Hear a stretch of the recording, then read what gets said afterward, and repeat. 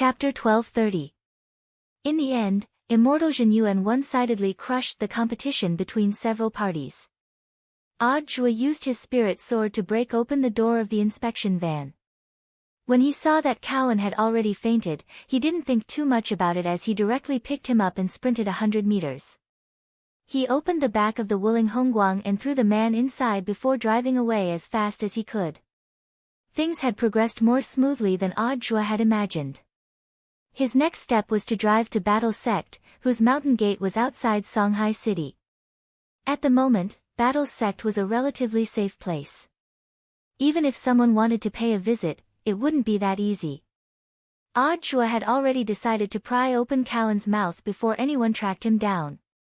Odd Zhua walked for about 5 or 6 minutes before the gravity suppression Immortal Zhenyuan had set up in front of the toll station was unlocked. With the power of a venerated immortal, you could do whatever you wanted. The 3 groups of people got up from the ground one after another. Their faces were plastered with gravel and some of them had blood stains on them. All of them were covered in dirt, and felt a little dizzy. Being suppressed by gravity for a long time would block blood flow, so the first thing they felt after getting up was numbness in their legs. More than 40 people got up from the ground, all of them wearing night clothes. Unable to tell friend from foe in the dazzling divine pool, they directly circled the inspection van. "Who the hell are you? Who are you?" The 3 groups of people asked each other questions as they took out the magic weapons in their hands and threatened each other. Although they were all speaking Mandarin, it was clear that they had different accents, which made the scene even more chaotic. "Everyone, the person we wanted to rob was snatched away by the other group. If we start an internal strife now, won't the 4th group laugh at us?" the representative of one group suddenly said at that moment. "That's right. Brothers, I also think it's inappropriate for us to stand here, and the police will be here soon. There's no harm in the 3 of us chasing after them. It'll depend on our own abilities." "All right. Then shall we retreat?" "How?" "Go back to where you came from." The 40 or so people hit it off and scattered in the direction of the previous ambush. The person they wanted to rob had been snatched away by someone else. Since they didn't know the other party's background, these groups of people said they were going to chase after them, but in fact, they still had to ask for instructions before taking action. After the failure of the operation, the burly men in black who had fallen from the sky were quickly picked up by an armed helicopter. A group of people discussed the follow-up plan on the helicopter. The leader of the team took off his mask, revealing his face. Just like Keon, he was a Western cultivator. He had dark blue eyes, a high nose bridge, and long sideburns. He was assimilating with a communication ball. They were from the SBP Foundation. The team leader spoke to Judgment in fluent Mandarin. They were all capable operatives of the SBP Foundation in Huaxiao Nation. "Lord Judge, I'm very sorry. The operation has failed. There were a total of 3 groups of people who snatched it from us. Snack deserves to die. I already know about this. It's not your fault." The black shadow on the other end of the communication ball said, "Furthermore, I already know that of the 3 groups, one is from Huaguo Water Curtain Group, one is from Huaxiao Alliance General Alliance, and the last one might be from Battle Sect. The War Sect actually has such a powerful expert." Snake's heart trembled. "Don't panic, I will immediately send someone to support you. You just need to follow the instructions I'll give you later and wait at the designated coordinates." "Yes." Snake nodded. At this point, the call between the 2 of them was cut off.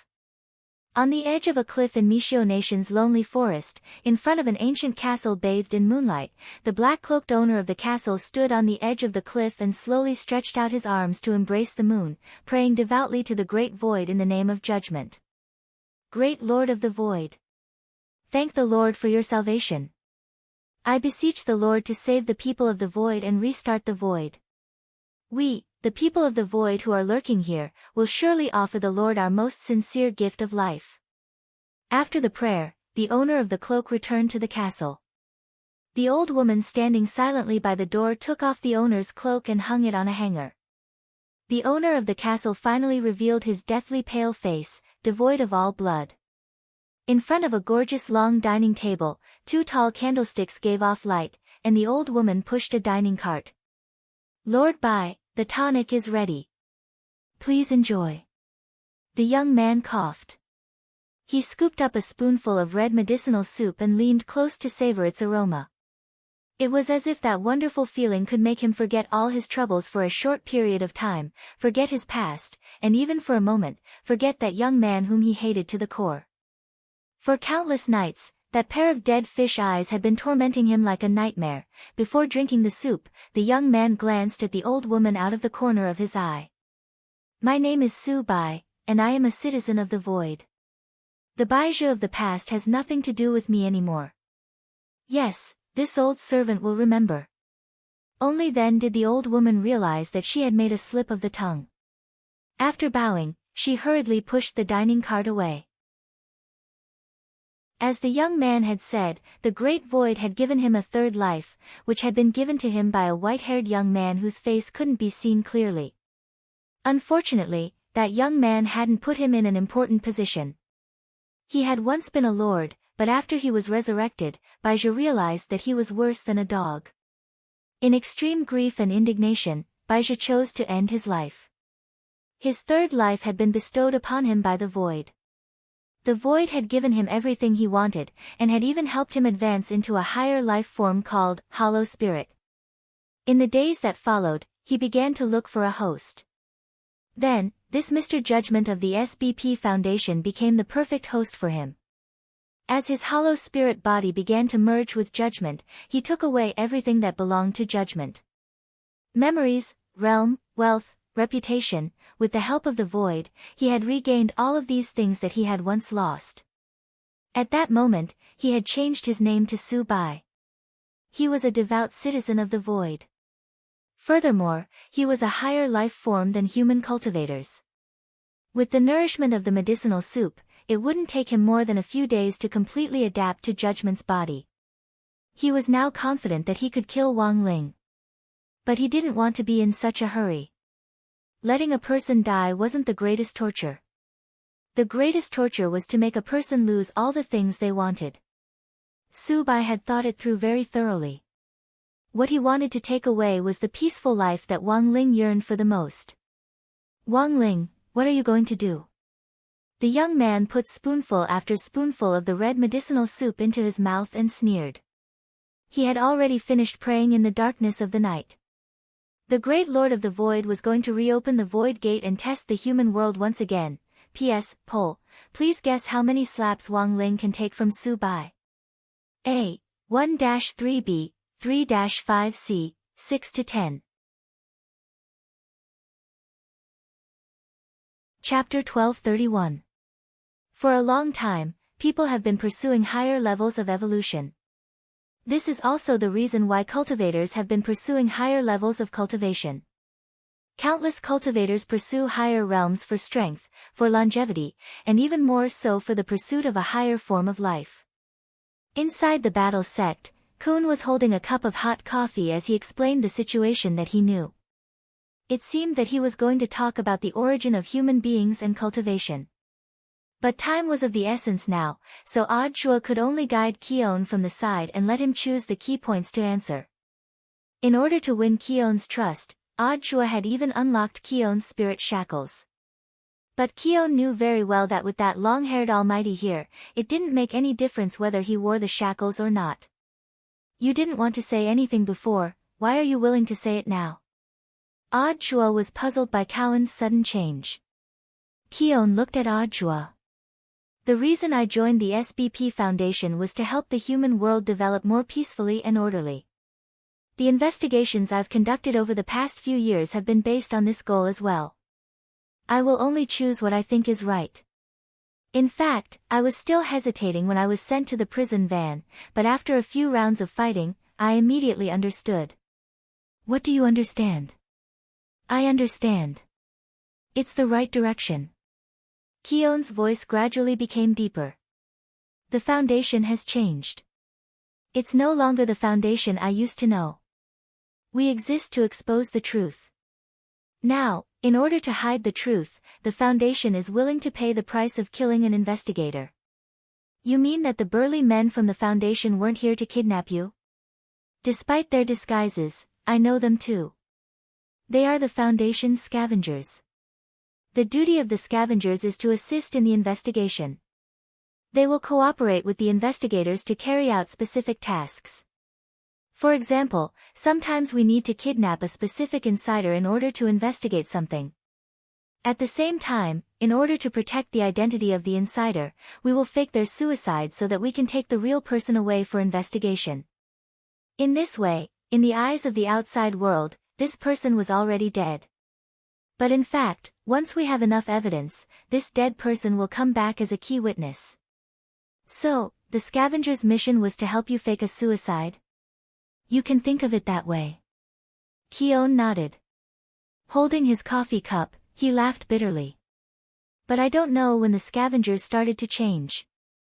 The Foundation, which originally exposed the truth, became the lackeys of some tycoons. They sent investigators to gather all the evidence and witnesses, and then sent the scavengers to destroy them all. Truly flawless. Odd Chuatsket inside. When did they become like this, and when they became like this?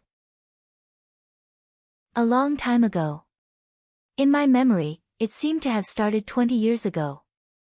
They had already started to rot 20 years ago. It's just that I didn't have any concrete evidence.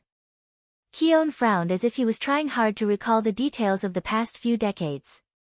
From the moment my first friend who was also an investigator died, I already had my suspicions. Time. Scavenger. Time. Speaking up to this point, Keon lowered his head and cast a simple impression spell to project the appearance of a blue-eyed foreigner on paper. This man is called Snake, the leader of the scavengers. Maybe even he doesn't know, but I've been paying attention to him ever since my first investigator companion died. The moment he jumped out just now, I could clearly sense that he wanted to kill me. He's very strong. Your realm isn't too bad without the spirit shackles, right? Ah Chua said. We're all elites selected and cultivated by the Foundation. Our realms aren't much different, but the focus of our cultivation is different. Scavengers are killing machines cultivated by the Foundation. As for us investigators, most of our focus is on cultivating perception type and support type spells. At this point, Odd Chua already had a general idea of what had happened. Back in Songhai First Prison, Keon had refused to give in no matter what because he still had a glimmer of hope in the existence of the SBP Foundation. He firmly believed that the faith he had once firmly believed in wouldn't collapse so easily, but after killing 4 people halfway through, Keon instantly understood that the incomparably lofty foundation in his heart had already been completely destroyed. I chose your battle sect because you don't have any interest in the Foundation. Do you remember the other 2 people who intercepted us? You mean Huaguo Water Curtain Group and the Central Alliance? If my inference is correct, they've probably already been infiltrated by the Foundation. Compare them. Only Battle Sect is at a lower risk, Keon said. Hearing this, Odd Chua felt that the situation, which had already become clear, seemed to have become a little complicated again. The SBP Foundation has been established for so many years and enjoys a good reputation internationally. I can understand why the Central Alliance might be working with it, but what's going on with Huaguo Water Curtain Group? Odd Chua asked. I'm not particularly clear on this matter. I only heard a colleague mention files related to Huaguo Water Curtain Group. It seems to have something to do with that female candidate for Huaguo Water Curtain Group. Lotus Sun. Yes, that should be the name, but I don't know the specifics of the investigation. The expression on Keon's face was particularly complicated. Because the rumor is that this investigator also died at the hands of the scavengers, boom. At that moment, as they were talking, a huge explosion suddenly erupted outside Battle Sect's mountain gate. Grenade-throwing Senior Immortal's True Venerate Hall also shook slightly with this huge tremor. Report a group of foreigners are preparing to attack the mountain. A Battle Sect disciple ran in a panic. It's the scavengers. Snake and the others are here. Keon became nervous. They clearly know that you have an expert keeping watch here, and won't act rashly unless they're fully prepared. Snake is very strong. He's definitely going to kill me. Don't panic. Chua tried to calm Kion down. He exchanged glances with Immortal Jin Yuan, who was about to go out and take a look at the situation. In the end, another battle sect disciple ran in a panic at that moment. Report the leader of the foreigners is dead. Dead? Chua was stupefied. Crispy Noodles Dao Monarch said it was a needle that came from afar like a shooting star and directly stabbed him to death, then flew off into the distance. Hearing this, Chua sucked in a cold breath. Were the villains nowadays so shameless? They didn't even have a chance to make an appearance and had died just like that? Chapter 1232. About 5 minutes ago, a group of foreigners had gathered outside Battle Sect's mountain gate. Their leader was none other than Snake, who was known as the SBP Foundation's scavenger team leader. In less than 2 hours, he had arrived at the location Su Bai had specified and obtained a magic treasure known as the Void Magic Ball. Then, he had come here according to new instructions. Snake didn't know what this Lord, Judgment, wanted to do, but there was nothing wrong with following the Foundation's arrangements. A group of outsiders gathering in front of the mountain gate was definitely a sign of danger. Seeing this, the Battle Sect disciples in the Sentry Tower hurriedly reported the situation to their superiors. Very quickly, a stream of golden light rose from the heart of Battle Sect and descended from the sky in front of this group of scavengers. The powerful aura made the scavengers involuntarily take a few steps back. Snake stared at the young-looking boy in front of him with his dark blue eyes set in deeply sunken eye sockets. We are here on the orders of the SBP Foundation. Please ask the person in charge of your sect to come out and return him to us. After saying this, Snake also tried to recall the origins of the person in front of him in his mind, but he found that he had no impression at all in his mind. Crispy Noodles didn't reply, and just stared quietly at Snake. According to Battle Sect's rules, anyone who provoked the mountain gate, Battle Sect would never make the first move. Seeing that the youngster was standing still, Snake looked a little impatient. Aren't you going to ask the person in charge to come out? Or are you the person in charge here? I'm just a security guard, Crispy Noodles answered honestly. In reality, he had been assigned to many departments in the Battle Sect, and was a proper, replacement player. Wherever he was needed, he would go. Today he was in charge of security, but tomorrow he might become the disciples' coach and guide their cultivation. As Wang Ling's sub-account, Crispy Noodles was just a real clone, but he unexpectedly gave people a reliable and reassuring feeling. When the disciples in the Sentry Tower saw Crispy Noodles arrive, they breathed a sigh of relief in their hearts. Almost all the disciples in Battle Sect knew how strong Elder Crispy Noodles was. Mr. Security Guard, your Battle Sect stole our people, so you should give them back to us. If you persist in going about things the wrong way, we'll have to take them by force, Snake threatened. Crispy Noodles sighed in his heart, lamenting that the foreigner in front of him had so much nonsense to say, and he suspected that he was exaggerating the number of words. Instead, he was hoping that Snake would act faster. Until he saw Lu Gang galloping towards him from the horizon. So that's how it is. It's all God's will. The young man raised his head and stared through the layers of clouds at the approaching beam of light. He immediately understood who the culprit was. There was only one person in the entire universe who could achieve such finger strength. The strongest person was about to be eliminated, so there was no point in fighting.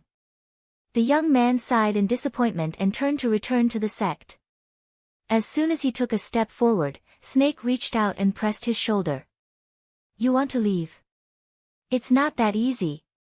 The domineering spiritual power passed through Snake's body like an electric current, and the young man's body paused for a moment before he ignored the pressure and continued walking forward. Snake was furious in his heart. Although he had long heard that since the rise of the Battle Sect, each disciple inside was more arrogant than the other, why was even a security guard so King awesome? You're going too far. The next moment, Snake roared, and his body began to multiply at a speed visible to the naked eye. He swelled into a steel giant that was 10 meters tall. This was the body doubling amplification spell, a spell that developed the body's potential to the extreme. A huge shadow covered the sky and the sun, completely blocking out the sunlight overhead. As expected of young Master Ling, he even managed to capture the situation after the amplification. Crispy Noodles' expression was indifferent as he continued to stride forward expressionlessly. When he had seen the phenomena pillar flying toward him earlier, there had actually been a deviation of several meters. That was to say, if Snake hadn't used this amplification spell, he would have been able to escape this calamity. But now, it was almost certain death. The next second, under everyone's watchful eyes, a needle flew down from the sky and hit the back of Snake's head with a poochie sound, directly piercing through his entire head. It was a bloodless needle. But the moment it pierced through, it disintegrated all of Snake's brain tissue. His huge body crashed down in front of the mountain gate, and then his body, which had expanded dramatically, gradually shrank. Crispy Noodles didn't even turn his head, because this was what he had already expected. At this point, the group of scavengers in front of the mountain gate were all stunned. Captain, they weren't in a hurry to get revenge. Instead, they immediately surrounded Snake and took out all kinds of emergency magic treasures to save him. When the scanner scanned Snake's brain, one of the team members was already so shocked that he couldn't speak, because the scan showed that Snake's head was completely hollow. The moment the flying needle pierced through, the entire brain had been incinerated completely by the overflowing energy. Brain dead, there was no saving him. Several scavengers quickly made their judgment. Someone tried to get revenge, but was intercepted by another person. This was the deputy captain of the scavengers, named Kaz. The entire security team killed our captain without even looking back. If you go over like this, you'll just be sending yourself to death. The people of Battle's sect were terrifyingly strong, even more so than the rumors said. The situation in front of them was already beyond Kaz's understanding. What on earth did he do? No, I didn't see it at all. It looked like a magic treasure, coming from afar. That's too scary. He clearly didn't even lift his hand. Did he use his mind to control the magic treasure? At the very least, it's an upper-class holy weapon. No, it might be world-defying. He didn't even have any spiritual energy fluctuations just now, and didn't even consume spiritual energy to activate a world-defying magic treasure. As the scavengers discussed this, they all felt chills run down their spines and their hair stand on end. Let's not act rashly for now, let's report the situation to Lord Judgment first. Kez frowned, and immediately directed everyone to quickly leave Battle Sect's mountain gate with Snake's corpse. They still had a void magic ball given to them by Lord Judgment, but so far they didn't know what this magic ball was for. As the foreigners left, the disciples on sentry duty at the sentry tower also lifted the danger alarm, and the entire Battle Sect was in high spirits. Did you see that? Elder Crispy Noodles is too strong. I saw it. It looked like he used his mind to activate the magic treasure and directly killed that troublemaker captain. Is that foreigner really dead? He should be. Look at the way the rest of them are scurrying away like rats, they've obviously been scared. Look at Elder Crispy Noodles, he looks so calm and collected. He didn't even lift his hand during the whole process, and there wasn't even any spiritual energy fluctuations. And when that foreigner leader's body swelled up, Elder Crispy Noodles actually chose to turn back.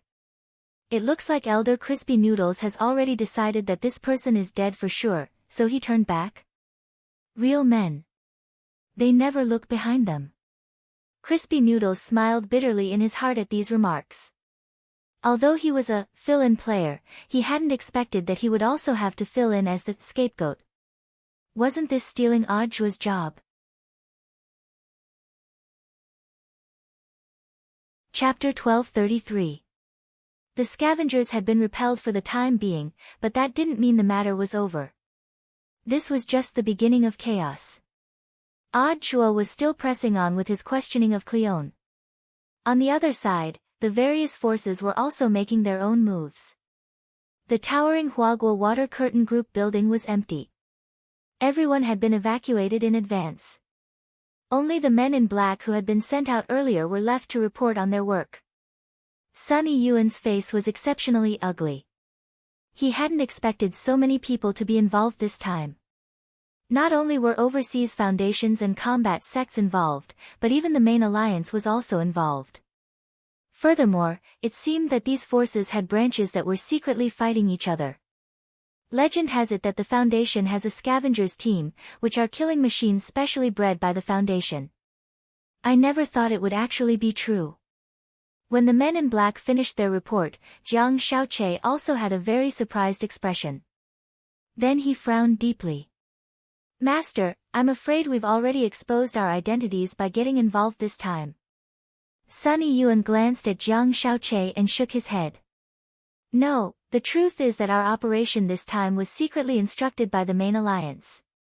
Otherwise, do you think I would have the guts to get involved in this matter? Instructed by the main alliance? Jiang Xiaoche was even more surprised.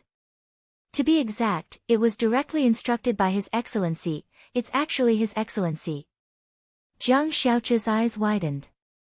Judging from the outcome of this operation, the situation is worse than I thought. Since His Excellency instructed me to get involved, it proves that there might already be a spy in the main alliance that His Excellency doesn't trust. Saying this, Old Man Sun frowned slightly. It was just that they still didn't know where on earth this spy came from. Was it someone from the Foundation? Or was it an unknown force from somewhere else? None of this was known at the moment. Sun Yuan was a veteran. A company could never be above the state, he understood this principle. Although Huaguo Water Curtain Group was astonishingly wealthy, Sun Yuan wouldn't get involved in this matter without authorization. Of course, as a businessman, the more Old Fox Sun took the risk to get involved this time, the more conditions Huaguo Water Curtain Group would raise. Sun Yuan didn't lack anything in his life, be it wealth, beautiful women, or any novel objects. Everything a secular person wanted was fleeting in his eyes. The only person he treasured was his granddaughter. As long as Lotus Sun's yin and yang death tribulation wasn't resolved, he would be on tenterhooks. Thus, Sun Yuan's condition was that after this matter was over, he wanted the headquarters to do their utmost to break the yin-yang death tribulation. Looks like we have no choice but to interfere in this matter. When Jiang Xiaoche heard this, he understood Huaguo Water Curtain Group's current situation. Judging from the current events, the General Alliance might have lost the trust of that lord because of the traitor. That lord had no choice but to ask the Huaguo Water Curtain Group to secretly investigate. They were already involved in this matter, so it was naturally impossible for them to escape unscathed. However, there was one thing that Jiang Xiaoche did not quite understand. He bluntly asked, why did that lord not allow the battle sect to investigate? I was also thinking about this before. Old Man Sun said, maybe you have your own concerns. Or perhaps Master feels that the battle sect has a close relationship with the headquarter alliance, and that there might be a mole within. But the problem is that the person has already been snatched away by the war sect. Jiang Xiaoche wanted to cry, but no tears came out. They were now caught in the middle, and their situation was very awkward. They couldn't win in a fight, and couldn't extricate themselves from this matter. The whole situation was quite unfavorable for Huaguo Water Curtain Group. Most importantly, their actions just now had exposed their identities. The mole at the headquarters and the Foundation's scavengers could make a move on Huaguo Water Curtain Group at any time. This situation of being attacked from the front and the back could be said to be a stalemate. Now, Jiang Xiaoche finally understood why Sun Yuan had ordered all the employees in the building to be evacuated yesterday. Obviously, the old man didn't want to implicate the innocent employees. Now we can only gamble. After thinking about it, Old Man Sun quickly made a decision. Everyone else evacuate. Xiaoche, come with me to the Sun family treasury. Hearing this, Jiang Xiaoche's pupils shrank. Master, since we're already involved and can't extricate ourselves, there's no harm in blowing things up a little. Saying this, Old Man Sun got up and took off his suit jacket. Underneath the jacket, his strong muscles pushed up his white shirt, which was especially conspicuous. Going to the Sun family treasury, how many years had it been since Jiang Shaoqi had heard this sentence? This was the signal that Old Man Sun was going to the treasury to retrieve his ancestral magic artifact and was personally coming out of retirement. At that moment, Sun Yiyuan wasn't sure if he could trust Battle's sect. But as long as he gave it a try, everything would become clear. On the other side, Zhua had already made a new breakthrough in his questioning of Cowan. Their topic had already turned to hollow spirits. This was a strange and mysterious term that Zhua had only heard today. There's actually such a thing as a void invasion. Zhua was secretly astonished after listening to Cowan's words. These had all been Gu Xuanji's deductions at first, but Zhua hadn't expected them to be confirmed by Cowan. Void invasion, you've summed it up very well. Cowan smiled bitterly. Our world is indeed suffering from the merciless invasion of void creatures. Did you come to Xiao Nation to investigate 20 years ago? To be exact, it should be earlier. The large amount of evidence I have shows that the hollow spirits appeared earlier than the Foundation thought, Cowan said. It's just that they've been secretly observing humans before this, and have been lurking in the human world for a very long time. Furthermore, there weren't many of them at the beginning. They didn't reach the point where we needed to be on guard at all. Observing humans. Zhua couldn't help sighing when he heard this. Just like humans playing with little insects in a greenhouse. Cowan smiled. That's a very good analogy. Perhaps to them, we are indeed like insects trapped in a greenhouse. Because the hollow spirits themselves are indeed a higher form of life. They're like wind and light, like clouds and fog. They don't have a physical body, but they're extremely intelligent. But why would such highly intelligent creatures be interested in ants in their eyes? The evidence I have so far is still limited, so I can only make assumptions, Cowan said. After a long period of observation, I realized that they seem to be looking for something. The current void invasion is precisely because of this thing. What kind of thing? Zhua asked. It doesn't have to be something, it could also be a person, Cowan replied.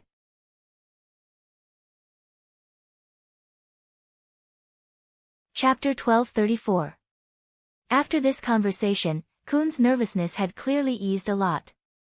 Perhaps it was because Snake's death made him feel like a burden had been lifted from his heart. As one of the investigators, he had felt and seen too many of his colleagues die at the hands of scavengers. At some point in time, Kun had also started to fear scavengers in the depths of his heart. But now, with Snake's death, everything had become a relief.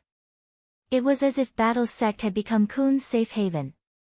Staying in the True Venerate Great Hall in the hinterland gave Kun a sense of security. This newly established sect had leapt to the top 10 of the world's sects at an almost bizarre speed. It firmly occupied the throne of third place. Apart from the fact that its economy and the overall quality of its disciples couldn't compare to the top 2 sects, it was practically beaten in every other aspect. The first 2 required a long period of development to accumulate. After all, Battle's sect was a newly established sect, and it had already been very difficult for it to reach this stage. You don't think it's necessarily an object, but a person. Zhua frowned deeply when he heard Kun's speculation. If it was to find an object, he thought of his Shifu's omniscient elephant's pillar. But it wasn't like his Shifu wouldn't return the pillar. Was it worth it for a hollow spirit to riot over a magic artifact? The omniscient elephant's pillar definitely wasn't the only thing in the void behind the gate of the void. Furthermore, it had to be something even more powerful. In comparison, Zhua felt that the weight of this omniscient elephant's pillar didn't seem to be that high. But if they were here to find someone, that would be a very wide range. Even if they narrowed it down, it seemed that they could only lock onto Huaxiao Nation. 20 years ago, the Foundation had sent Kun to investigate Huaxiao Nation in order to investigate the hidden hollow spirits in Huaxiao Nation. Looking at the overall data, Huaxiao currently had the most hidden hollow spirits in its territory. Hence, all of this was because of a certain person in Huaxiao Nation. At this point, the situation gradually became clear. Is there any way to identify hidden hollow spirits? As I said before, hollow spirits are high-level creatures without a physical body. When they reside in a human body, there's bound to be a rejection reaction. A rejection reaction? It's only at the beginning. Hollow spirits are extremely adaptable. The faster ones will be able to adapt in a day, the slower ones will need about 5 days. However, no matter how fast or slow they are, they will need to drink a red medicinal soup. How did you know? Audra was amazed. I've had cases of people being possessed by hollow spirits. That gave me good information. At this point, Cohen couldn't help but break out in cold sweat. Riches come with risks. What I'm doing is very dangerous. If I'm found out that I'm testing the hollow spirit, I'll definitely die. Using the body of a human to deal with an unknown higher being. Hearing this, even Audra couldn't help but admire Keon's courage. He sensed the spirit of a desperate man from Korn. In fact, the investigators of the SBP Foundation all had this spirit. It was the mission of every SBP investigator to do their best to unearth and pursue the truth. Audra couldn't help recalling the extreme weather when he had hugged a tree and reported for duty at the front. Then, the reporters and cameramen who were swept away by floods or hurricanes. I took a sample of the red decoction and wanted to take it to the foundation for testing. Where is Ben now? I don't have it with me, it's in my apartment. I don't know if it was destroyed by the scavengers. Korn frowned deeply. Given their ability, it shouldn't be hard for them to find out where I live. It seemed that the key was the sample of the red decoction.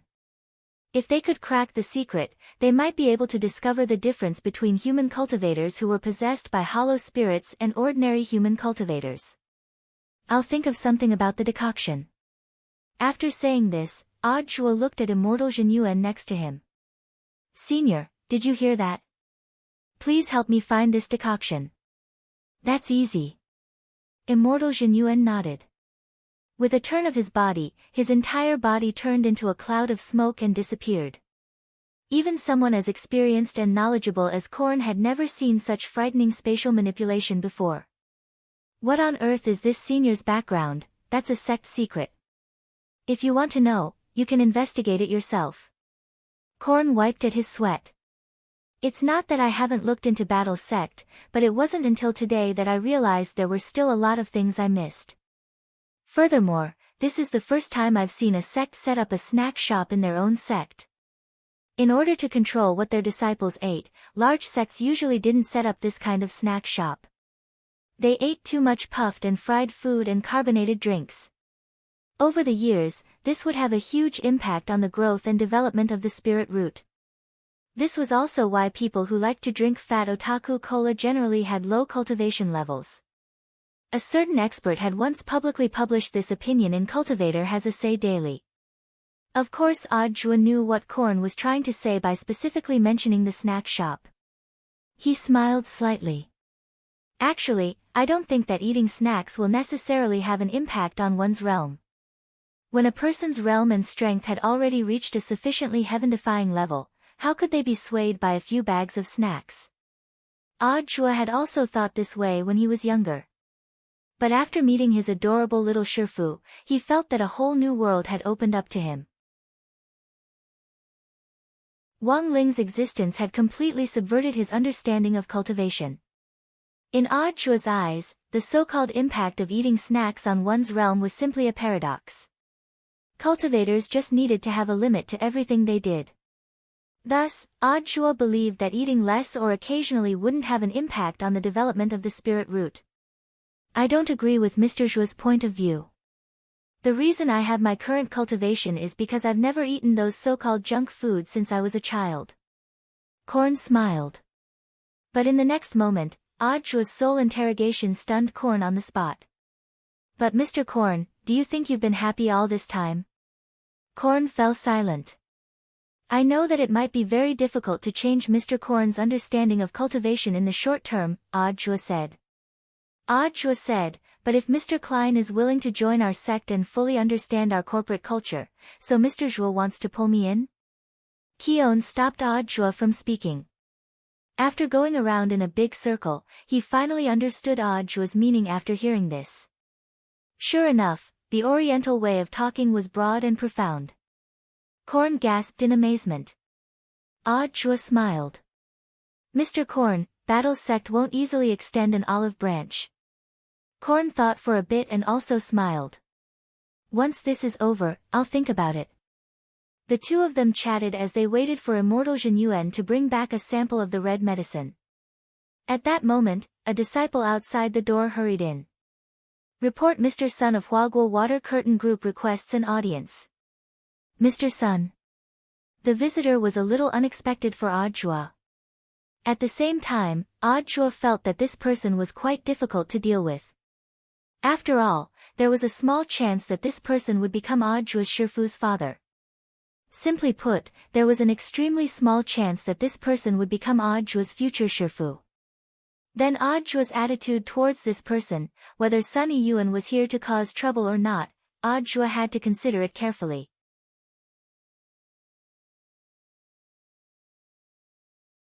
Chapter 1235. Battle Sect's central lakeside was a place specially built for disciples who specialized in water magic. A pavilion stretched along an elegant winding corridor along the shore to the center of the lakeside, dividing the entire lake. Under the baptism of the moonlight, it had the beauty of yin and yang separating the dusky dawn. Sun Yiyuan entered through the mountain gate, and after being informed by a Battle Sect disciple, he was led here. When he left the mountain this time, he was already prepared to fight.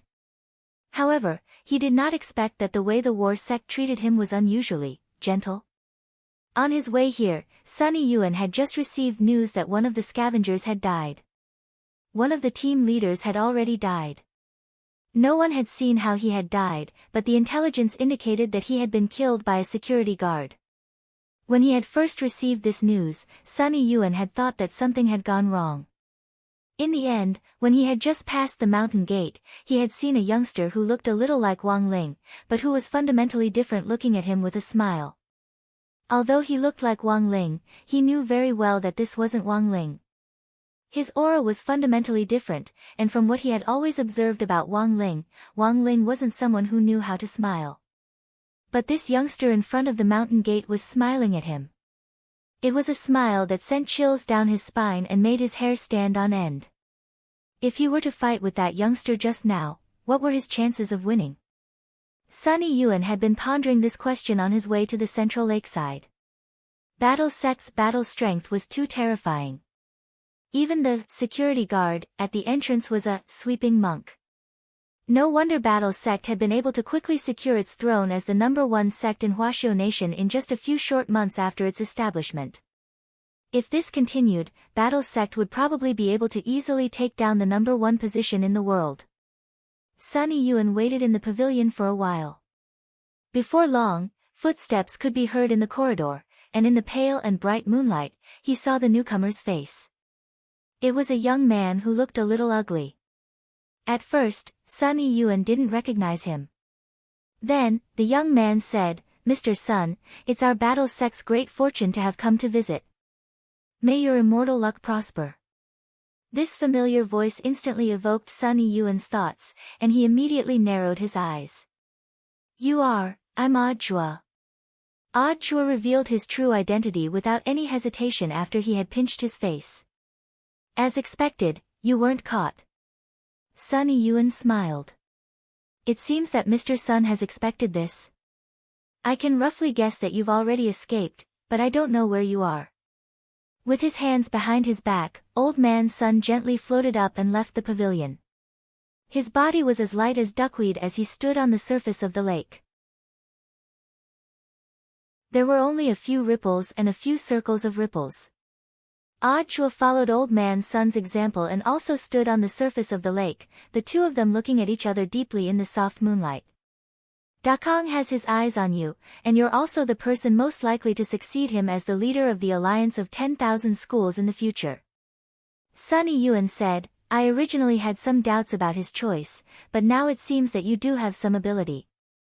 "Mr. Sun is too kind, little Zhuozi was just lucky." Audjua cupped his fists in salute. He saw that Sunny Yuan had changed into a set of light sportswear. He could roughly guess the purpose of this old man's trip up the mountain. Is Mr. Sun planning to use violence to get me back? Ah Chua asked. The corners of Sunny Yuan's mouth twitched when he heard this. As the chairman of Huaguo Water Curtain Group, he had indeed come in person with the intention of fighting. But the problem was that they were being too polite. How could he make a move? He had even taken out the ancestral magic weapon, gold and jade sky-shocking rod, from the Sun family's treasury. How about I guess the purpose of Mr. Sun's trip? Seeing that Sunny Yuan wasn't speaking, Jua began to analyze the situation. Mr. Sun did indeed intend to fight us at first. But after entering our Battle Sect's mountain gate, Mr. Sun realized that we weren't hostile, so perhaps the general purpose of Mr. Sun's trip was to test our Battle Sect's strength. You've seen through everything, Old Man Sun chuckled. Of course, the reason why he hadn't made a move wasn't entirely because he had realized that Battle Sect wasn't hostile towards him. It was because he had realized that even if he did make a move, he might not necessarily be able to beat the security guard at the gate. He was a true immortal, but he had been frightened by the imposing manner of a security guard. If he really couldn't beat him, wouldn't he become the laughing stock of the world? And the most important thing was that if word got out, Huaguo Water Curtain Group's stock price would definitely plummet. As a businessman, in order to preserve his integrity, after careful consideration, Sunny Yuan felt that directly making a move wasn't appropriate. Furthermore, a fight between true immortals would cause too much of a commotion, enough to destroy a city. We've already backed up the video footage of Klein's interrogation. On the lake, Chua said frankly, if Mr. Sun wants to see it, I can take Mr. Sun there now. You're quite honest. Sunny Yuan looked at Chua. Aren't you worried that I'm not on your side? Chua smiled. No matter how bold a financial group is, it's impossible for them to go against the head alliance. Unless Mr. Sun is acting on someone's orders.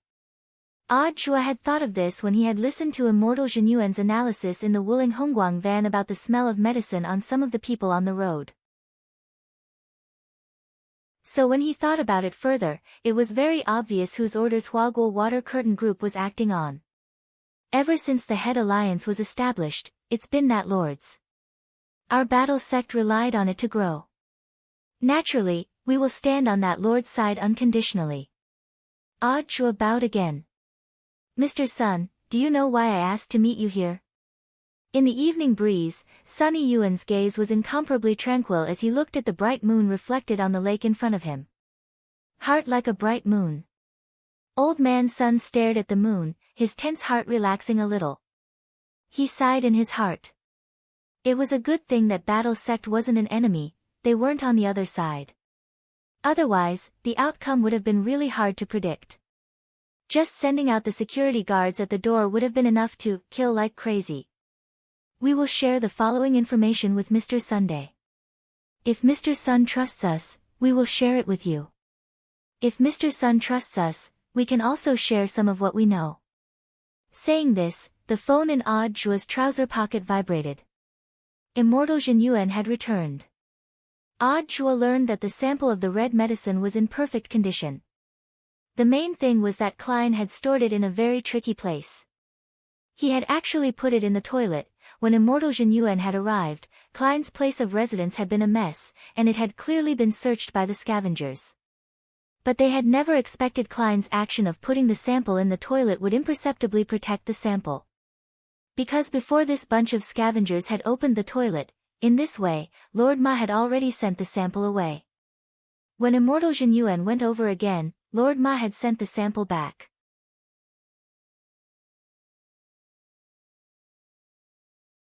Chapter 1236. There was no toilet in this world that was stronger than Lord Ma.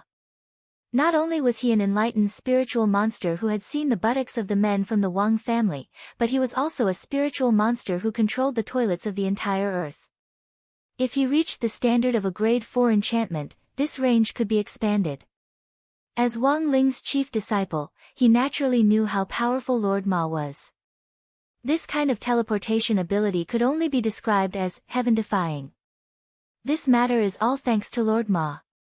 Jua listened to Immortal Zhenyuan's explanation in the Great Hall of True Venerated. He couldn't help but mutter to himself again. Who is Lord Ma? Sunny Yuan sat on the guest chamberlain's chair and revealed a curious look. Lord Ma was an enlightened gremlin, so of course Jua couldn't reveal his identity. However, he didn't want to lie to Old Man Sun, so he thought of a reasonable explanation. He's an excellent courier. Then the courier has done a good job. Sunny Yuan was also full of praise. He is indeed dedicated. Jua nodded. Lord Ma's professionalism wasn't just for show. He heard that Lord Ma was in a relationship recently. And his love partner was the cosmic god tree that had previously drained his nutrients. This should be the first among all the monsters in the Wang family's small villa to be single. What was even more unexpected was that Lord Ma, who was no longer single, actually didn't look that young. However, as the saying goes, beauty is in the eye of the beholder. Miss Cosmic God Tree liked Lord Ma, so there was nothing she could do about it. It could only be said that it was worthy of being a spiritual monster that was enlightened by Master. She was clearly in love, but she still completed her mission. Hearing this, Immortal Zhenyuan couldn't help sighing at Jua's eloquence. He could turn the story of a greedy girl begging for fertilizer into a love story of a dedicated courier. Jua was indeed a rare talent. How long will the test take? Old Man Sun sat in the guest seat and took a sip of tea. He had been observing Immortal Zhenyuan since the beginning. Because this was another expert he didn't know. In his heart, he was glad that he didn't really make a move just now. Otherwise, he would have no place to hide his old face. This Shan Zongtian was too terrifying. Nameless experts at the level of sweeping monks were everywhere. This was King ridiculous. Immortal Toya is already experimenting, it should be soon. However, in the end, I'm afraid that our battle sex medicinal laboratory is not as advanced as Mr. Sun's groups. Speaking up to this point, Jua narrowed his eyes slightly and smiled. Everyone knows that Huaguo Water Curtain Group built the first 5th grade elixir laboratory in the country. Unfortunately, our battle sect is currently short on funds, and we still have so many disciples to feed. We still can't afford to open this laboratory. Sunny Yuan choked on his saliva. He wasn't a fool, and of course he understood what Jua was hinting at. No, this already couldn't be considered a hint. In Jua's view, it was already clear. However, Sunny Yuan did not intend to accept this. The construction cost of a level 5 pill laboratory was especially expensive, at least 1 billion immortal gold. With this amount of money, he could open a new sky-class sect. Any investment must pay attention to the return, and he was not a philanthropist. He was a businessman, and he would not invest without a good reason. Contrary to Sunny Yuan's expectations, Jua actually didn't continue pestering him, and instead changed the topic back to Kion. Mr. Kion, I remember that the SBP Foundation was also founded by the International Alliance of Cultivators back then? That's right. Kion nodded. This was a fact that everyone knew, so there was nothing to hide. Let me get a little gossip. How much did you invest in the initial establishment? I think it was 1.5 billion immortal gold, and that's just the operational investment. If you add in the equipment and site, the total investment is already over 3 billion. Does the foundation also have an elixir laboratory? Yes. It's a level 5 pill laboratory. It was built by Mishio Nation's Torinos Pill Company. That can't be, right? It costs a lot to build a level 5 pill laboratory. Which entrepreneur would invest for no reason? Jua had an incredulous expression on his face. Mr. Jua, you have to believe that there are still people in this world who are true, kind, and beautiful, and who sincerely contribute to world peace. Kion's words were very sincere. After saying this, he glanced at Sunny Yuan out of the corner of his eye. Of course, not all outstanding entrepreneurs have this kind of awareness. Hearing this, Old Man Sun's hand holding the teacup started to tremble. He was now especially regretful. He shouldn't have chosen to come to battle sect from the very beginning. Wasn't this clearly extortion on the basis of morality? From start to finish, Audjua hadn't asked him to help battle sect set up a laboratory. But after gossiping with Keon, every word Keon said struck at Audjua's heart. It was the kind of strike at the heart that killed and strike at the heart. As an outstanding entrepreneur, Sunny Yuan indeed felt as if his conscience had been shaken. At this point, looking at Sunny Yuan's expression, Audjua knew that the matter of the battle sect's level 5 laboratory was basically settled. Although this old man's son didn't say anything, his heart had probably already sunk into a deep, moral vortex. Although his methods were a little despicable, there were times when despicable and shameful, but they were useful. Since things had already progressed to this point, there was naturally no way for Audjua to stop. In the end, he stared at Sunny Yuan and added the final blow. I know that Mr. Sun is an outstanding entrepreneur, and definitely has the same corporate conscience as Torino's Pill Company. Of course, Sunny Yuan took a deep breath and gritted his teeth as he stared at Audjua. Don't worry, Mr. Zhua. Once this matter is over, my Huaguo Water Curtain Group will invest in the construction of the Battle Sect's Level 5 laboratory. How can I accept this? Hearing this, Audjua immediately got up. What virtue or ability does my battle sect have to accept such a big gift from Mr. Sun? But then again, this is definitely of Mr. Sun's own free will, right? Otherwise, if word gets out that my battle sect is coercing you, we can't afford to lose our reputation. Old man's son did his best to maintain a smile. Of my own free will, all of this stems from my entrepreneur's conscience, and so, in this delightful conversation about entrepreneur's conscience, it was as if Audjua could hear his teeth grinding. But he was certain. This probably wasn't an illusion. It was already 2:12 in the morning on Thursday, November 26th. He hadn't fallen asleep yet. After finishing his homework, he had been secretly assisting in the investigation of the Foundation. According to the clues left behind by Warden Liang, there were 7 main envoys behind the scenes of the Foundation. Book of Sage Immortal listed these 7 people in detail in front of Wang Ling. This was the relevant information extracted from Warden Liang's soul memory. And his soul was already under Wang Ling's protection. Position 1, Moon. Gender unclear, but a gentle person. Position 2, Star. More intelligence than the others. Claims to have prophetic abilities.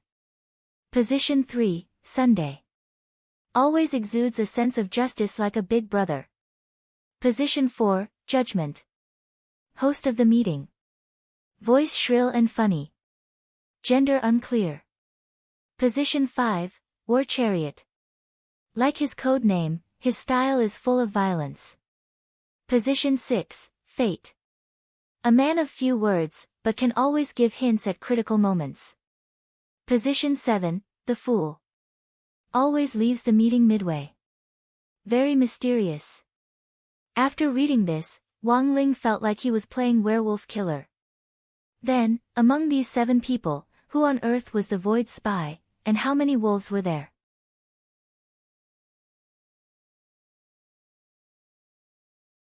Chapter 1237. St. Pius Cathedral, the base of the Moon Emissary. The glazed glass roof of the cathedral shone with a rainbow of colors under the sunlight. Sitting in the middle of the cathedral, one would have the illusion of living in a rainbow illusion. For every believer who believed in God, this was undoubtedly the closest place to God. A nun in black robes and a veil stepped into the cathedral. She walked up the wide aisle, and the bright moonlight shone through the top of the wall, illuminating the tranquil face of the Moon Emissary. The Moon Emissary gazed at the mural of God on the prayer altar with her silver-white eyes and prayed devoutly. A moment later, her thoughts were led, and her whole body turned into a black shadow, sitting in the spiritual space. No one could have imagined that the legendary Moon Emissary's true identity was nothing more than a nun of a church. At this moment, she sat dignifiedly on a bench in the spiritual space. At this moment, the Moon Emissary felt like she had become God, looking down on all living things. The existence of the Foundation greatly satisfied her vanity. And this was also the reason why she had agreed to join the SBP in the first place. The moon emissary opened her eyes. The neatness of the people in this meeting was somewhat unexpected. All 7 emissaries were here. Reliable news: Snake was killed by a fighter from the battle sect, and Cohen betrayed us. The judgment emissary, as the host of the meeting, told everyone the unfortunate news. Everyone present had different reactions to Snake's death. The most shocked person was the moon goddess. With his strength, he actually died at the hands of the battle sect. What a useless piece of trash. The chariot emissary hammered the table, looking very angry. Didn't he find out anything before he died? Not at all. The star emissary smiled slyly.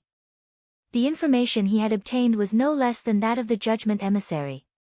I'm afraid even the judgment emissary would not have thought that Snake would die at the hands of a battle sect security guard. Security guard? The rest of the people fell silent upon hearing this. Many people's hearts trembled wildly. It wasn't just the judgment emissary. Everyone here seemed to have underestimated the combat power of the battle sect. In this day and age, how could there be a lunatic sect that used a true immortal as a security guard? Snake's strength was at half-step true immortal, just a little bit more and he would be able to leap into the realm of true immortal. To be able to defeat Snake, even if he was a security guard, he would at least have the strength of a true immortal. I've already organized the scavengers to temporarily retreat. I don't know if anyone has any opinions or thoughts. Su-bai looked at each and every one of them. As the host of the conference, the legendary, judgment messenger, of the Foundation. He felt that he had seen through everything. After becoming a higher-level creature, their ability to obtain information was naturally extraordinary. He could communicate directly with the Void Master and ask for his help. Let the Lord use the supreme power of the Void to give him all the answers he wanted. Therefore, he already knew the identity of every single person here, including the residence of every single emissary. Snake's death was something he had long foreseen. As long as the Void Orb existed, he would be able to absorb Snake's soul immediately after his death and transform Snake into a high-level ethereal. At that time, as long as he killed anyone here, and then let Snake invade the Void, he would be able to control one more emissary. After that, as long as he repeated the above actions, the entire Foundation would fall into his hands. But right now, the most important thing was still acting. He couldn't directly reveal everyone's identity. And Su-bai was deeply conflicted as to whose body he should let Snake invade. He had to observe first and see who would dare disobey him. It's too dangerous for the scavengers to remain in Huaxiao. I think we should withdraw them all for now and wait and see. At that moment, Sun Messenger said, the scavengers have done a lot for the Foundation over the years. Once they fall into the hands of another country, everything the Foundation has done will be exposed. But the problem is, Cleon is already in their hands, isn't he? Tank continued to slap the table in an unusually irritable manner. The scavengers have higher priority than these investigators, and they may not know about the scavengers. Sun Messenger insisted on his point of view. All these years, the scavengers have done nothing that can be used against them. They've done a great job, haven't they? Tank was furious. I still don't agree. The death of the scavengers is tantamount to the Foundation being humiliated in another country. We must get back at them. The dispute between Sun and Tank was to be expected. Their personalities were as different as heaven and earth. But after both of them expressed their views, there seemed to be a focus of discussion in this meeting. As usual, whether the scavengers stay or leave will be decided by a vote. The minority must obey the majority, Su-bai said as envoy of judgment. Sun Messenger was considering the Foundation's long-term development, but he seemed to prefer Tank Messenger's way of handling things. In any power struggle, if all the plans were too conservative, sooner or later the Foundation would be nibbled away. Under his control, the Foundation had to grow stronger. Therefore, it was crucial to establish the Foundation's prestige. Su-bai wasn't afraid of Battle Sect at all. In his opinion, Battle Sect was nothing more than a stepping stone for the Foundation's development. It was destined to serve him. I support Tank's view. So, he spoke first to express his opinion. It was rare for the host to express his opinion first. Looking at this scene, Sun Messenger instantly felt a hint of anger rise in his heart. He had the feeling that he was being targeted. When he saw the other envoys vote one after another, this surging anger was on the verge of erupting. Moon. Star. Fate. What on earth do the three of you mean? Sun Messenger questioned the three of them. Moon, haven't you always advocated peace? Why would you agree with Tank Messenger's violent style? Nun Moon was silent. She actually didn't have her own opinion, and following the crowd was her usual practice. Star Messenger, although Sun Messenger's words are reasonable, I always follow my own judgment. At this time, Sun Messenger looked at Fate. Like before, Fate fell silent again. Finally, everyone's eyes turned to the only person who didn't express his opinion. The fool, what do you think?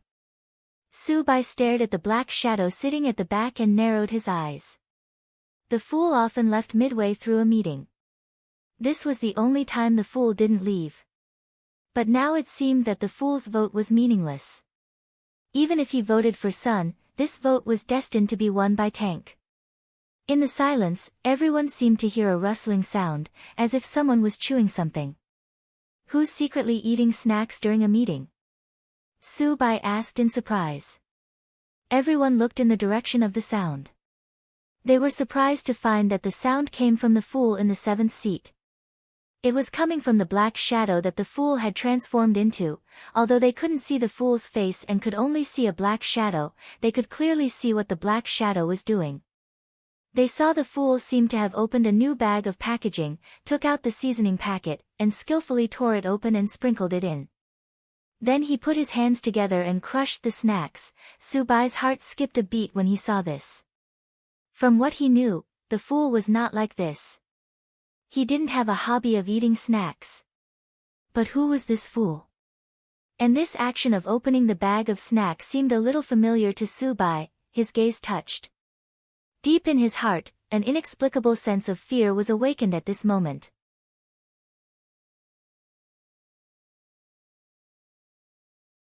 Chapter 1238. Half an hour before the Foundation meeting began. Book of Sage Immortal had divined the identity of the fool, one of the 7 envoys. It suggested that Wang Ling use the temporary possession spell to enter the body of the fool. This kind of possession was temporary, and could achieve a temporary soul exchange. The advantage was that it could infiltrate seamlessly without anyone noticing. So, Wang Ling wasn't really the fool. What Wang Ling hadn't expected was, his habit of secretly snacking raised questions among the other envoys present. Fortunately, he hadn't been completely exposed. The most important reason was that Su Bai didn't believe that the fool was Wang Ling. It couldn't be this person. In that instant, the word impossible flashed over and over in Su Bai's mind. According to the information he had gathered, the fool's true identity was a woodcutter who lived deep in the mountains, and his name was Joyce Tan Lang. Joyce Tan Lang was very strong, but he had a miserable life. He had a younger sister who had been possessed by an evil spirit since she was a child. This tyrannical evil spirit had been entrenched in his sister's body all year round and refused to come out no matter what. Apart from cultivating hard to make himself stronger, Joyce had also been looking for a way to get rid of the evil spirit. At the same time, he had been looking for a way to get rid of the evil spirit. Unfortunately, Joyce had dragged things out for too long. The evil spirit and his sister's souls had fused together, and they were now inseparable. Joyce had been able to keep his sister alive. He had no choice but to take her to live in the mountains, where spirit chi was abundant. Because of this, the signal in Joyce's mental space had always been unstable. And this was also the reason why the emissary of the fool often left the meeting midway. So, a woodcutter who had been living in the mountains all year round with his sister who had been possessed by an evil spirit, why did he suddenly have the habit of snacking? Su Bai had his doubts. But he didn't believe that the woodcutter was the fool. It was the man whom he had been longing for revenge. He had been planning everything, but he hadn't even officially launched his plan. All of the actions should be seamless. There was no way that man would have thought that he was the mastermind behind all this. So, there had to be a mistake somewhere. Or perhaps the Lord of the Void had missed some of Joyce's habits. If this was a woodcutter who loved to eat snacks, it would make sense. Joyce had sacrificed so much for her sister. He had visited so many powerful beings and remote places in search of the secret method to dispel the evil spirit. He must have his own pressure. Some people relied on typing on the keyboard to relieve stress, some live on whiskey, some people relied on recommendation votes and monthly votes. There were also people who shamelessly relied on drag to relieve stress. Of course, it did not rule out the possibility that some people ate snacks to relieve their stress. Subai nervously swallowed the saliva in his mouth and spoke. "The fool, don't you have anything to say?" He still firmly believed in the Void Lord's judgment. He confirmed that the envoy sitting in the 7th seat was the old woodman, Joyce. Not the man she wanted to take revenge on. His innocence was not the slightest bit empty. But now was not the best time for revenge. He just needed a little more time to prepare. "I agree with Tank's opinion."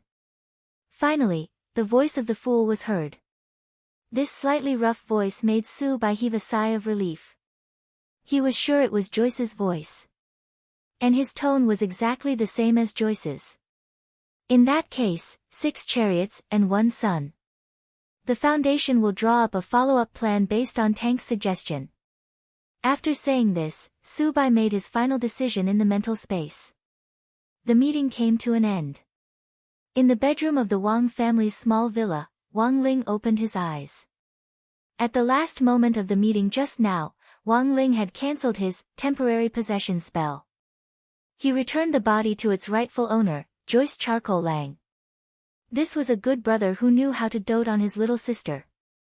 Wang Ling didn't want to implicate Joyce because of him. He had already signed a soul contract with Joyce, so he had the right to possess Joyce at any time. In return, Wang Ling promised to help Joyce cure his little sister. The evil spirit had already fused with his little sister's soul. But for Wang Ling, it would only take a flick of his finger for him to extract the evil ghost. Of course, Joyce was touched by Wang Ling's body. He felt that his unwavering devotion to his little sister all these years had touched the heavens, and he had been redeemed by God. After Wang Ling cancelled his possession, Joyce knelt down on both knees and raised his hands in prayer as he looked up at the sky and thanked God with the most devout eyes. "Joyce, Lord. Thank God. If you mainly use my body, you're welcome to possess me at any time. Wang Ling, is it done?"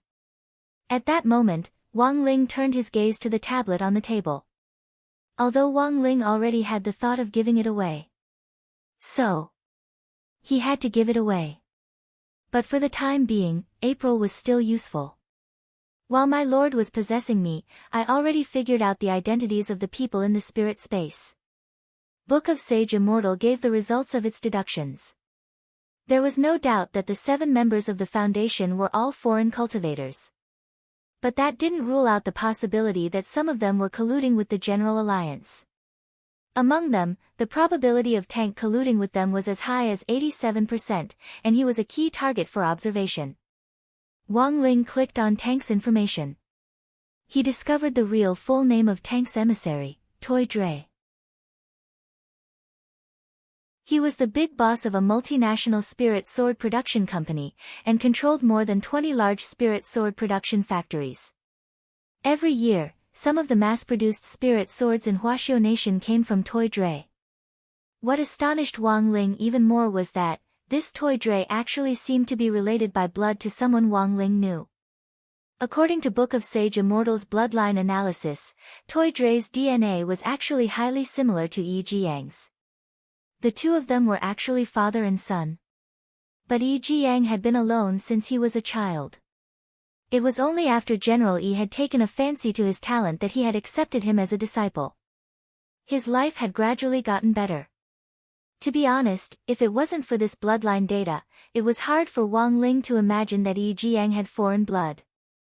It looked like Yi Jiang might have inherited more of his mother's genes. And his mother was definitely an authentic Eastern beauty. Keep investigating. Wang Ling continued to give orders to Book of Sage Immortal. He needed to know who on earth Yi Jiang's mother was. As long as his mother was on Earth, he would be able to find some suspicious clues through a large database. It might take some time to find them. But Wang Ling had plenty of time now. In fact, in the data provided by Book of Sage Immortal, Wang Ling also discovered another interesting set of data. That was the inference about the identity of Messenger of Judgment number 4. Although Book of Sage Immortal gave a 76% probability to a person called Michelle, there was still a 24% probability. It was very likely that this Michelle had already been switched. Bai Zhe. Wang Ling stared at this familiar name and smiled in his heart. He hadn't expected this cockroach to be so tenacious.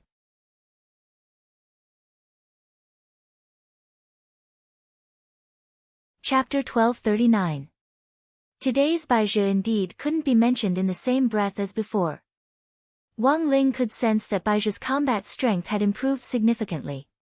But the only thing that hadn't changed was his excessive self-confidence. Excessive self-confidence was conceit. This was also why Wang Ying had taken a liking to Bai Zhe at first, but hadn't put him in an important position. Bai Zhe was certainly strong, but conceited could easily cause trouble. So the question now was, how strong on earth was Bai Zhe? After Book of Sage Immortal examined him, it gave a definite answer.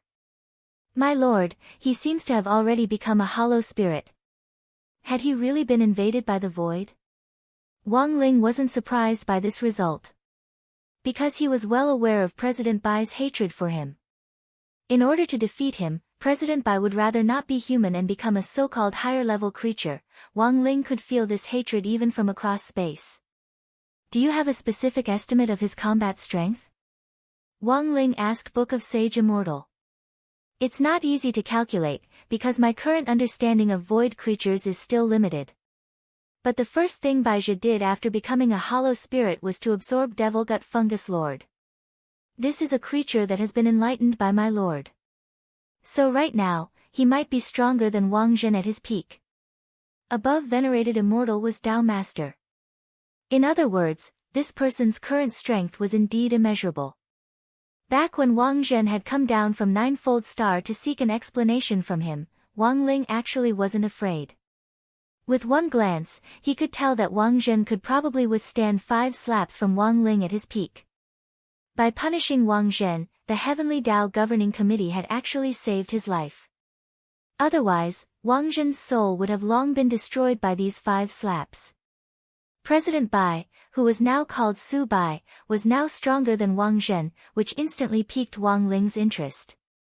Was the 10 dragon subduing slaps, which had been sealed for so many years, about to be unsealed? Elsewhere, the initial test results for the red decoction were out. Immortal Toya had never seen a substance in the decoction before. But after comparing the medicinal properties, Immortal Toya was able to find a spirit plant with a similar effect from the existing stock of medicinal herbs on Earth, but it was far less effective than the red decoction. In the Great Hall of True Venerates, Immortal Toya took out a round azure magic ball. By touching the magic orb, he could project the images in his mind into the void. First of all, we can confirm that the spirit plant used to brew the red soup does not exist on Earth. Let's call them void plants for now. Immortal Toya said, after a reliable comparison, the medicinal properties of this void plant are similar to those of returning grass on Earth.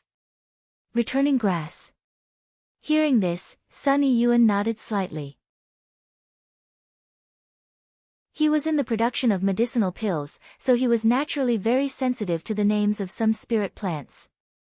The returning grass was a rare and endangered spiritual plant. It was also the main ingredient used to make the resurrection pill. It could draw back a person's soul at a critical moment and save a person's life. It was used for those critically ill patients to hang on to air. As Mr. Carown said, ethereals are a type of high-level creature. It took them a very long time to evolve themselves to the point where they have no form and are like light and wind. And when it invades the bodies of human cultivators, it actually causes great harm to them as well. Immortal Toya said, if we compare Su Ling to a brand new software, then the environment for human cultivators is like an old system. The two can't be completely compatible. That's why they need this kind of tonic to make themselves adapt quickly. Ah Chua raised his eyebrows. That is to say, when they invade a human body, they will in fact cause some harm to themselves. Immortal Toya nodded. In theory, that's true. But the truth is that as long as they adapt to a human body, their strength won't be affected. The only thing to be aware of is that if the container they live in isn't strong enough, it's very likely that it will break. And they won't die. When the time comes, they just need to switch to a new container. Simply put, the process of adapting to a human body is when they are at their weakest. If we take action at this time, they won't be able to effectively use their strength. Given our current strength, there's still a high chance that we can defeat them and eliminate them. Immortal Toya explained the situation to them. Then he turned the magic orb in his hand to show them a newly developed purple reagent. This is the ethereal detection reagent I just formulated. It's colorless and odorless based on the restraining effect of returning grass. Only ethereals who have drunk the red soup will have a reaction. What reaction? Ah Chua asked. If it's just a smell, the person invaded by the ethereals will feel a foul stench. Immortal Toya said, if the reagent is injected or comes into contact with a human body. In a very short period of time, the person invaded by the ethereals will instantly lose their hair and become bald. Everyone, when Immortal Toya said this, everyone suddenly had a strong sense of déjà vu. Imagine if the ethereals completely broke out in the human world. If they used a reagent to detect them, then it was possible that the world would be filled with bald people. Now, because of irregular lifestyles, even the hair loss rate among college students was increasing year by year. Not to mention those in high-risk professions who had to stay up late for long periods of time. Programmers, media personnel, medical staff, teachers, web novelists. At this thought, Ah Chua couldn't help trembling as he shivered all over. This was really a reagent that made people feel bald. I don't think we can just kill someone with a stick just because they lose their hair, right?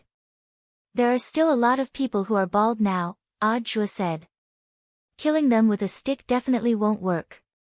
Immortal Toya said, so for those who have already lost their hair, the best way is to smell it.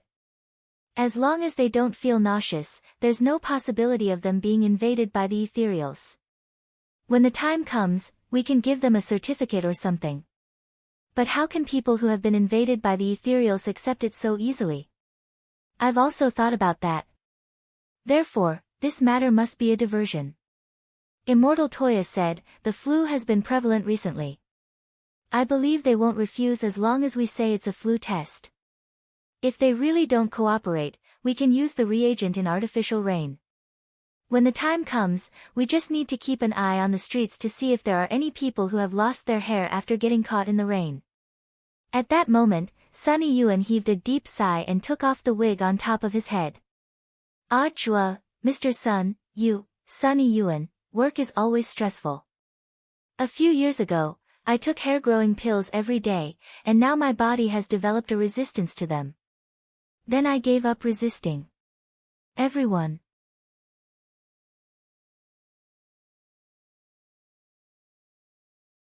Chapter 1240. The successful development of the hollow test reagent finally gave everyone in Battle Sect a glimmer of hope. Their war with the hollow had already begun. But unlike previous battles, there was no smoke in the early stages of this war. Ah Chua's goal was very clear. 1. They had to figure out who on earth the hollow were looking for. 2. They had to strangle the hollow in the cradle before they found the key person and officially launched the void invasion. I'll take the reagent back, Old Man Sun said at that moment. Huaguo Water Curtain Group had many stores, which could allow Immortal Toya's reagent to be produced in large quantities in a short period of time and shipped to its stores all over the country. Sunny Yuan had already thought about turning all the stores in his industrial chain into invisible hollow monitoring points. Using the spell fusion test reagent to create artificial rain over a large area was the worst plan, because there was a risk of alerting the enemy. Sunny Yuan put on the wig again and tidied up his clothes. He had never made his baldness public before, but this was a special case. Since Battle's sect was already an ally, making it public was actually a sign of trust. Then I'll leave this matter to Mr. Sunday. Odd Zhua, Immortal Jin Yuan and Immortal Toya cupped their fists in salute. We'll get through this together. Sunny Yuan's expression was solemn as he cupped his fists in return. Then, Old Man Sun left in a hurry with Immortal Toya. As the reagent developer, Sunny Yuan had already made an exception to hire Immortal Toya as chief engineer. Developing reagents was also a frontline job. Immortal Toya was deeply proud of this. Doctors were benevolent, and alchemists were also medical workers. Immortal Toya was naturally duty-bound. And so, in the early morning of November 26th, thanks to Battle Sect and Huaguo Water Curtain Group's cooperation, the ins and outs of the whole matter had basically been figured out. Although there were still a lot of doubts about the matter, the general direction had been set. In just a few short hours, Immortal Toya had swiftly developed a reagent to detect the hollow. This speed was jaw-dropping. We've already started work on the reagent, but Mr. Keon, there's something else we need your help with. Not long after Old Man Sun and Immortal Toya left, Odd Zhua turned to look at Keon again. Keon was a smart man, and actually knew very well what Odd Zhua wanted him to do. To be honest, he wasn't mentally prepared. Now, Keon's mood was abnormally tangled and nervous. Odd Zhua saw that the hand he used to light his cigarette couldn't stop trembling. I'm not afraid, I'm just... Kun tried to explain. I understand. Odd Zhua stepped forward and patted Keon's thick shoulder. Now, the responsibility of revealing the truth had fallen on this man's shoulders. After finishing the cigarette, Kun pressed the cigarette butt into the ashtray at the side. Then, he took a deep breath and tried his best to calm himself down. Mr. Zhua, I'm ready. Kun stood up. Odd Zhua had already prepared a live stream room on his side, and everything Keon said would be broadcast online to all over the world. In the information age, the power of the internet could not be underestimated. Once the traffic piled up, it could be even more terrifying than the power of live TV. According to the plan, Keon would reveal the ins and outs of the entire incident in 2 parts. In the first stage, they could not reveal anything about the arcane church for the time being. They needed to let the detection reagents run on the market and distinguish between friend and foe. When the time was right, the second stage would be when the truth would be revealed. Keon would reveal everything that the Foundation had asked him to investigate for the past 20 years. This would also include the truth about the Void Invasion.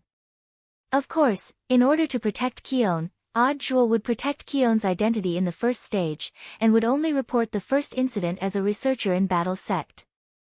As a result, in just the morning of the same day, the video of the first stage of the War Sex report spread across the entire internet at lightning speed. Daoist Guang was the head of Battle Sect's online information department. With the help of the current Big Brother in the live streaming world, the speed at which the news spread was simply appalling. In the morning courseware, Wang Ling realized that most people were discussing this matter. The main thing was that in order to let the test reagents circulate and also so that the arcane church wouldn't be suspicious, Odd Zhua had exaggerated the report a little. In number 60 high school alone, a lot of students and teachers were starting to panic about their hairlines. After class, there was a long queue at the entrance to the men's and women's toilets. It wasn't to go to the toilet, it was to look in the mirror. Is the bald head flu virus that Battle Sect is talking about real? Is there a virus in this world that can make people bald? In class, Hirogwa stroked his beautiful hair to confirm that it was still very healthy.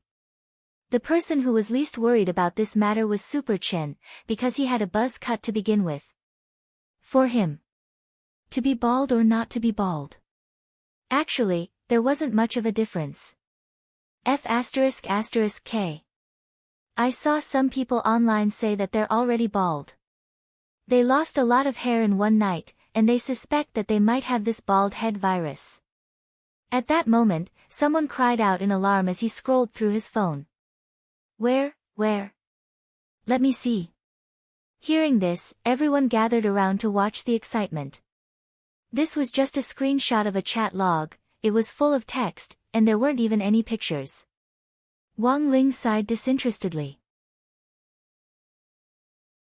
Now that the bald head virus was a hot search topic, there would always be people who liked to take advantage of this opportunity to freeload. The internet spread too quickly, and without a full understanding of the unknown, it was very easy for people to believe all kinds of rumors made up by people with ulterior motives and marketing accounts that had popped up online. As it turned out, people were even more afraid of baldness than of coughing and fevers. After Audiobook's announcement, Huaguo Water Curtain Group very quickly set up testing sites across the country. They even mobilized all their employees to carry out epidemic prevention work, set up testing sites in major public places, and linked hospitals to isolate suspected people. This kind of reaction speed was already godlike. In fact, the vast majority of people weren't at risk of baldness, all this was just a pretense to identify a hollow spirit. Sitting in his seat, Wang Ling quietly watched the performance from the battle sect. On one side, someone was working hard. On the other side, someone was vigorously spreading rumors for the sake of traffic. In just one morning, ginger and garlic had been sold out in the market, just because a marketing account said that garlic and ginger could prevent hair loss. Wang Ling, I remember that you have garlic-flavored crispy noodle snacks, right? Do you want to contribute some? At that moment, someone turned to look at Wang Ling and asked. Wang Ling's heart was on the verge of collapse. This person, what the hell was he thinking?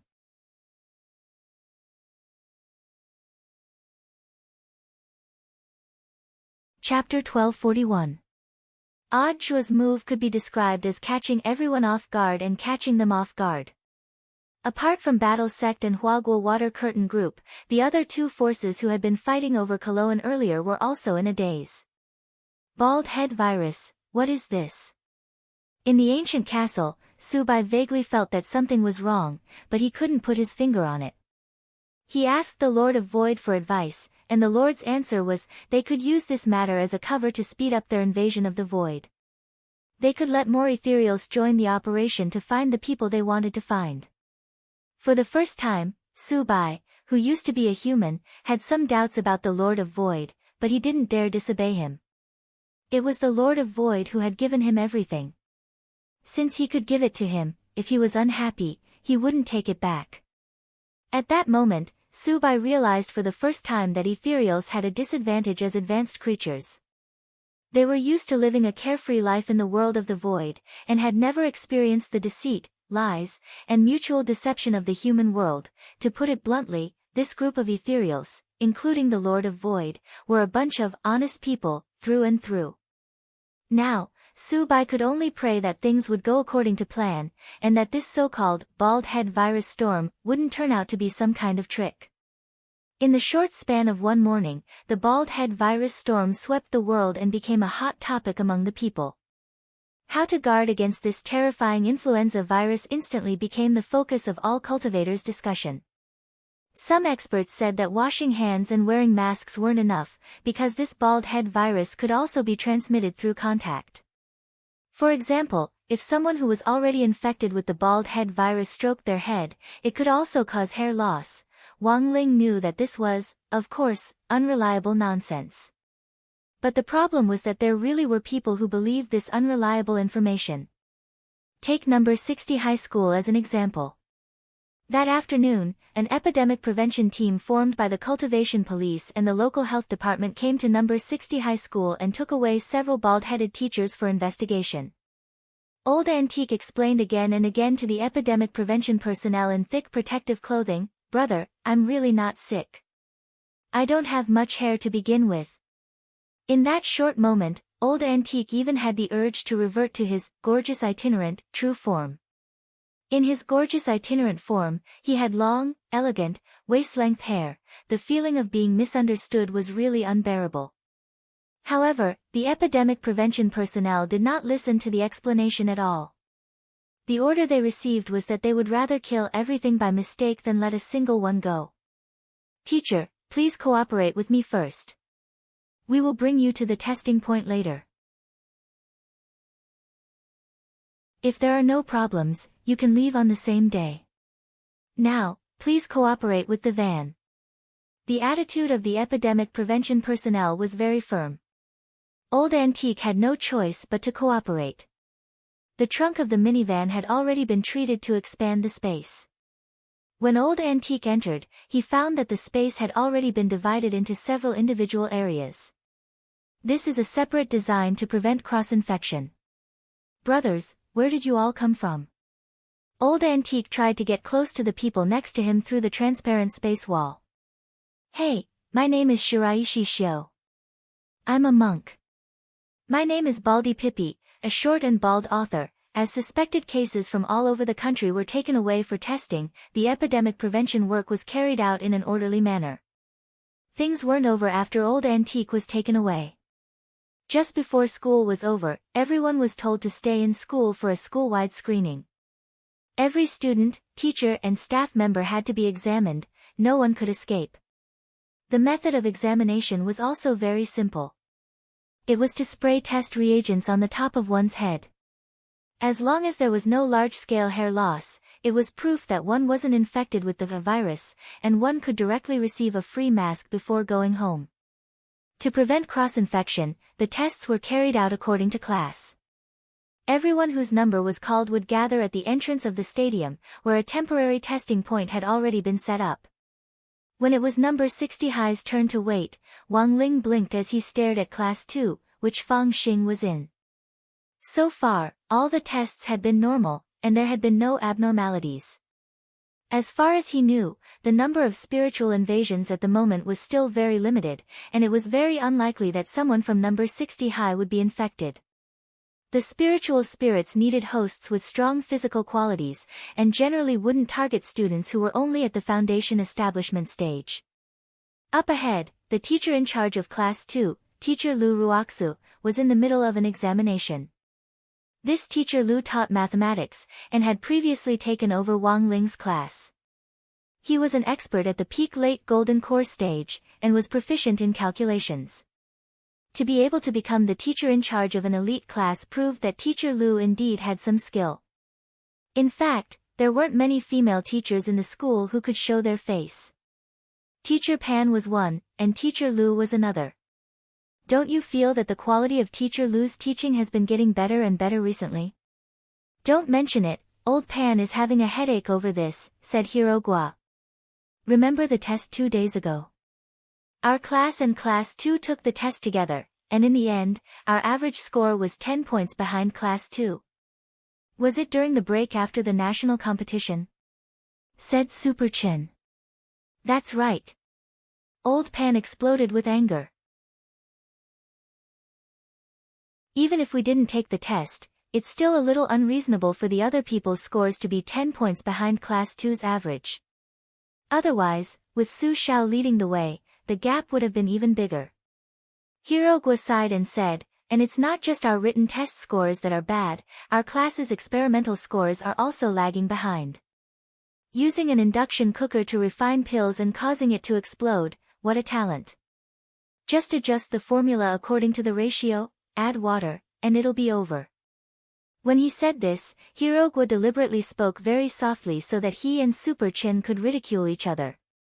Although what he said was the truth, if other students heard it, it could easily affect the unity of the class. According to Hirogwa, it seemed that Teacher Lu Ruoxu had recently become enlightened in teaching and had found a new teaching method, which enabled the students in Class 2 to learn new knowledge faster. Wang Ling's class had been in the lead previously, and this sudden fall behind was naturally a huge blow to Teacher Pan. In a short 10 minutes or so, Teacher Lu Ruoxu, the teacher in charge of Class 2, led the inspection of Fang Xing's class. Before leaving, Lu Ruoxu was stopped by an inspector. Teacher, you should also take the test. All right. Teacher Lu very cooperatively sat down. The inspector sprayed a test spray on Teacher Lu Ruoxu's head. Then, a scene that made everyone terrified happened. Teacher Lu Ruox's originally beautiful hair suddenly changed dramatically, as if she was suffering from great pain. Her face began to twist and contort, and she couldn't help scratching at her scalp with her hands. It wasn't clear whether her hair had fallen off naturally or had been torn off uncontrollably. In less than 10 seconds, all of Teacher Lu Ruox's hair had already fallen off. Quick! Control her! The inspector and the surrounding students and teachers were all startled. Teacher Lu Ruoxu, who had gone berserk, had completely lost control. Boom! Bam! She abruptly stomped on the ground, and her whole body swiftly flew out, crashing through the gym ceiling. A pair of red high-heeled shoes pierced deep into the floor of the stadium like nails. It looked like this hollow spirit was trying to escape. But Wang Ling wouldn't let her do as she pleased. He would use the great gravitation spell. He immediately decided to use the gentle spell as much as possible. Without harming Teacher Lu's body, he would keep her here.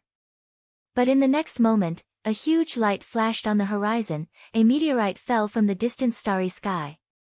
It was directly in the direction of number 60 High's gym. The corner of Wang Ling's eye twitched. He had tried his best to control his strength, but it seemed that he had still used a little too much force.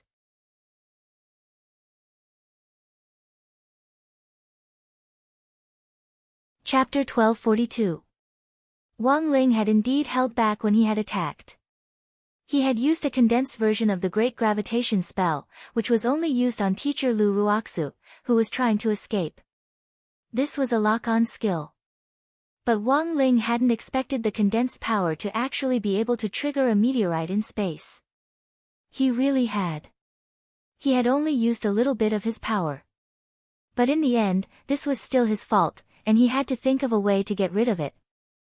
Otherwise, when the meteorite fell, the huge explosion might flatten all of number 60 High, no, an entire district.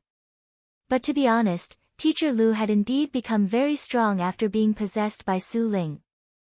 The Su Ling and Teacher Lu had merged perfectly, and Teacher Lu's body had also been strengthened by the Su Ling.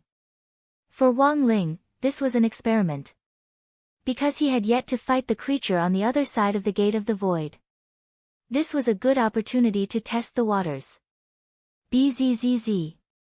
Affected by the Great Gravitation spell, Teacher Lu, who had wanted to escape the gym, fell from the air and crashed heavily into the ground, creating a huge pit. Her expression was ferocious and terrifying, and her eyes were bloodshot and her pupils were silver gray.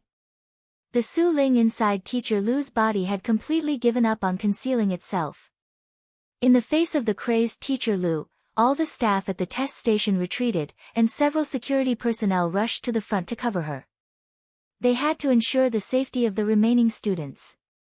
At that moment, the deafening noise in the gym caused a lot of students to come out of their classrooms and stand in the corridors to watch through the windows. Little Peanut was scared out of his wits and trembled all over. This is me going bald, but I've also become stronger. The students in class 2 were also stupefied, and they all swore to the heavens. Teacher, I won't copy homework anymore. I'll pay attention in class. Boo-hoo, teacher, I won't go to class anymore. I'm deleting the daily life of the immortal king. I don't want to read this lousy book anymore. They had never seen what a crazed Teacher Lu looked like, but the aura she gave off was indeed shocking. This was already no longer a power that a normal Golden Core teacher could wield. What surprised Wang Ling even more was that Teacher Lu actually climbed out of the pit on her own. Being able to stand up under his concentrated version of the Great Gravitation spell gave Wang Ling a clearer understanding of how powerful the Su Ling was. Wang Ling forgot about his own palms. The fighting strength of the hollow spirit attached to Teacher Lu's body was roughly the unit of 2 palms. However, he could not do it directly, because the body was still Mr. Lu's. He had to find a way to force the ethereal out of Mr. Lu's body. The Grand Purification spell was ineffective, because the ethereals were not evil spirits, ghosts, or viruses. They were complete high-level creatures, and the power of the Grand Purification spell could not work on Mr. Lu's body. In this situation, he could only think of another way. He looked up at the sky. The meteorite that had fallen due to the great gravity spell was now moving toward him at high speed. On the other side was Mr. Liu, who had gone mad after being possessed by the ethereal spirit. On one side was a falling meteorite. This situation was undoubtedly disastrous for Wang Ling. With so many eyes on him, he couldn't directly take action, and could only resolve this sudden crisis in secret. In the gymnasium, under the effect of the great gravity spell, Teacher Lu struggled to get up from the ground. The condensed version of the spell could not completely restrict Teacher Lu's freedom, but if it was the complete version, it might cause a new meteorite crisis. Wang Ling sighed in his heart. In this situation, he had to force the ethereal spirit out of Teacher Lu's body and stop the meteorite from falling. In Wang Ling's view, there was only one best way. The next moment, Wang Ling turned his finger and strengthened Teacher Lu's bald head. "Look! It's a golden legend," someone at the scene exclaimed. More than one person saw the top of Teacher Lu's head glow. This was the effect of Wang Ling's strengthening. The bright light was as dazzling as the sun that had just risen on the horizon, and people couldn't help feeling that it was a little harsh. A lot of people couldn't help covering their eyes. They didn't know what on earth was going on, but this kind of light was really too harsh. Strengthening Teacher Lu's bald head was just the first step in Wang Ling's plan. Right now, Teacher Lu was probably already the toughest woman in the universe. The next step was for Wang Ling to personally control Teacher Lu to fight the meteorite. In the blink of an eye, Teacher Lu's entire body shot out of the gymnasium like a rocket launched straight into the sky. With her dazzling bald head, she charged unstoppably toward the huge meteorite that was trying to break through the atmosphere.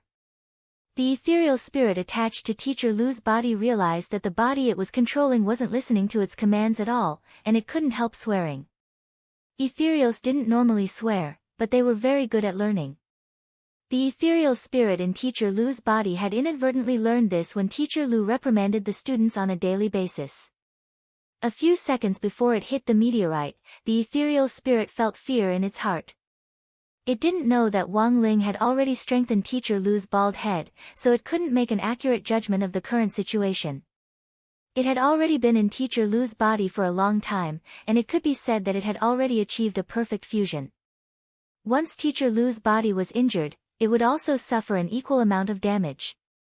It absolutely couldn't let that happen.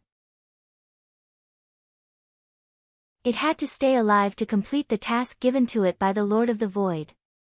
Thus, after an intense internal struggle and seeing that it was about to hit the meteorite, the ethereal spirit attached to Teacher Lu's body finally clenched its teeth and gave up on Teacher Lu's body. In the next moment, there was a huge roar in the sky as the huge meteorite collided with Teacher Lu, who had been launched from the ground. Struck by the toughest woman in the universe, the meteorite was smashed to pieces in the atmosphere. Before the broken rocks could hit the ground, they were burned to ashes. Wang Ling controlled Teacher Lu to land safely, while his primordial spirit left his body to capture the ethereal spirit that had just broken free from Teacher Lu's body. The ethereal spirit had luckily escaped and was looking for a new host.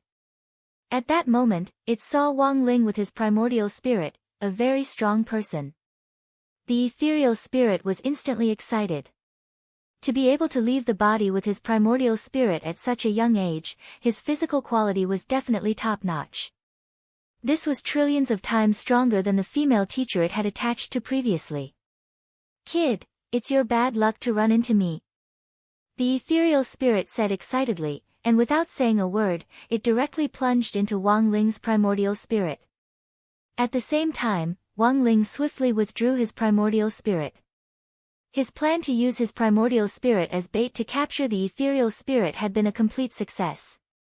Ha! This ethereal spirit had run into him. Just his bad luck.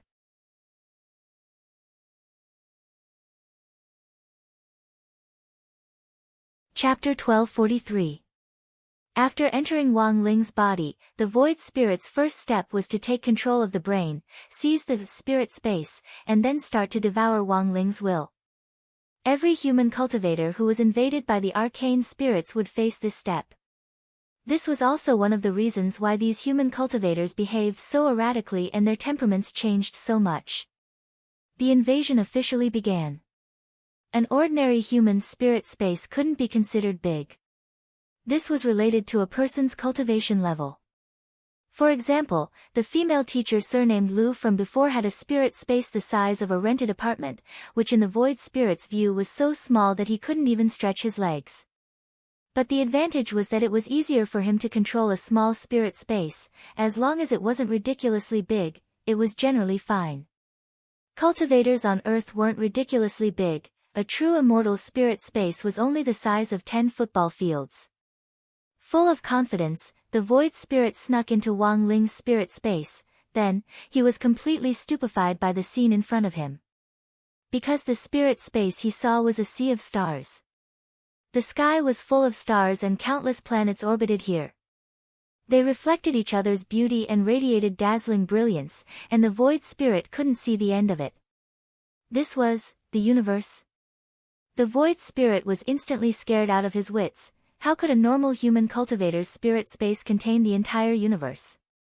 Wasn't this even more outrageous than their great supreme lord of the void? No, he had to get out of here as soon as possible. The void spirit realized that something wasn't right. He couldn't stay in this human youngster's body any longer, and had to return to the void as soon as possible to report this matter to the Lord of the Void. No one could have expected that a planet as harmless as Earth would actually hide such a cosmic-level monster, but at that moment, it was already too late. Because choosing to enter Wang Ling's body had been a mistake from the beginning. The void spirit thought that he could still escape, but the truth was that he had been locked in a human cage. Wang Ling's body was like the iron wall of a cage, firmly locking him inside. You can't escape. At that moment, a cold and indifferent voice rang out in the universe. It didn't know where it came from, but it seemed to be the voice of the universe itself, affecting the pulse of the universe, and the void spirit felt a great pressure when it spoke. A white-haired youth that was condensed from countless particles of light appeared here. You're not him. Who the hell are you? Su Ling looked at the young man in front of him nervously.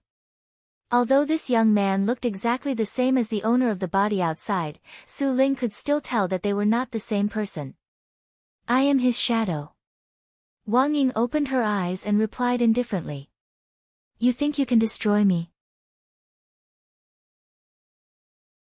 Su Ling ignored it. Even if you have the ability to trap me here, you may not be able to kill me. You lowly creatures. They don't know the meaning of life. Su Ling smiled. He had no physical body. Like light and wind, it was very difficult to capture, and even more impossible to kill. Only spells can defeat spells. I'm sorry to tell you that I don't have a physical body either.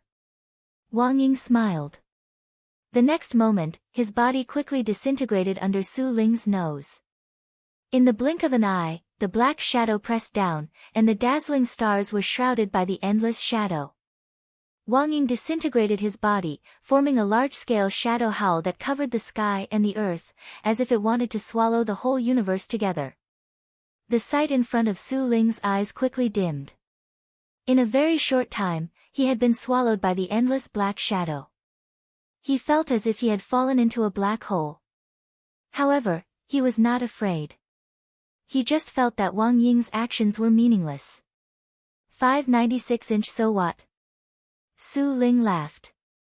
The next moment, Wang Ying said, nothing, but this way, I can kill you. He dispelled the shadow howl and looked at Su Ling, who had been coated by his black shadow. Su Ling did not have a physical body, but at this moment, after being coated by Wang Ying, everything was different. The high-level life form that they were proud of was painted with the black shadow at this moment. At that moment, Wang Ying could easily see Su Ling's true appearance. They were like silk ribbons that could extend infinitely and float in the air, giving off the feeling of the Dove chocolate commercial back then. It was only then that Su Ling realized that his noble body had been defiled, and he started to get angry. He was like an angry cat, and even the shape of his body undulated like sound waves. What did you do to my body? He roared as he charged at Wang Ying. Wang Ying didn't care about a mere combat strength of 2 hands. Apart from the fact that he didn't have the king's eye, his battle strength was almost the same as Wang Ling's. The Su Ling in front of him could be easily dealt with just 2 slaps, but Wang Ying couldn't really kill him. His purpose in coating him was actually to warn the Su Ling in front of him. As long as you fell into this man's body, it didn't matter what stage you were in your life form, you could still be killed and destroyed. Facing Su Ling's attack, Wang Ying calmly raised his hand, and with 15% of his strength, he accurately slapped the ribbon, flying at him. The Su Ling immediately screamed in pain, and at the same time, a black substance sprayed out of his body. Wang Ying deduced that it was probably Su Ling's blood. Su Ling's blood was originally colorless, but after being coated by Wang Ying's shadow, even the blood was dyed black. You're no longer a higher form of life. You already have color and form, and you can even be hit by me. Wang Ying looked at the Su Ling.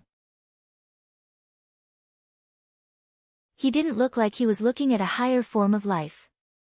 It was the look of someone staring at trash. You should have already felt the fear of death from that slap just now. Even if you were to return to the Su Ling now, your lord would only think of you as an alien, and would mercilessly erase you. These 2 short sentences made the Su Ling feel even more terrified. He completely believed what Wang Ying said. Given his current ugly appearance, even if he went back, he would definitely be ostracized. I'll give you a chance. Answer my question. After that, I'll remove the coating on your body and let you go, Wang Ying said to the Su Ling. This Su Ling was already at his wit's end. What do you want to ask, Wang Ying? What on earth are you looking for when you invaded Earth? The Su Ling fell silent. He was wondering what kind of question it was. Sooner or later, this matter would have to come out in the open. As long as it didn't involve the Lord of the Void, he could answer it. We're looking for the key to the Void Gate. Only the great Son of the Void is qualified to be this key, the Su Ling said. Can't you open the gate? Why do you need a key? Wang Ying was puzzled. The Su Ling, we agreed that you would only ask one question. Sorry, it's my fault. Wang Ying apologized. The next moment, he raised his hand. Then you can go die. After saying that, Wang Ying's palm struck out, 200% power. The huge palm force shook the universe.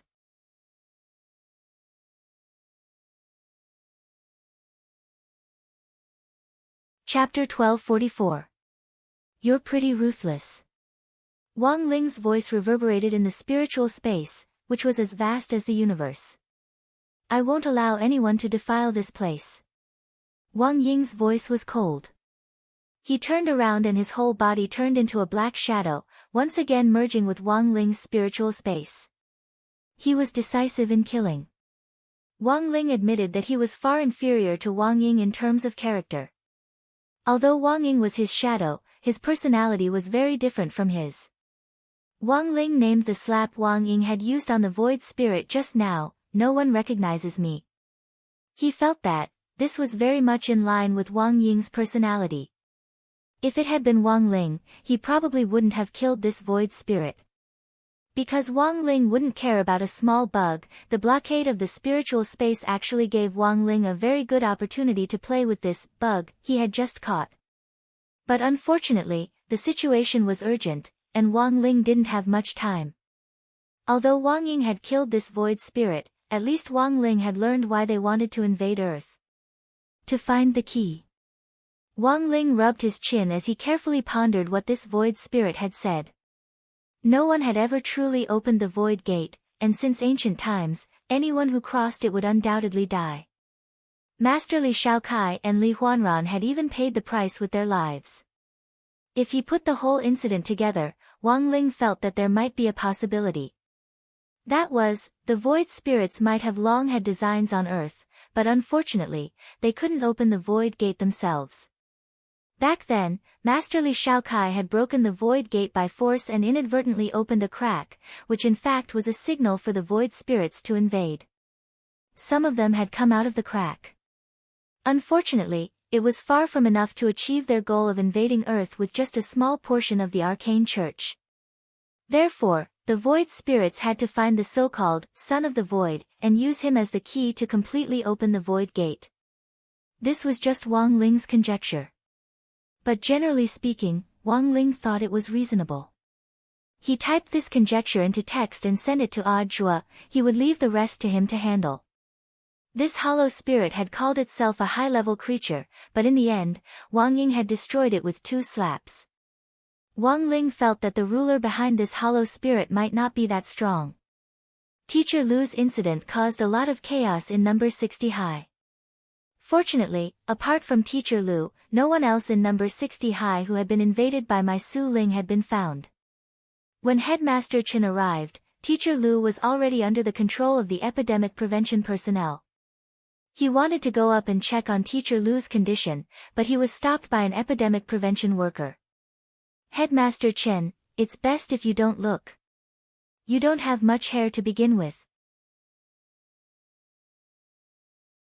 If it gets stained, it'll be terrible. Why did he suddenly go berserk? Headmaster Chen couldn't understand. Other places have similar reactions, but it's not as serious as Teacher Lu's. It is said that the virus and reagents have an intensified reaction, causing a certain degree of stimulation to the human body. It depends on each person's degree of acceptance, the staff said. How many cases have been diagnosed? Headmaster Chen asked with concern. The anti-epidemic worker replied telepathically, currently, there are more than 1,200 confirmed cases in Shanghai City, and 3,678 suspected cases. Fortunately, it doesn't seem to be as serious in other places. It's only in our city. Wang Ling had intercepted this telepathic spell. On the way back to class, Wang Ling had a new idea. Judging from the report from the epidemic prevention personnel just now, the number of ethereal invaders on Earth was still very limited, and the vast majority of them were gathered in Shanghai City. Then, did this mean that the ethereal side had already locked onto the approximate location of the Son of the Void? This legendary Son of the Void. Perhaps he was within Shanghai City. As expected of Shifu. Zhuo very quickly received Wang Ling's message. He praised Wang Ling for the clarity of his deduction, but it still needed evidence to support it. Those who had been detected had already been quarantined at the first possible moment. The incident with Teacher Lu served as a great warning to Zhuo. Immortal Jin Yuan and Crispy Noodles Dao Monarch had worked together to draw up a sealing talisman. The moment someone was detected, they would immediately seal them. Then, they would be directly sent into a space isolation cage that they had set up, directly preventing the ethereal from trying to jump out of their bodies to find a new host. The situation seemed to be under control. But Zhuo was well aware that this battle had in fact only just begun. If they couldn't find the Son of the Void first, and the ethereal found him first, then once the Void Gate opened, it would be a huge disaster for the entire Earth. Although they had already found more than 1,200 cases, this definitely wasn't all of them. They were very good learners, and after the first wave of trouble, they would definitely be on guard and wouldn't be so easily deceived again. Do you have anything to say about the Son of the Void? On the car heading towards the frontline epidemic prevention station, Zhuo asked Qion. In fact, I wasn't the only investigator who was sent to investigate this matter, but now it looks like I might be the only one who survived. The Foundation must have already found some clues. Unless we can directly find someone from the Foundation, organizing a search for the Son of the Void is like looking for a needle in a haystack, said Qion. As he spoke, he glanced at Zhuo's phone out of the corner of his eye several times. He marveled at the intelligence of the person who had texted Zhuo, who had caught a ethereal with their bare hands and even asked about the true purpose of the Void invasion. To Qion, this was simply inconceivable. Who on earth was this person? He was too strong. It looks like this matter is becoming more and more troublesome. Furthermore, we've already run into trouble. As Zhuo drove, he looked in the rearview mirror. Behind their Wuling Hongguang van, there was a black car following them closely. Immortal Jin Yuan and Crispy Noodles Dao Monarch were currently on the front line to assist in suppressing the ethereals, so Zhuo and Qion were the only ones in the car. The other side is very strong. In the front passenger seat, Keon sensed the situation from a distance. He didn't think they would be able to handle the situation in front of them with just his and Audrey's battle strength. According to Keon's judgment, the person sitting in the black car was undoubtedly the street sweeper. It's them. They're here to avenge Snake. As soon as he said this, Audrey saw a black shadow suddenly jump out of the sunroof in the rearview mirror. The other party's jumping ability was astonishing, and it directly leaped over their van. Then, it stuck out its neck and half lay on the windshield, hanging its head upside down as it looked at them. What terrified Keon the most was, this person clearly wasn't Snake. Instead, it gave off the same scent as Snake.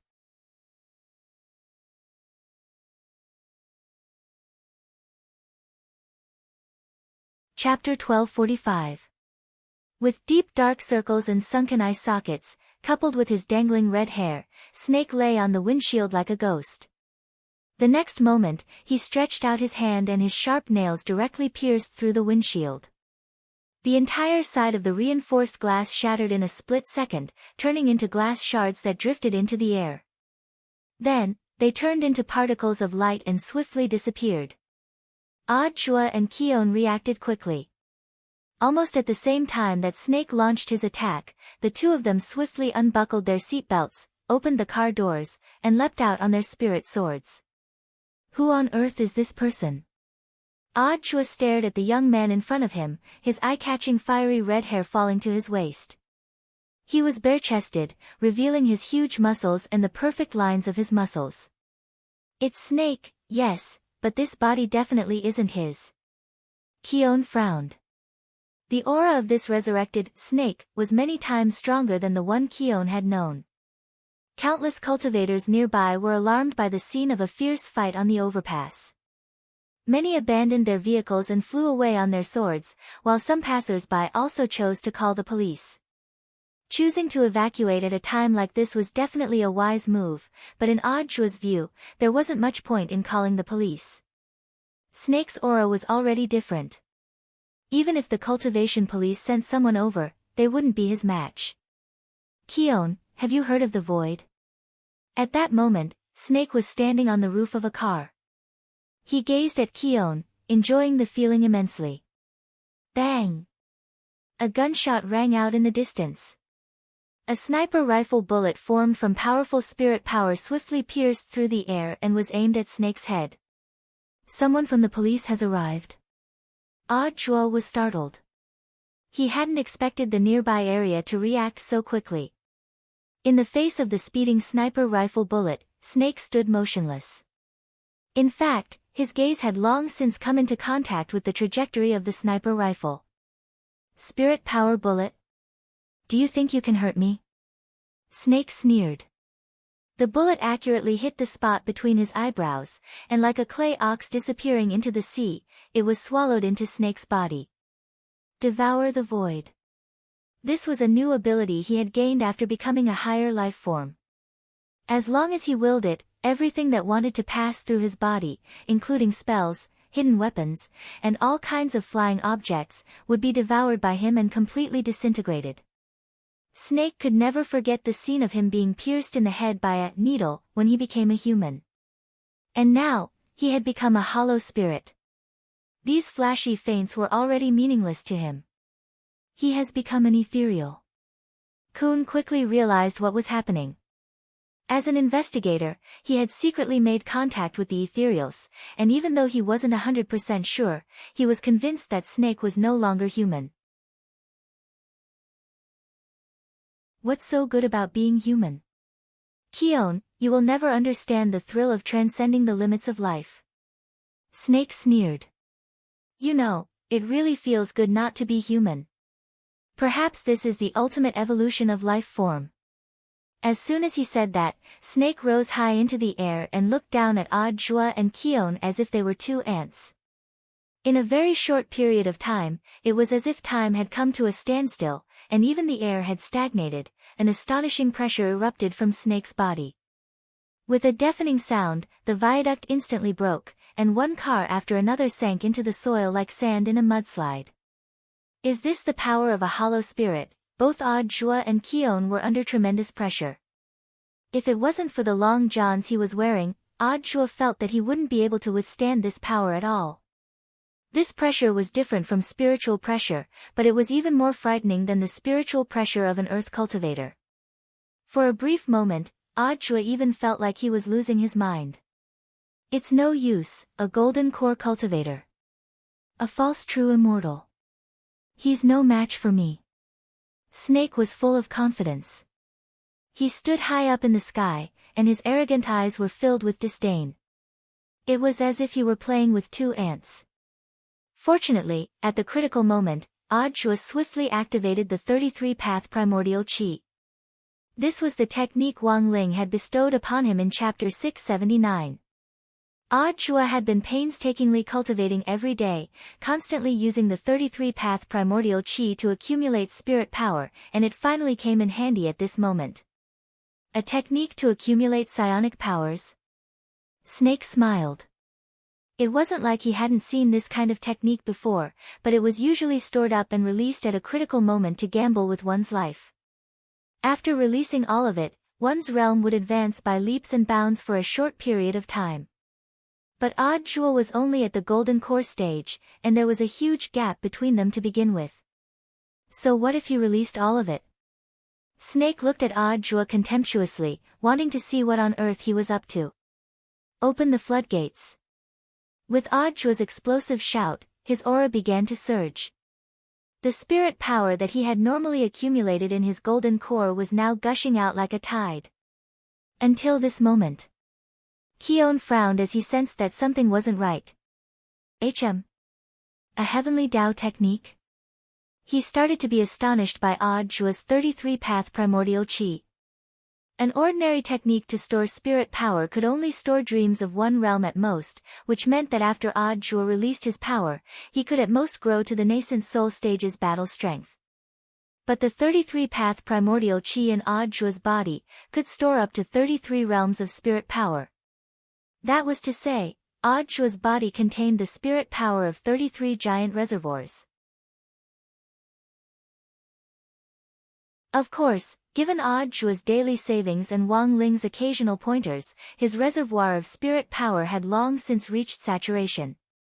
Jua had never found a suitable opportunity to use it. And now, the time was completely ripe.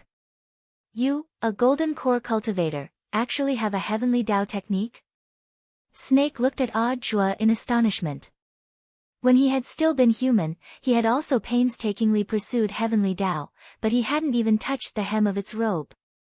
He had once been a cultivator from Earth who had worked hard to cultivate in pursuit of the power of heavenly Tao. Snake laughed self-deprecatingly in his heart. For him, it was no longer important whether or not he had heavenly Tao. He had already become a higher life form. Even if it was heavenly Tao. He didn't care about it at all. Jua, you've given me a good chance to prove myself. Snake fixed his gaze on Jua with a fierce expression. I will kill you with my own hands and hang your head high above the gate of the void, to prove that I am already above the heavenly Tao.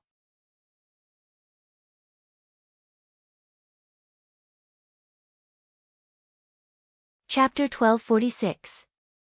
Snake and Koan couldn't be said to be familiar with each other.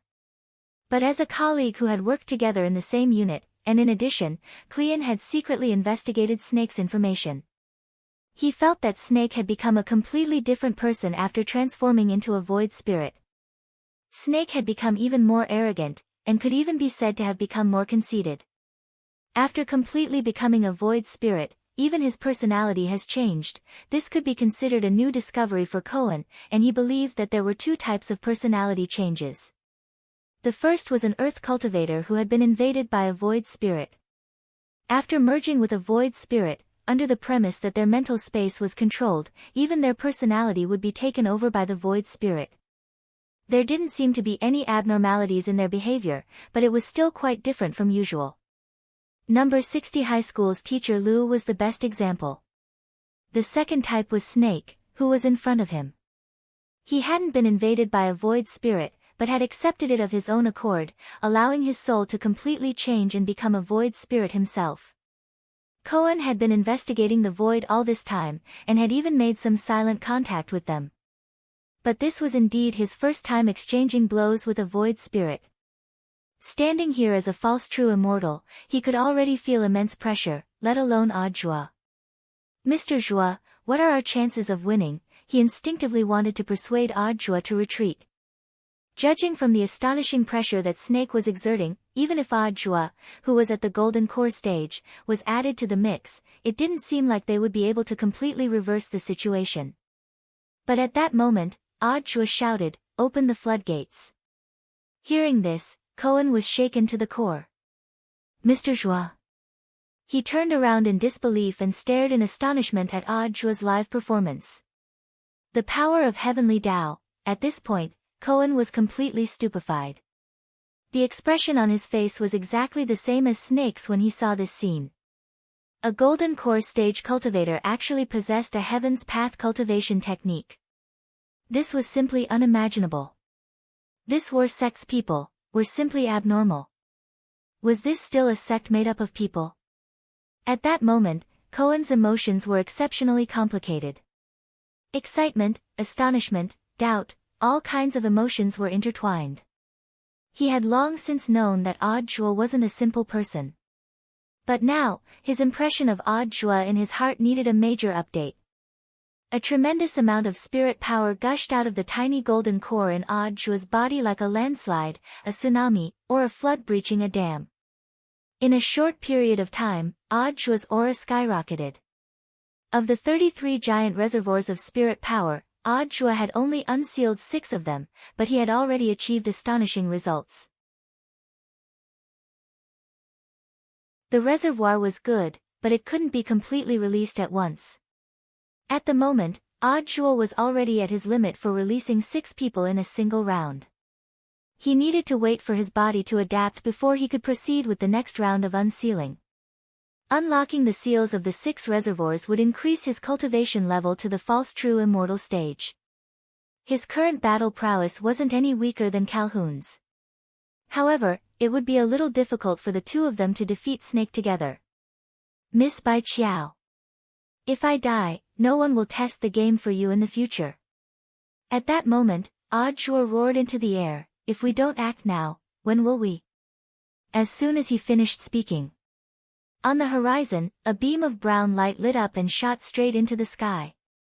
He then swiftly turned into a shooting star and sped towards odd joie. The scabbard of the peachwood sword. To better protect odd joie, Wang Ling had added odd joie's name to the scabbard. But odd joie hadn't dared order it around. If it wasn't for the critical situation at the moment, he absolutely wouldn't have dared disturb this female otaku playing games in the sect. It had to be said that Bai Chiao reacted very quickly. After hearing odd joie's summon, she almost immediately pressed the pause button on the game and flew into odd joie's palm at a speed faster than the speed of light. The scabbard of the peachwood sword. Snake laughed again. He had never seen anyone whose weapon of choice was actually a scabbard, and one made of peachwood at that. He felt that he could turn a scabbard like this into flying ash with a single breath. Snake had thought that odd joie would take out something amazing. But he was greatly disappointed in the end. Odd joie, it seems your performance is over. It's my turn now. In the air, Snake spread his arms, and odd joie could see an invisible mass of energy seemingly gathering in his palms. This was a super dense mass of energy. The moment Snake condensed it, the energy was extremely dense. The space nearby couldn't bear the pressure and started to tear apart. This was a variation of the void-devouring skill. Anyone who came into contact with this mass of energy would instantly disappear. Devoured by the void. So in Snake's view, no matter what odd joie took out, it would be of no use. What was more, what he had just summoned was a scabbard that looked absolutely useless. Odd joie. Crawl for me. Snake laughed out loud. The next moment, he pushed out with both hands and actually took the initiative to stuff the void energy mass into the space fissure.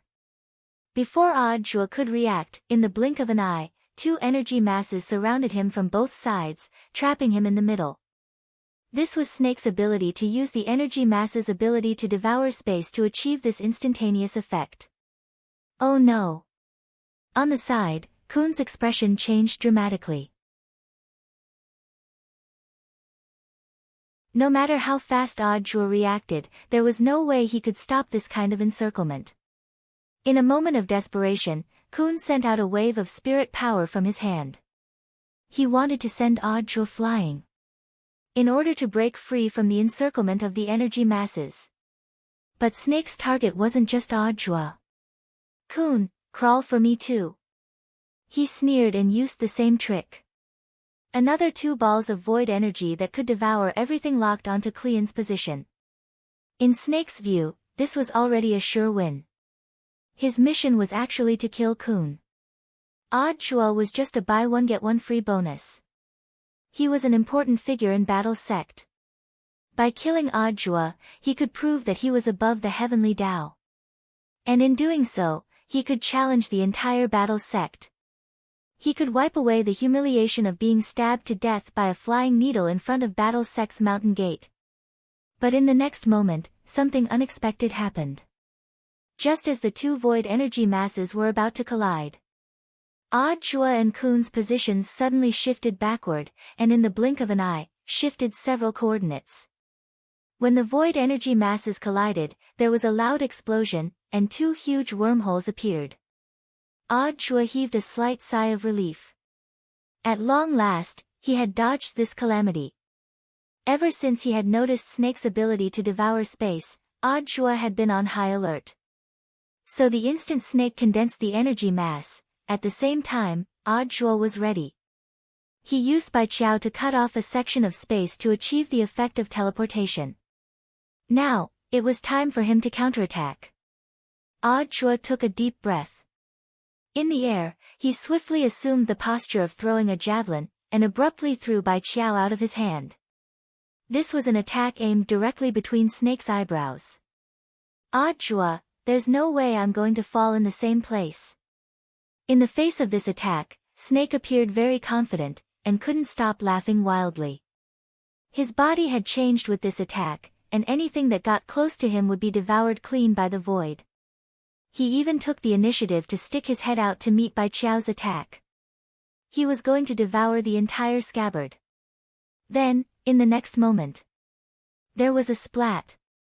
There was a sound. Bai Qiao turned into a stream of brown light and pierced Snake's head again.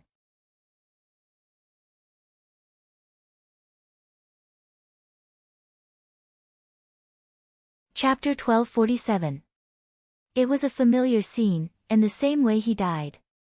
Snake's eyes widened in disbelief at what was happening in front of him. Impossible. I am a great citizen of the void. Before he died, Snake used the last of his strength to say his last words. Then, there was a huge explosion in the sky. The nearby space was destroyed along with it, forming a massive wormhole. This was an explosion that occurred after a hollow died, and it was extremely powerful. Any cultivator from Earth below the level of true immortal would undoubtedly die in the aftermath. Looking at this, Audra and Qion trembled. This was yet another discovery about the hollow. Without a physical body, a pure hollow wouldn't explode after death. But if an Earth cultivator who had been invaded by a hollow died along with it, it would cause an explosion similar to a backlash from the void. So if they wanted to kill a hollow, the safest way was to force the hollow out of the human body, and then think of a way to kill it. Audra felt that it was necessary to report this to the front line. If the arcane church decided to give up, the cultivators on Earth who had already been invaded would be natural time bombs. Mr. Qion, do you have any impression of the person Snake is occupying? Audra took out the notebook in his suit jacket. Using the impression projection spell, he projected Snake's changed appearance onto the notebook. Audra was already very familiar with this impression projection spell.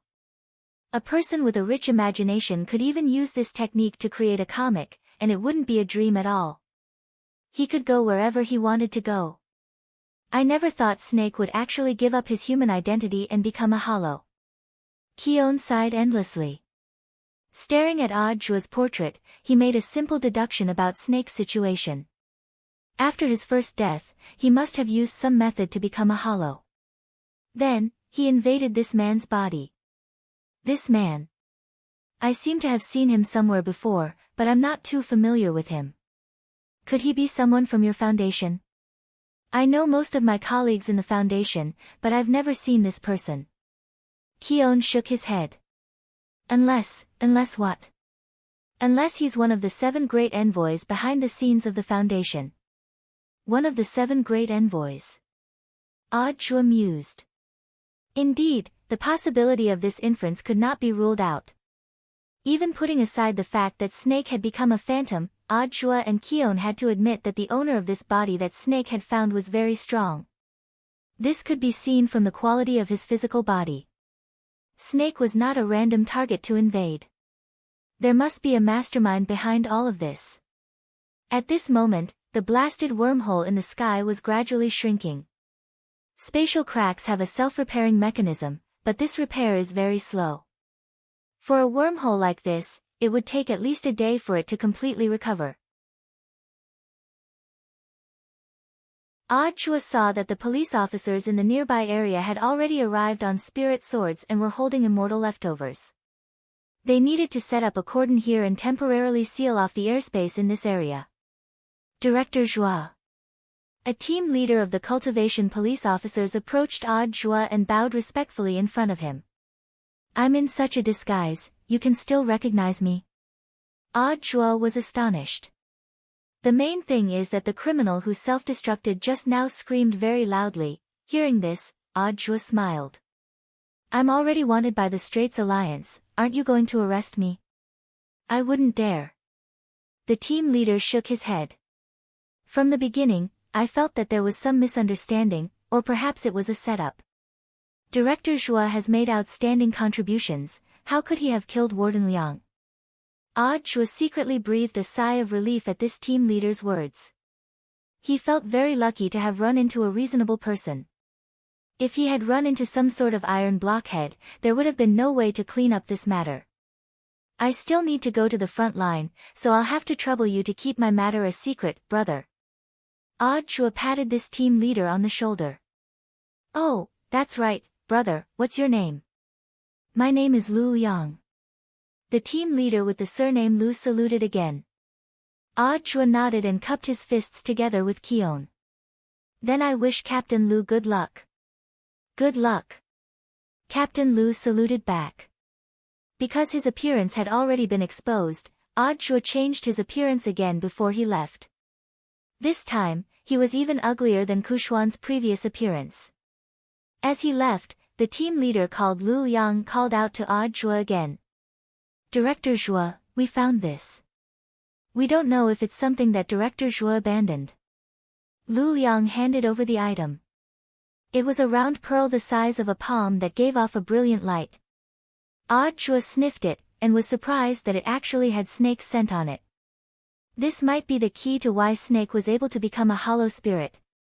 Keon narrowed his eyes and spoke to Ajua telepathically. Taking the pearl, Ajua once again thanked this attentive Captain Lu. Then, he and Keon turned into 2 long rainbows and disappeared into the sky. Gazing at Ajua's disappearing figure, Lu Yang waved excitedly in farewell.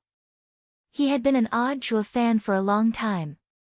Meeting his idol made him feel as if he had instantly become the happiest person in the world.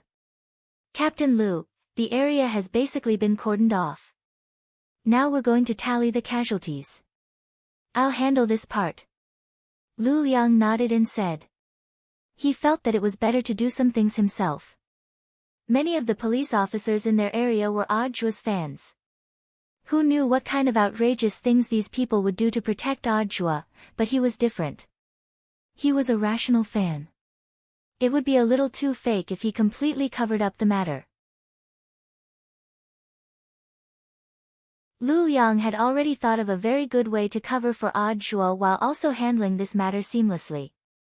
Nowadays, even if you wanted to protect your idol, you had to be careful. Otherwise, it might attract even more trouble. It should be noted that it was not uncommon for fans to act like idols on the internet.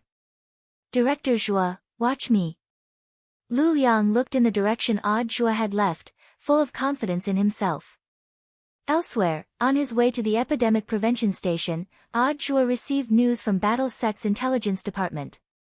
The result was just as Keon had expected. It's just as you thought.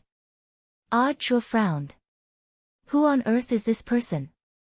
The president of Mishio Nation's Apollo Charity Association, Apollo Deliman. And this person's true identity is the Sun emissary of the Foundation's 7 major ambassadors. It's actually him. Now, Keon finally recalled the identity of this person. He sighed. Apollo Deliman, this is a man with a strong sense of justice. The charity association he established spends a lot of money every year to help people in distress. He's indeed like the sun, radiating his own light and heat. In Keon's opinion, Deliman was a very low-key person who contributed silently but rarely appeared in the news. Thus, Keon had always been very vague about Deliman's face, but he was especially familiar with this name. Deliman was one of his idols. He marveled at Deliman's character. It was also Deliman who had told him.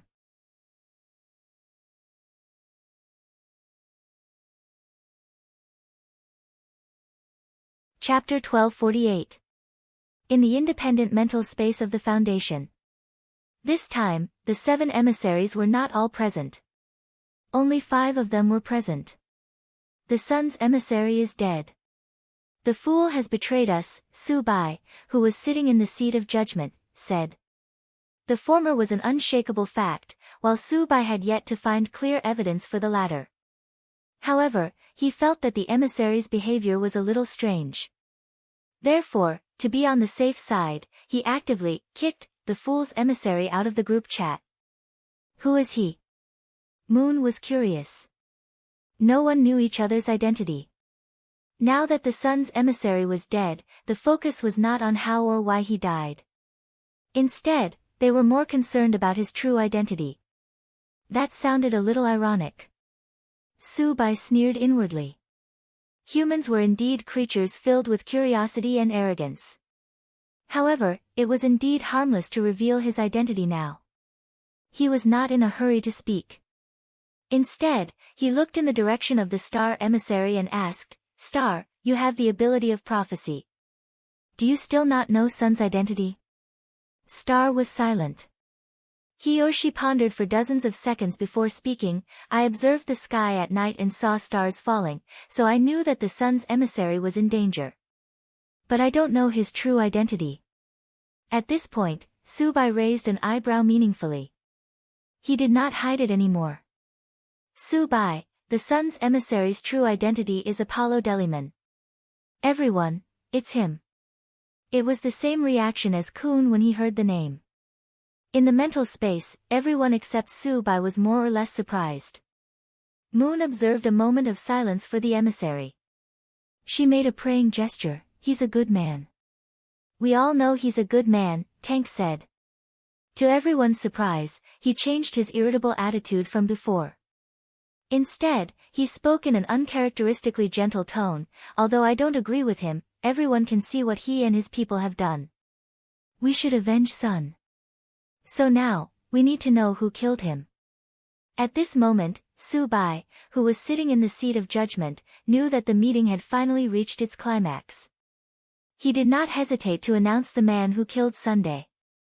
With a light turn of the magic ball, a man's holographic projection immediately appeared in front of everyone. You all know this person, right? Su Bai's voice was calm. He and Tank had worked together to stir up the emotions of the others. It's him. Zhua. Tank angrily pounded the table. In fact, he already knew the answer last night. But as an outstanding actor, Tank had dedicated his entire life's worth of acting skills. It could be said that his performance was thorough, meticulous, and incisive. The manic Tank's behavior surprised everyone. They never expected him to have such a gentle side to him. Deliman has always been passionate about charity. He devoted his life's efforts to helping those suffering. Tank's voice sounded a little choked up.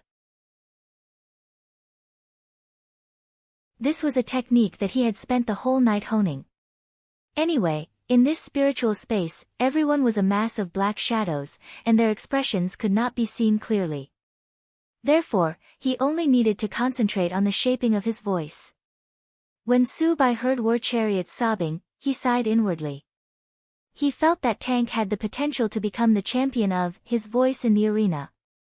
Everyone, we must do something for the sun. We can't let the corpse of this great philanthropist be left out in the cold forever in a foreign country. Tank stood up excitedly. Kill Jua. Avenge the sun. The moon emissary had always been very gentle, but she was easily swayed by her emotions.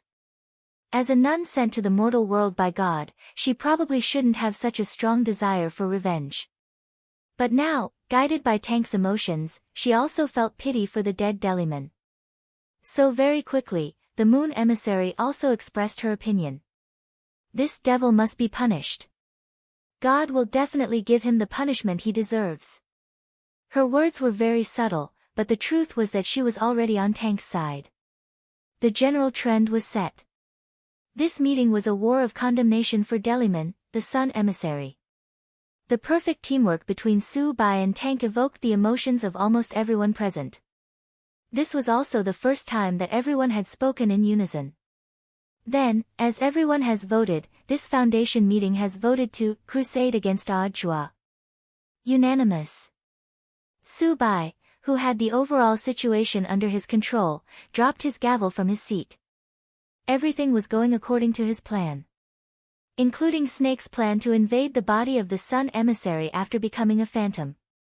Including Snake's plan to seek revenge on Jua and Kiorn after fusing perfectly with the body. Of course, there was also Snake's death in battle and Jua picking up the void magic ball. All of this was within Su Bai's expectations. Now, there's only one step left before we start preparing for war. In the ancient castle, Su Bai tasted the red medicine soup. He wanted to borrow the hands of the other people in the foundation to kill Jua. After obtaining the void magic ball, Jua would become a phantom. At the Epidemic Prevention Center station in the western suburbs of Shanghai City. Like an eggshell, an enormous barrier perfectly formed an impenetrable defense line. There was only one entrance and exit to the barrier, and everyone who went in and out had to be tested. Inside the barrier was a temporary isolation hospital created using the star shifting spell and the construction spell. It could accommodate tens of thousands of people. All the wards were independent spaces that Crispy Noodles Dao Monarch and Immortal Zhenyuan had worked together to open up. As soon as Jua and Kiorn entered the command center after being tested, Sailianzhenren, who had been waiting outside the building for a long time, quickly approached them. This is bad. Sailianzhenren's expression was a little unsightly. Tell me what happened. Jua took Sailianzhenren to a secret place. I just received news that Senior Immortal has been detained by the main alliance, Sailianzhenren said. Jua frowned slightly at this news. Currently, Battle Sect was on the same side as Huaguo Water Curtain Group, and was completely on the head of state's side. So it was certain that the people who had detained grenade-throwing Senior Immortal were the second force in the main alliance. Senior Immortal won't fall for it so easily. Maybe he's thinking of a way to lure out the mastermind behind this second force. Jua's thoughts raced as he felt that there was something fishy behind this. Senior Immortal is right, there's no need to worry for the time being. I have something that I need Senior Immortal Toya to appraise. Saying this, Jua took out the magic ball that Captain Lu Liang had picked up earlier. What's this? Sailianzhenren was curious. An equipment dropped after killing a phantom.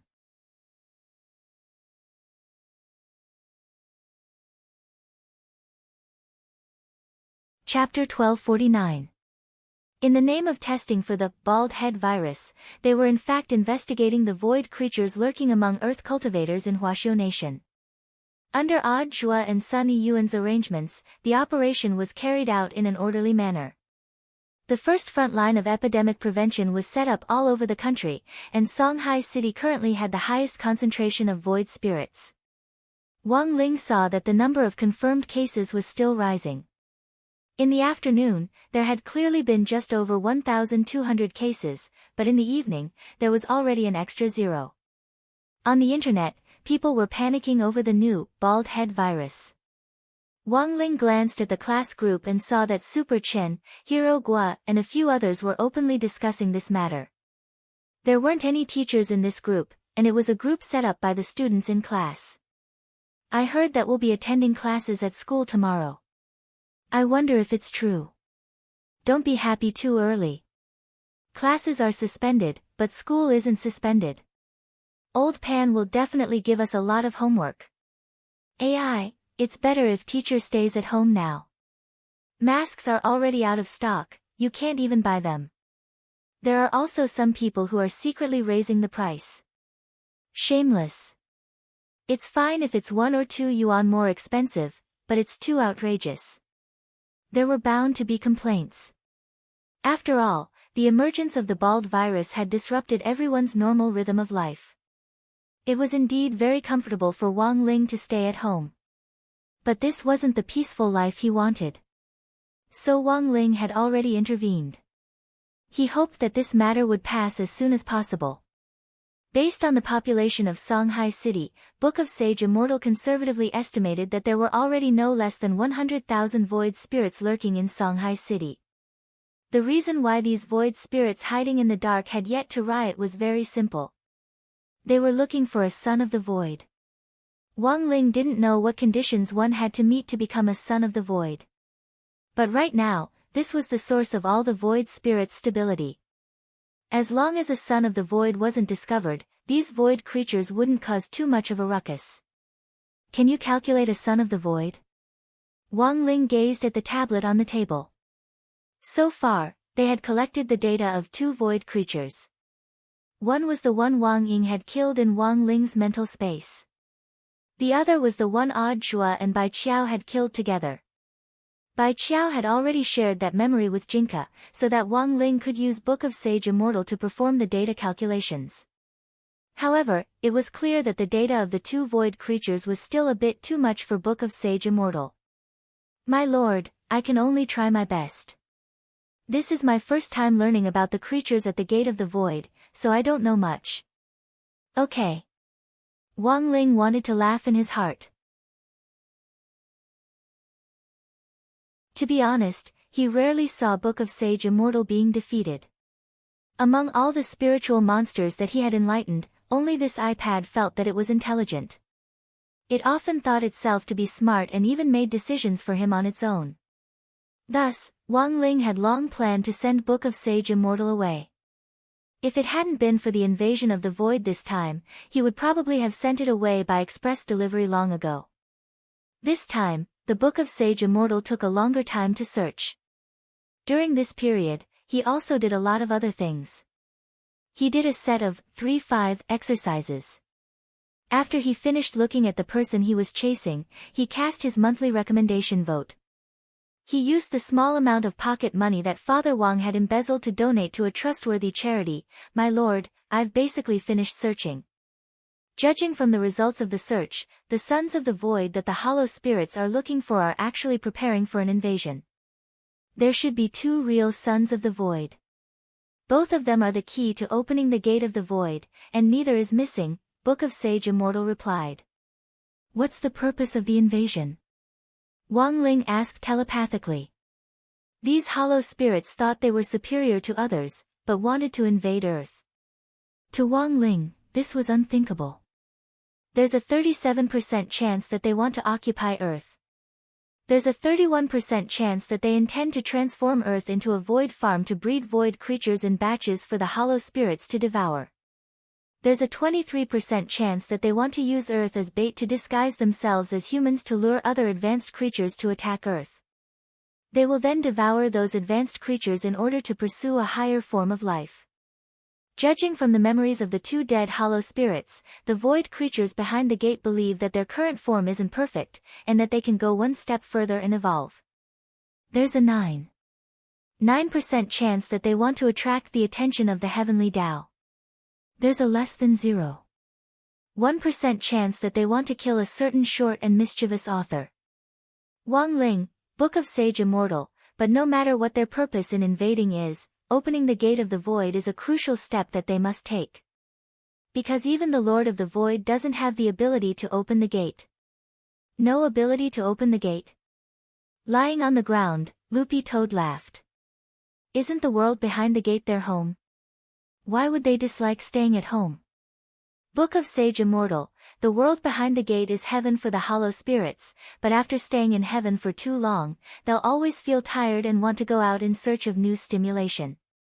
It's like the students who are stifled at home during the pandemic and look forward to the day they can start school. At home, they have to abide by the rules and regulations. Although they don't have to worry about food and clothing, they have to be careful every day. At the same time, they also have to be careful not to talk back to their elders. So going out is also a way for the hollow spirits to release themselves. This reason sounded a little real to Wang Ling. He felt that it was a portrayal of reality. Of course, everyone's thoughts were different. Some people might want to take a few more days off, while others wanted to return to school as soon as possible. But no matter what kind of thoughts they had, everyone's thoughts were the same. They hoped that this unexpected disaster would pass as soon as possible so that everyone could live a safe and healthy life. Book of Sage Immortal, in summary, according to the information we've obtained so far. Currently, there are 6 people who are most suitable to be chosen by the Arcane Church as children of the Void. The probability of these people being chosen is 50-50. I still need more samples from the Arcane Church to verify this. Then, Book of Sage Immortal reported the following 4 names. Some of them were people he had heard of before. Gao Tianming, the captain of No. 1 Devil Subduing High School when our Lord participated in the 9 Dragon Mountain National Body Technique Competition. Jiang Xiaoche, Huaguo Water Curtain Group's Sun Yiyuan's personal secretary. Xiang Haitao, General Manager of Songhai City's Xiang Family Waste Recycling Technology Company Limited, Xiang Haihua's eldest son, and has a long-term partnership with Sun Yiyuan. Yi Jiyang, a freshman from the Divine Sword Academy, and also the team leader of the 9 Dragon Mountain Tournament. Sword Saint Yi Jianchuan's adopted son. They're all men. Loopy Toad noticed a key point. Book of Sage Immortal, based on the information I've compiled so far, there's a high probability that both children of the Void are men. But if we add in the probability of women, there's one person who is indeed more suspicious. Who is it? Wang Ling asked telepathically.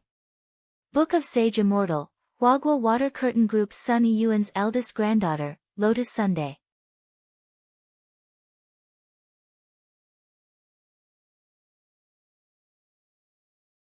Chapter 1250. Book of Sage Immortal's words actually reminded him of something. A so-called son of the Void might not necessarily be a man, and there was a certain probability that Lotus Sun was a son of the Void. After the 9 Dragon Mountain National Body Technique Exchange competition, Lotus Sun clearly hadn't been injured, but she was still heavily protected by the corporation. According to Old Antique, she would even take a break from school to recuperate for a period of time. Perhaps Old Man Sun had already sensed that there might be something wrong with her. But for now, this was just Wang Ling's speculation. After all, based on the current rankings, Lotus Sun had the lowest probability of being a child of the Void. Therefore, the most important thing now was to collect more ethereal samples so that the Book of Sage Immortal's calculations would be more accurate. Wang Ling already had a premonition that the envoys of the Foundation, who had been keeping silent behind the scenes, would soon appear one after another. After entering the spiritual space the last time, he had left a wisp of divine intent on each of the Foundation's envoys. Sure enough, as Wang Ling had expected, Su Bai was already suspecting him. Therefore, in the latest meeting, the emissary of the Fool was eliminated. Their next step in their revenge was to target Ah Jua. At that moment, he looked at the peachwood sword next to his pillow. Although Bai Qiao was already in Ah Jua's hands, Wang Ling felt that it would be safer to also send Jinka to Ah Jua just in case. Sword Master. Hearing the call in Wang Ling's heart, Jinka's sword trembled slightly. Without another word, Wang Ling looked straight in Ah Jua's direction. Jinka understood, and then swiftly turned into a streak of brown light and rushed out of the window. After Jinka and Bai Qiao combined, they would become Jingbai. Wang Ling had already witnessed Jingbai's fighting strength. Even the thousand-winged god could be killed with a single slash, let alone a mere ethereal. The truth was that Wang Ling had taken the initiative to give Jinka and Bai Qiao a chance to combine. The first time they fused, they had to adapt to each other, so the fusion time wouldn't be too long. This needed to be polished over time. Now that this second opportunity was about to come, Wang Ling felt that Jinka and Bai Qiao's combination should last a little longer. A real man would only be able to last for 24 hours. As for Lotus Sun, Wang Ling felt that it wasn't appropriate for him to personally keep an eye on them at the moment. After all, Su Bai's ultimate target was still him. Between them, there was bound to be a battle of a slap. If he went to keep an eye on Lotus Sun, Su Bai would definitely be led there. At that time, everyone in the vicinity would suffer. At that moment, Wang Ling turned his gaze to Loopy Toad. Loopy Toad got up and yawned. Got it, I'll keep an eye on it. Loopy Toad had to help. The main reason was that he felt that Wang Ling had indeed been very tired recently. His little master still had to deal with exams and homework, and he also had to worry about the people and fight against the aliens over there. It was really not easy. Elsewhere, Shanghai City's western suburbs' first epidemic prevention station command center. While Odd Jewel was waiting for Immortal Toya's test ball results, he also received the first list from Wang Ling. There were only 4 people on the list. Because he had already sent Loopy Toad to keep an eye on Lotus Sunday. Thus, it would be better for Odd Jewel to be fully in charge of the remaining 4 people, and it would be better to deploy personnel to keep an eye on them. As expected of Shifu, he was actually able to determine the approximate range of the Sons of the Void so quickly. Looking at the list, Odd Jewel sighed in his heart. Gao Tianming, Jiang Shaoche, Xiang Haitao, Yi Jiyang. Next to him, Kun recited the 4 names on the list with a deep frown. This Yi Jiyang sounds a little familiar, as if I've heard of him somewhere before. This is the adopted son of Blade Master General Yi Jianchuan. How does Mr. Kun know him? Odd Chua's words were actually a test for Kion. He had already learned from Wang Ling about the relationship between Yi Jiyang and the War Throne ambassador behind the foundation, Toi Dre. Odd Chua wanted to test whether Kun knew anything about this. Kun's brow furrowed tightly. I once inadvertently saw this name on a file submitted by a colleague. That's right. I can't be wrong. I remember that Toi Dre, the old CEO of a multinational spirit sword manufacturing group, once commissioned our foundation to investigate this person called Yi Jiyang. Hearing this, Odd Chua was stunned. He secretly marveled at the boldness of this War Throne ambassador. He was clearly a Foundation's ambassador, but had taken the initiative to reveal his true identity and instead commissioned the Foundation to investigate his illegitimate son. What a good plan. Odd Chua couldn't help laughing in his heart. The identities of the 7 ambassadors of the Foundation were all confidential. By doing this, the War Throne ambassador could in fact play a confusing card to conceal his identity. But Toi Dre had clearly miscalculated. He would never have thought that almost everything that happened on this earth couldn't escape the eyes of his Shifu Wang Ling's enlightened iPad. I'm very happy that Mr. Kun isn't hiding anything from me. So I've also decided to tell Mr. Kun something. At that moment, Odd Chua looked at Kun and said, actually, this Toi Dre is the War Throne ambassador behind the Foundation. Kun was greatly alarmed by this news. The War Throne ambassador was actually Toi Dre. More than once, they had speculated that someone inside Huaxiao National Union might be secretly colluding with the Foundation. If Toi Dre was the War Throne ambassador, and there was a connection between him and Yi Jiyang. And Yi Jiyang himself was General Yi's adopted son, looking at all the evidence so far, General Yi's suspicions were very high. He's a blade master, Kun found it a little hard to believe. Even as an outsider, he felt that all this was inconceivable. I know. Odd Chua nodded. This was a person who had once made great contributions to Huaxiu nation. He had outstanding merits and was loyal, and there was almost no possibility that he would betray the Union. However, a large number of facts showed that General Yi was indeed very suspicious. We only follow the evidence and facts. At that moment, Zhuo sighed emotionally. I'm also a fan of His Excellency Blademaster. I don't believe he would do something like that. But Mr. Kun, have you ever thought that there might be another possibility? When Zhuo said this, Kun was suddenly enlightened, and his blue eyes widened in astonishment. You mean? I suspect that Blademaster might have already been invaded by the void. Zhuo frowned deeply.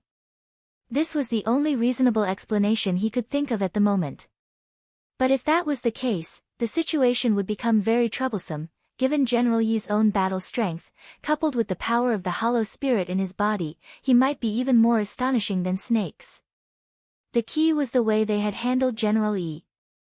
Given Blademaster's realm, the hollow spirit that had invaded his body wouldn't be as easily shaken as it had been with Teacher Lu from number 60 high school.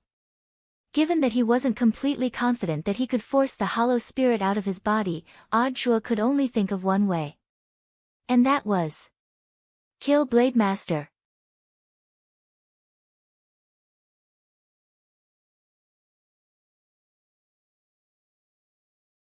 Chapter 1251. Killing the Sword Saint was a decision made out of desperation, but whether or not he had the courage to carry it out was another matter. This was a matter of great importance, and Zhuo didn't dare act rashly. Furthermore, Senior Immortal from the Union had been detained, so the second wave of power in the Union was represented by Blademaster. Given Senior Immortal's strength, it was impossible for him not to have sensed General Yi's abnormality. It was likely that they were still in the middle of negotiating. At this point, the situation gradually became clear, and Zhuo now began to understand why the head of state had chosen Huaguo Water Curtain Group. The fact that one of the 10 generals had been invaded by the void was a serious matter of utmost secrecy. If the head of state had chosen to act directly, it might have exposed this matter even more quickly or even blown up. Once it got out, some unscrupulous media in the border country would exaggerate, add fuel to the fire, and create a story out of nothing, which would definitely cause a certain degree of panic. Thus, this matter could only be handled coldly by a third party. It was just that the head of state had overlooked one thing, and that was Battle Sect's variable. In this silent war, Battle Sect's blade had not only directly disrupted this barbed wolf inside the Union, it had also disrupted the rhythm of the entire Foundation. But the head of state didn't stop Battle Sect. The fact that Battle Sect could form an alliance with Huaguo Water Curtain Group so quickly meant that it had probably received the head of state's instructions behind the scenes. This was good news. It proved that the head of state still had a positive attitude toward Battle Sect's current joint operation with Huaguo Water Curtain Group. Mr. Zhuo, what should we do next? Seeing Zhuo frowning in thought, even if he didn't say it now, Qion could imagine the tangled web of relationships behind it. Stay here and wait for the results, Mr. Qion. Once the Magic Ball's investigation report comes out, find a way to let me know, Zhuo said as he looked at Qion. Then where are you going, Mr. Zhuo? My Shifu deduced that the Foundation will definitely come looking for me for revenge. I have to get out of here quickly. Because of Snake. I'm afraid so. Zhuo nodded. Judging from the information provided by Wang Ling's Shifu, the Foundation's envoys were on their way. Tonight at the earliest, tomorrow morning at the latest, the experts dispatched by the Foundation would all arrive. After saying goodbye to Snake, Zhuo returned to the place where his dream had begun. Songhai number 60 High School. Tomorrow, all the schools in Songhai City would be closed for 3 days, and all the teaching staff would be evacuated. Now that the school was empty, it was the perfect place to fight. At that moment, Zhuo held Jinka in his left hand and Bai Qiao in his right. He sensed the immense spirit power emanating from the sword, which was like a tsunami of stars. After carefully sensing it, Audjua actually saw the endless dazzling Milky Way ribbons, although he had only heard Shifu Wangling talk about it once. After experiencing it for himself, he indeed couldn't find any words to describe this enormous power. Lady Bai Qiao, sorry to trouble you. Before stepping into the teaching building, Audjua waved his hand and Bai Qiao flew into the air. The cage of the scabbard was ready, and he would not let any of the offending enemies leave alive. Those who offend my Huaxiao nation will be punished no matter how far away they are. Then, he went to the headmaster's office and sat in Headmaster Chen's seat. Who knew if Headmaster Chen, this stingy guy, had predicted that there would be a battle at number 60 high, but he had actually removed everything from his headmaster's office, not even leaving the water dispenser behind. Looking at the empty headmaster's office, Audjua could only wait by the window. At around 10 o'clock in the evening, an unfamiliar aura stepped into number 60 high from the school gate. There was an irritable smell in this aura, and Audjua could smell gunpowder from afar. The street lights in the school square illuminated the figure of a man. It was a man with a snow-white beard. His posture was straight and tall, and his body was burly. He was at least 2 meters tall. Toidli. Audjua stared at the man who had suddenly appeared in number 60 High's school square. He checked the information which Book of Sage Immortal had given him on his phone, and confirmed that the man in front of him was indeed Toidli, the War Throne emissary.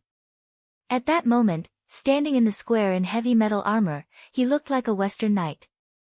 The light from the streetlights reflected off his armor, and it gave off an incomparably thick, metallic glow. As expected of the War Throne emissary. You were actually able to calculate my position. Although Audjua had been certain from the beginning that the Foundation definitely had a way to find him, he was still a little surprised to see this War Throne emissary appear. It was the Star Emissary who calculated your position. Toidli laughed. By killing the Sun Emissary, you have offended the entire Foundation. Do you think you can get away with it? In fact, your actions are also a declaration of war against the League of Nations. Apollo was a good man, and indeed didn't deserve such a fate. Audjua stared at Toidli and sighed. It looks like you don't know what on earth happened to Apollo. Toidli shook his head, and had no intention of listening to Audjua's explanation. I've long heard of your reputation, but it turns out that you're not far from what I imagined. Not only is your realm low, you're only at the Golden Core stage, and you have a glib tongue that makes people laugh. I realize that the people of your foundation speak Mandarin very well. Audjua chuckled. All the cultivators of the League of Nations are proficient in the 8 languages, Toidli said confidently. Toidli said confidently, I used to have a lover who was a citizen of your Huaxiao nation. You should know, Mr. Toidli. The lady you're intimate with gave birth to a son for you. Audjua stared at Toidli. He didn't intend to beat around the bush, and directly laid his cards on the table. You even investigated this foreign illegitimate child. What does that have to do with you? Toidli snorted. I'm warning you, Audjua. This has nothing to do with me. I've done everything to ensure your safety. It's that scheming woman who wanted to cling to me. That's why this accident happened. That's right. It must have been that woman who poked a hole in my little umbrella. She was the one who seduced me. Audjua's face gradually turned gloomy at these words. Do you know, Mr. Chariot? What I hate the most in life is people like you who shirk responsibility and don't take responsibility. Audjua raised Jinka and pointed the tip of the sword at Toidli. You are indeed my senior in cultivation. But whether or not a person can shoulder the responsibility has nothing to do with age. Do you think you can kill me with a wooden sword? Toidli sneered. Wrong, I'm not going to kill you. Audjua shook his head. I'm going to completely destroy you, soul and body.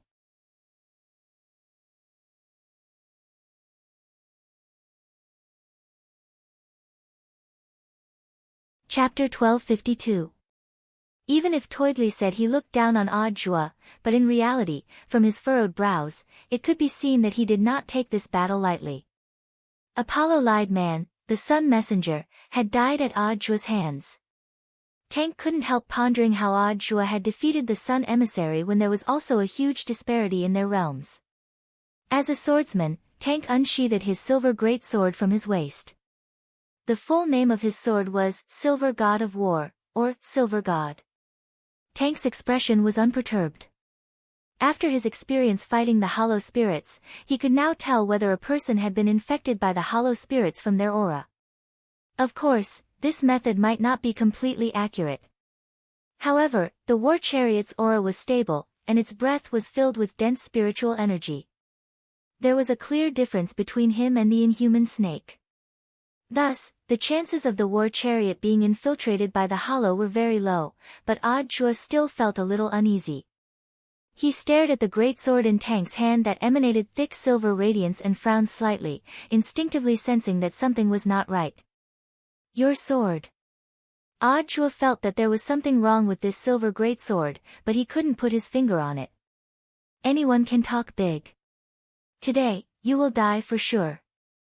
The Star Emissary calculated that I have a 95% chance of winning this battle. At this moment, Tank was wielding the silver greatsword. He raised it high and slashed in the direction of the academic building. The 10-meter-tall silver sword chi slashed out, creating an earth-shattering sound. The ground was split in two. The entire school building was cut in half in an instant, and then it collapsed, the rubble and debris splattering everywhere. With just one slash of Tank's sword, one of number 60 High's school buildings was razed to the ground and reduced to rubble. Standing in the ruins, Odd Jua looked around. Only then did he realize that it wasn't just the principal's office. All the desks and chairs in the classroom, as well as the equipment used in teaching, had been cleared and taken away. It seemed like Headmaster Chen had long predicted that there would be a battle today. Thus, he thought that he could take advantage of this battle to give number 60 High a free demolition. At that moment, Odd Jua marveled in his heart at Headmaster Chen's calculations. It was really scary to have such an economical man as the principal, but the truth was that he and Headmaster Chen had a tacit understanding. This was also the reason why he had chosen number 60 High School. Number 60 High's renovation was imminent. If the old didn't go, the new wouldn't come. Hiring someone to demolish the house would cost extra money, so it was better to do it this way. After that strike, Tank stared at Odd Jua, who was standing in the rubble. That strike just now was so powerful that it could split the land within dozens of li in two, let alone destroy a school building. But what surprised Tank was that his blade aura was blocked by a barrier when it reached the back of the teaching block. Then, his powerful sword chi melted into the barrier like a clay ox disappearing into the sea. What was that thing? The war chariot emissary felt a little apprehensive. After seeing the silver greatsword's astonishing destructive power, Odd Jua was glad that his plan to have Senior Bai Qiao turn into a sword sheath cage to surround number 60 High School had been correct. This cage could only be entered, but not exited. Moreover, it could block all the energy, preventing their battle from spreading to other places. As expected of a foundation under the alliance. Any random emissary has the battle strength of a true immortal. Odd Jua just smiled faintly. In all fairness, I think SBP is a very promising organization. You once established this foundation to expose the truth. But now, you've deviated from your original intentions and have become an organization that buries the truth. If everyone in your organization was like Mr. Klein and had the sincerity to pursue the truth, there wouldn't be so many problems now. Hearing this, Tank was blank and didn't say anything. Indeed, he couldn't refute Odd Jua's words. But in this world, people would die for wealth, just as birds would die for food. Who could be completely virtuous? Now that the world is suffering from the disaster of the Void invasion, the foundation that was supposed to expose the truth has chosen to pretend to be deaf and mute. Let me ask you, Mr. Tank, do you know nothing at all? The so-called true immortal is just a name for a realm. You call yourselves immortals, but you may not have the strength of an immortal. Odd Jua's words finally caused Tank's expression to change drastically. In a few words, Odd Jua had already poked at Tank's sore spot. You say I'm not an immortal. I actually say I'm not an immortal. He was so angry that he was almost trembling, as if he had suffered some great humiliation. His furious gaze pierced through the silver helmet and landed directly on Audjua's face, making him feel a little itchy. Audjua, you're definitely going to die today. The next moment, Toydre took a deep breath. He brandished the silver greatsword and then abruptly thrust it into the ground. Tremendous spirit power fluctuations instantly spread out, and then gradually solidified in the air. It was a group of snow-white Chilans wrapped in impenetrable silver armor. Is this the sword spirit of the Een God Greatsword?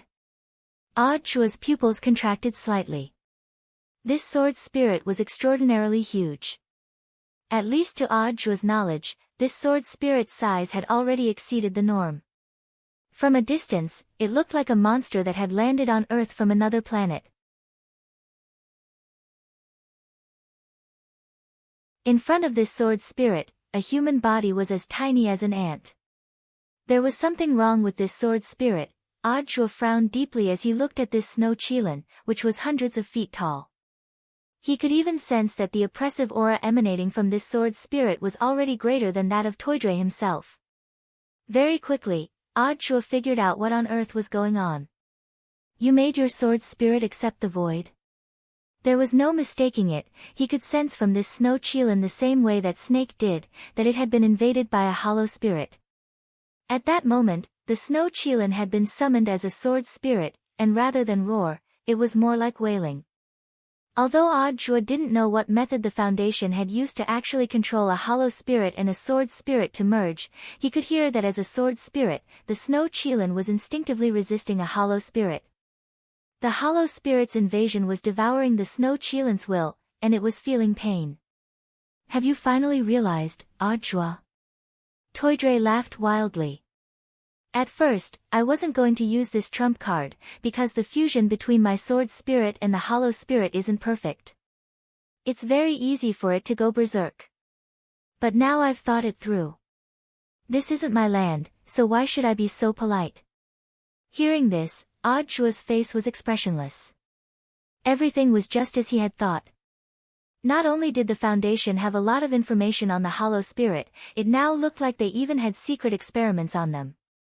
They had actually turned around and used the hollow spirit to merge it with a weapon spirit, thereby multiplying the power of a magic weapon by tens of thousands of times. Feeling the sword spirit monster which he had created with his own hands, Toydre stared at Audjua and smiled sinisterly. To tell you the truth, when I saw my sword spirit grow because of the hollow spirit's power, even I was a little tempted.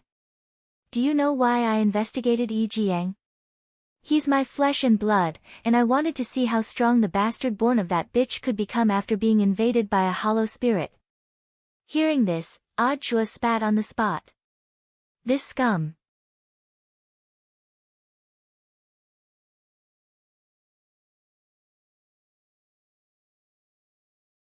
Chapter 1253. On a high-rise building dozens of meters away from number 60 High's battlefield. A beautiful and dignified nun with a veil gazed at the battle in front of her.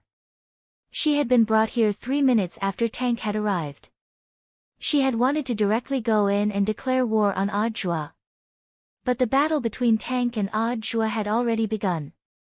Thus, Moon decided to stay on the side and watch, and collect information on Audjua in passing. At that moment, a young man's voice rang out from behind Moon. Mother Teresa, you really are the Moon emissary. Mother Teresa wanted to turn around, but the voice stopped her.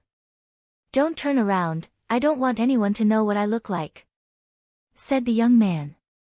Judging from this sexy and magnetic voice, this was probably a good-looking young man. Teresa obeyed and didn't turn her head. She smiled slightly. Let me guess, you're Star. Only you can calculate who I am. Smart woman, said the voice behind her. At that moment, the Star emissary was hiding in the shadows. He was the third person to arrive. After calculating Moon's position, he had come here of his own accord to watch the battle with Moon. Moon, Tank said that you gave him a 95% chance of winning? Star, that's right. Moon shook his head. But I don't think his battle will be easy. He's even using his trump card now. It's a semi-void magic artifact formed by fusing a hollow spirit and a sword spirit. This is something the Foundation is still experimenting with. Someone has to put it into practice. I still don't think it'll be a problem. At that moment, Star's expression was still calm. How about this? I'll calculate his chances of winning again. How long will it take? Very soon, 2 minutes will be enough. Abandoning his wife and son, experimenting with a sword spirit whom he had given birth to and had absolute trust in him, and not even sparing his own son. By the time Tank said his lines, Zhuo was already furious. He was trying hard to suppress his anger. He couldn't let his emotions affect the battle at hand. For scum like Tank, killing him with one sword strike would be letting him off too easily. Moreover, Zhuo was still thinking about how to save Silver God. Although the Snow Kirin had obtained unparalleled power due to the invasion of the void creatures, it was also suffering a great deal of pain. Right now, the Snow Qilin was like a balloon that was already at its limit. It could explode at any time. But to Tank, the Silver God Greatsword was perhaps as meaningful as the women he had played with. Even if it was broken, it was just a matter of replacing it. Open the gate. At that moment, Zhuo exhaled slightly. In the morning, he had already used the spiritual energy of 6 reservoirs to increase his level. And now, he was playing the same trick again. Raising his cultivation level was also to increase the strength of his physical body. This was to ensure that his physical body would not be affected by the huge impact and collapse in the next attack. It's actually the Heaven's Path divine art. An excited smile appeared on War Chariot's face. Zhuo didn't disappoint. And he now knew why Sun had died at Zhuo's hands. However, this kind of increase in realm was only temporary. The biggest taboo was to fight a protracted war. So when War Chariot saw Zhuo use 33 Path Primordial Qi, he had already made up his mind. That was to attack first, and if things went south, he would choose a delaying tactic. Once Zhuo's temporary increase wore off, he would counterattack. Unfortunately, this was a wishful thinking. Zhuo had no intention of leaving anything for War Chariot. At that moment, Zhuo spread out his right hand, and the peachwood sword in it lit up with brown spirit light. Little by little, it attached itself to his entire body. When Jinka's sword qi enveloped Zhuo's entire body, the outer layer made of sword qi was like the iron scales of battle armor, which appeared piece by piece on Zhuo's suit jacket. This sword, looking at this scene, War Chariot couldn't help sweating. The peachwood sword that he had previously looked down upon actually brought him a huge sense of oppression at this time. Involuntarily, War Chariot felt the armor on his body actually start to become heavier. It wasn't because the armor had become heavier, but because the pressure on his mind had increased. This was very much like a natural spirit beast stress response when it encountered its natural enemy. The spirit will become tense in an instant. Then, his breathing would become heavy. Sweat would start to ooze from his body. Even incontinence, Zhuo, holding this mind-shaking peachwood sword, walked toward War Chariot step by step like a zenith heaven golden immortal descending from the sky. When he came back to his senses, Zhuo was already less than 3 meters in front of War Chariot. Because of his spiritual fear, War Chariot was astonished to find that his mind had actually gone blank for a period of time, and he had blacked out. That was impossible. How could he, the Grand War Chariot, die here? The star emissary had clearly divined for him. His chances of winning were as high as 95%. Silver God. Ram them to death. In his panic, War Chariot started to order the Snow Qilin behind him. But what shocked War Chariot was, the Snow Qilin merely roared once and didn't follow his instructions. Zhuo didn't need to think to know how much the Snow Qilin was struggling in its heart at that moment. Its main body's will was clearly still engaged in a fierce struggle with the hollow spirits. In addition, the Snow Qilin had already sensed that the enemy it was facing was the Lord of the Sword Spirits. How could it, a mere sword spirit, attack the great Lord of the Sword Spirits? The Snow Cheelan's strong desire to live caused its mental state to collapse even further, and it started to struggle with the hollow spirits that had invaded its body for the will of the spiritual space. Roar! After an earth-shattering roar, the Snow Cheelan raised its front hooves. But it wasn't aiming at Audjua. Its front hooves slammed down hard on the top of War Chariot's head. Damn it! Damn it! I'm your master. Aren't you afraid of the backlash from the contract? Toidley would never have dreamed that this would actually happen. He couldn't understand why his sword spirit wouldn't listen to him. Even less could he understand why the sword spirit of the Silver God Greatsword would turn around and attack him, its master. You reap what you sow. At that moment, Audjua's lips curled up slightly. In front of the Lord of the Sword Spirits, any identity as a sword master was useless. Those so-called sword spirit contracts were just pieces of scrap paper. It's time for you to be free, Silver God.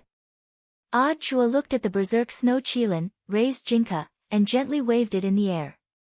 In a flash, the sword spirit contract between Silver God and War Chariot was directly severed.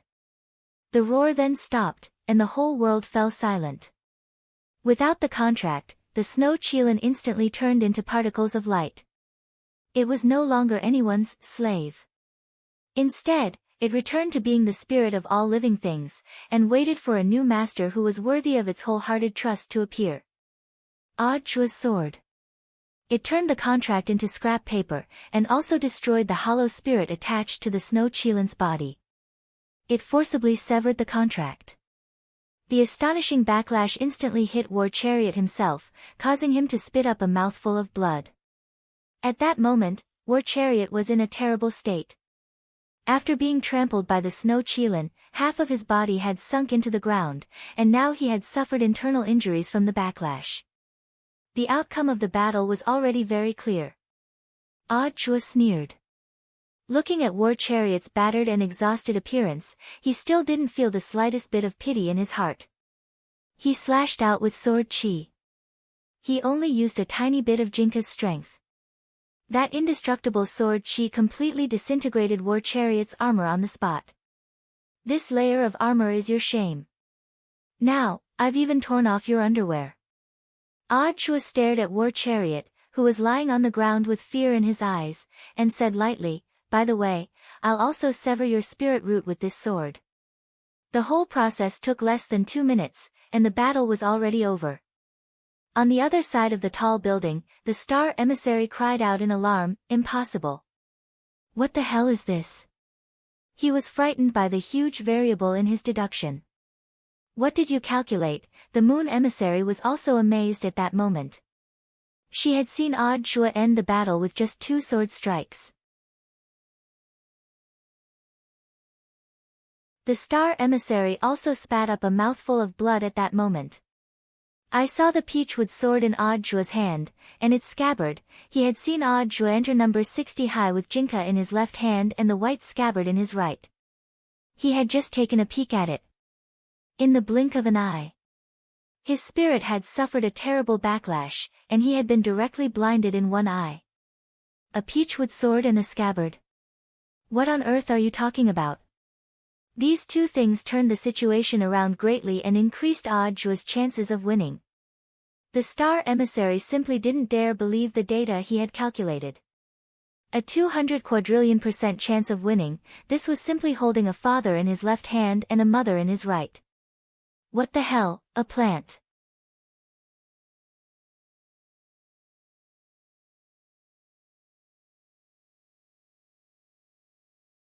Chapter 1254. The star emissary would never have dreamed that the battle would be over before it had even started. Mother Teresa was an honest person. She had in fact already heard the sound of Star vomiting blood, but remembering that Star had told her before not to look back, she stayed where she was and didn't move. Star, are you all right? To be honest, she was very nervous. As one of the Foundation's emissaries, she had watched helplessly as an emissary was seriously injured before he had even officially joined the battlefield.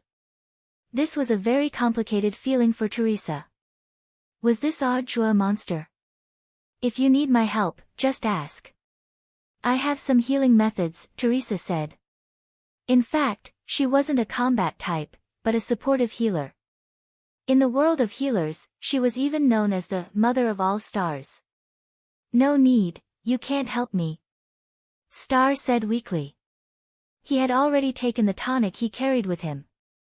But at most, this medicine could only help him recover from his internal injuries. The damage to his vision was probably already irreversible. He had directly lost his sight in his right eye, and his remaining left eye was about 2,000 degrees short-sighted, which was almost no different from being blind. Now that the star emissary had opened his eyes, there was only a trace of chilling light left in his left eye. It had taken him hundreds of years to hone this pair of eyes that could peer into the secrets of heaven, but he had never expected to suffer such a devastating blow in an instant. He had even anticipated that there was something strange about Audjua, but hadn't dared look at him. He had just flashed back and glanced at him. In the end, he had ended up like this. There's only judgment and fate left. Teresa sighed. She felt that the fool's emissary was also an expert, but she didn't know why the judgment emissary had suddenly excluded him. But Teresa was well aware that if she wanted to survive in the Foundation, the best way was to not ask too many questions. She would just go with the flow. Back then, she had only joined the Foundation for the high reward it offered her. The wisest choice was to protect herself for the sake of the reward. So when she saw that the chariot in front of her was seriously injured, she didn't have the slightest intention of helping it. Audjua was too scary, going up now would be courting death. Nowadays, the judgment emissary basically had the final say in the Foundation. Teresa didn't think it was worth risking her life to save a chariot. She even thought that Audjua had fought well. Shouldn't this scumbag who treated women as toys be taught a lesson? Currently, Tank was completely naked and buried in the ground. He was already crippled. His spirit root had been severed and he had lost all his realms. In addition, his upper body was seriously injured. Now, even an ordinary person could give him one last stab. And now, Tank had clearly lost his mind. The double blow to his body and mind made it impossible for him to accept everything that was happening in front of him. I'm an immortal. I'm really an immortal. He kept muttering these words as his eyes lost focus. After this incident, Tank would probably spend the rest of his life in a mental hospital. Audjua felt that this was the best punishment for such a person. At the same time, Audjua once again marveled at Jinka's terrifying strength. To be able to sever one's spirit root without harming one's life, apart from this sword spirit master, there was probably no other sword spirit in this world that could achieve such accuracy. If an ordinary cultivator's spirit root were to be severed, they would definitely die. At that moment, Audjua heard a few scattered claps from outside the school gate. He raised his head and saw a man in a black cloak approaching him from the direction of his line of sight. The man clapped his hands as he walked into number 60 high school. He took off his big hood, and Audjua saw the black mask under which the word, Fate, was written in red. Judging from the color of his hair, he seemed to be an Asian. Book of Sage Immortal had sent Audjua almost all the information on the Foundation's emissaries, including the judge, Su Bai. But Book of Sage Immortal was still investigating this Fate emissary. At that moment, the Fate emissary had appeared. Audjua was also speculating about his identity. Judging from the color of his hair, he seemed to be an Asian. Are you from Huaxiu? As expected, Director Zhua is smart. The voice of the Fate emissary under the Fate mask was clearly altered. It seemed that this Fate emissary was hiding his identity. I never thought that not all of the Foundation's emissaries would be foreigners, said Audjua. Jinka in hand, he was ready to fight. Audjua, are you here for Tank, for revenge? Then let's begin. Let me say this first, I'm not here for Tank. I'm fighting for myself. The Fate emissary said, before Tank came, I already expected this situation. It's just that it's going to be a little more tragic than I imagined. Listening to Fate's words, Audjua somehow felt that this person's tone was familiar, as if he had met him before, but he couldn't put his finger on who the other party was. You say you're fighting for yourself? Audra wasn't in a hurry to make a move, he wanted to get more information out of Fate. I've taken a fancy to your wooden sword. If you give it to me, not only will you avoid a fight, you'll also be able to save your own life. Wearing the Fate mask, he said this very calmly. Unlike Tank and Snake's boundless conceit, it was as if victory was truly in his grasp. Snake and Tank both died at my hands. Are you confident that you can beat me? Audra looked at him. Like Tank, this Fate emissary's aura was pure and hadn't been invaded by the ethereals.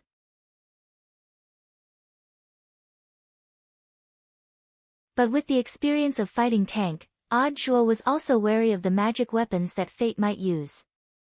The people of the Foundation were a bunch of lunatics.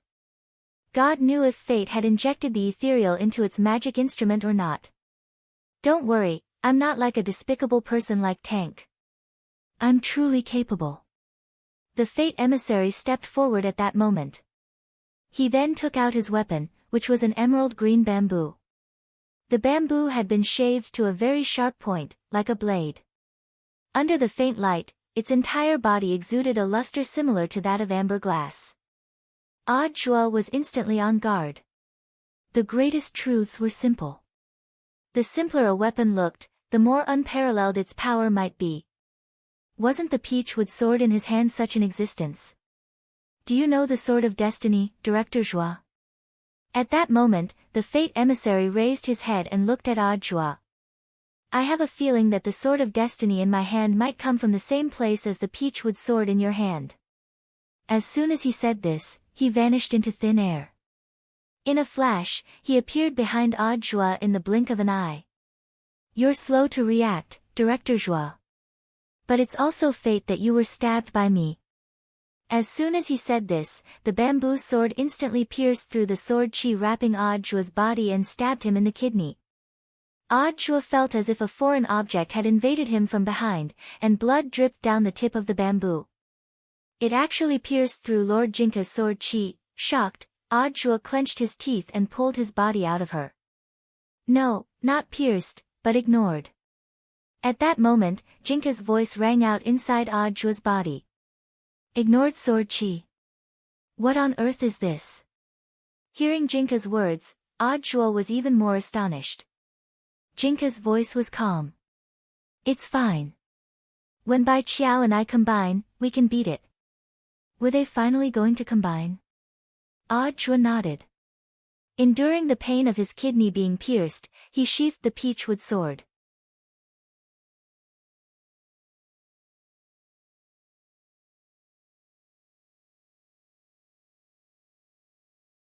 Chapter 1255. Audra believed that there were very few magic weapons in the world that could ignore sword chi, let alone Jinka's sword chi. Being hit by the bucket kidney was indeed painful, but fortunately, it did not directly injure his vitals. At that moment, the peachwood sword's sword chi gently flowed into his wound and healed it. The kidney was a man's key, and this envoy of fate was vicious.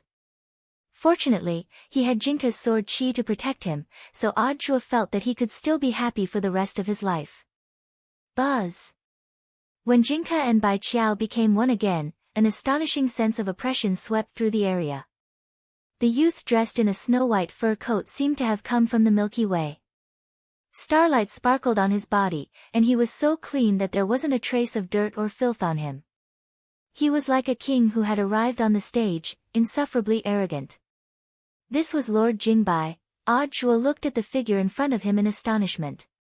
At this moment, the young man's feet were off the ground and he was suspended in the air, staring at the messenger of fate before him expressionlessly. He snorted disdainfully, trash like this is not worthy to see this king's lineup. I didn't expect that I would force you out in the end. To his surprise, this envoy of fate seemed to know Jingbai's identity. The moment he saw Jingbai appear, the pressure was clearly on fate's side, but for some reason, Audra felt that this envoy of fate seemed a little excited. Boom! The next moment, Destiny's aura suddenly surged. It was as if a fountain of energy had erupted from his body like a volcano. This is... Audra was surprised. What surprised him was not the sudden increase in aura, but the sword Dao behind this sudden increase in aura. If his judgment was correct, what Destiny was using was General Yi's famous, boundless sword Dao. His true identity was that of a sword saint. Zhuo was astonished. Although he felt that this person was familiar from the beginning, he still felt that this was not the sword saint's style. At this moment, the Fate Envoy, who had activated the limitless sword Dao, laughed maniacally as he forcefully withstood the pressure. At the same time, he used the Sword of Destiny in his hand to predict where he would attack next. Zhuo. Next time, I will pierce through your heart. This is all Fate's arrangement. Then, the fate of Ben in high-speed movement. His figure once again disappeared from Zhuo's sight. This was a sword technique he had never seen before. First, a preview, then a precise implementation of the content of the preview. It was another incomparably mysterious angle. The bamboo, known as the Sword of Fate, cut in from an angle that Zhuo hadn't expected. Like the last attack, it ignored the defensive barrier of sword qi and was aimed at Zhuo's heart. Jingbai shook his head, but he was faster than fate. The bamboo sword was only a few centimeters away from his chest.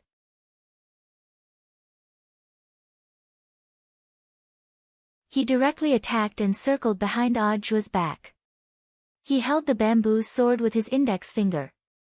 There were only a handful of swords that could ignore his sword qi. There was only one sword that Jingbai could think of. The messenger kept calling his bamboo sword the Sword of Destiny. But in fact, the true name of this bamboo sword's sword spirit was Advance. The Prophecy.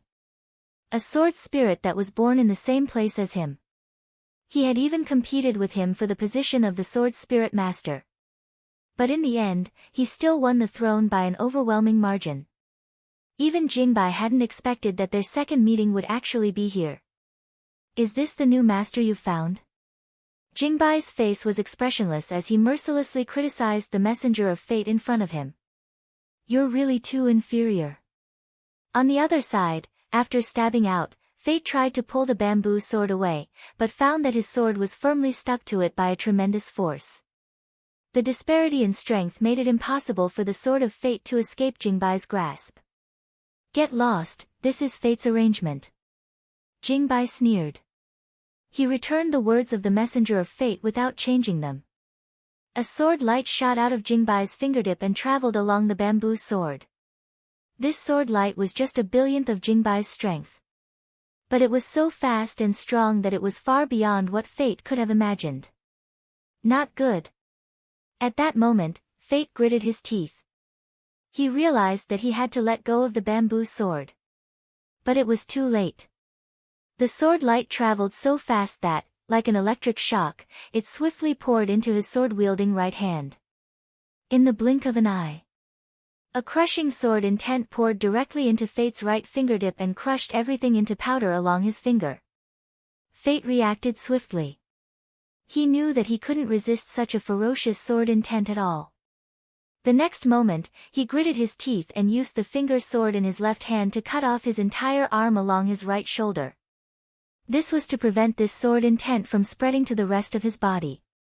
It was only then that Fate started to fear Jingbai. The sword spirit in front of him was too powerful. At the same time, he was deeply aware. He already couldn't take this kind of attack a second time. As a swordsman, the pain of losing one's arm was something that no one could understand. Damn it, at that moment, he stared at the bamboo sword that Jingbai had snatched away, and his heart was filled with hatred. This damned liar. The sword spirit of the Sword of Fate had clearly told him that as long as he had him, he would win every battle.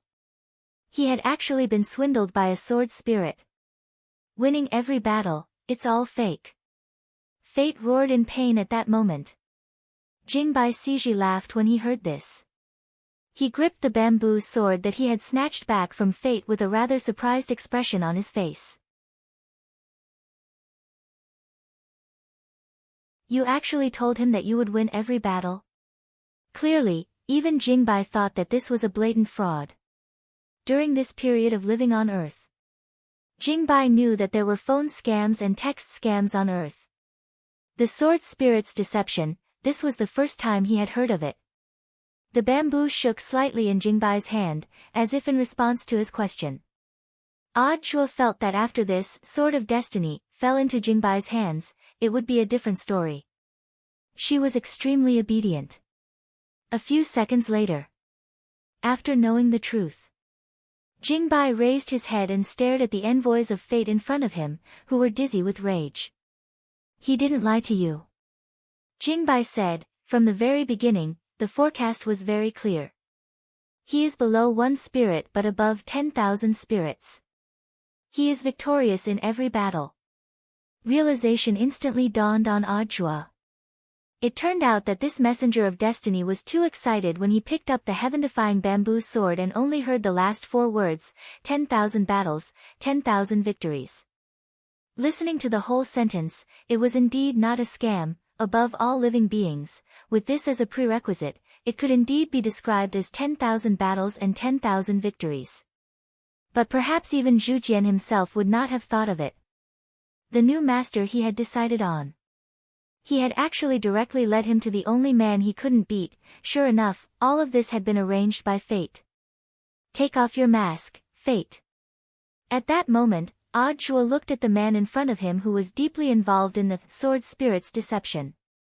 He felt that this envoy of fate's true identity was, either he was Blade Master, or he was someone who was very close to Blade Master. Could it be evil sword god?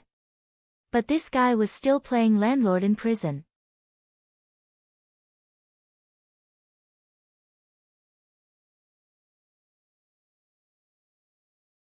Chapter 1256.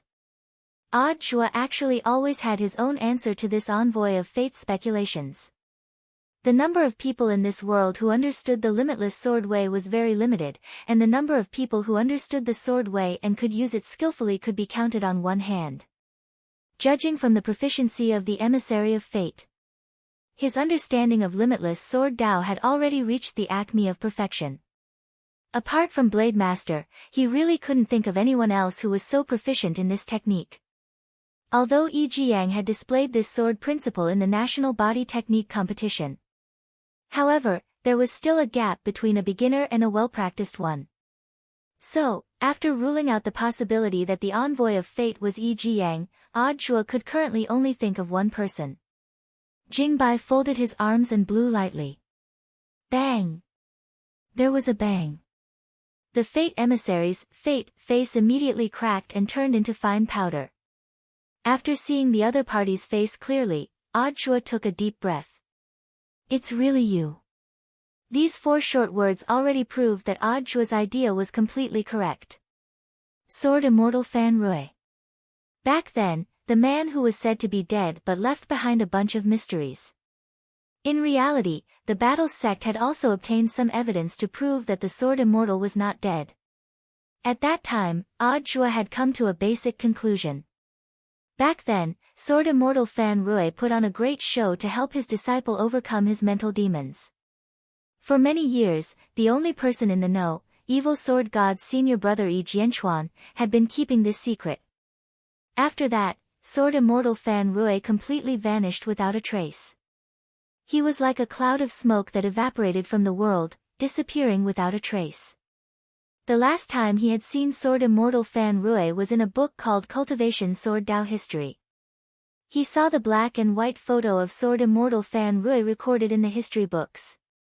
Who would have thought that after so many years, he would actually see him in person, and under such circumstances at that? I never thought that after disappearing for so many years, you would actually join the foundation. Jua sighed with emotion.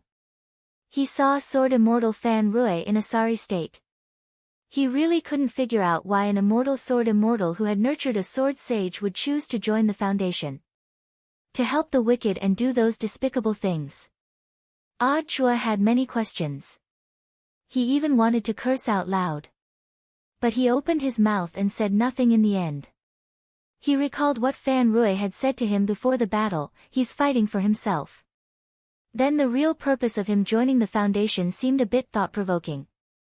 I have my own difficulties. You won't understand. Fan Rui stood up. His entire right arm had been cut off, and the ground was covered in blood.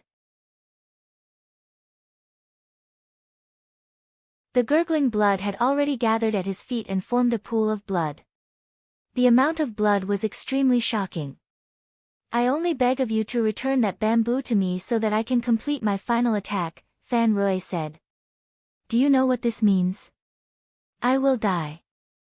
Sword Immortal Fan Rui said with a smile, I predicted this battle several hundred years ago. For that, I must join the Foundation. It's just that I didn't expect the owner of the world's #1 sword to be you. Then you're mistaken. I don't have the ability to become his master. Chua smiled bitterly and gave Jingbai a look. Jingbai snorted and with a flick of his finger, the bamboo sword flew straight back to Fan Rui's feet. It doesn't matter if it's you or not. I still want to thank you for giving me the chance to challenge you. Fan Rui picked up the sword with his left hand. He was grateful that the bamboo sword had accompanied him on this path. At the same time, Fan Rui was well aware that his behavior wasn't something that ordinary people could understand. But it didn't matter, he had been fighting for himself all this time. At that moment, Sword Immortal took a deep breath and was ready for his final attack.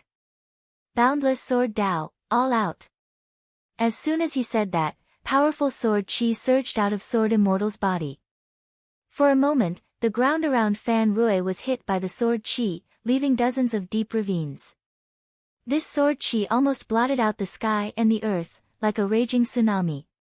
Chua was astonished by such an astonishing amount. The man in front of him was indeed as strong as written in the history textbook he had read, and there was nothing exaggerated about it.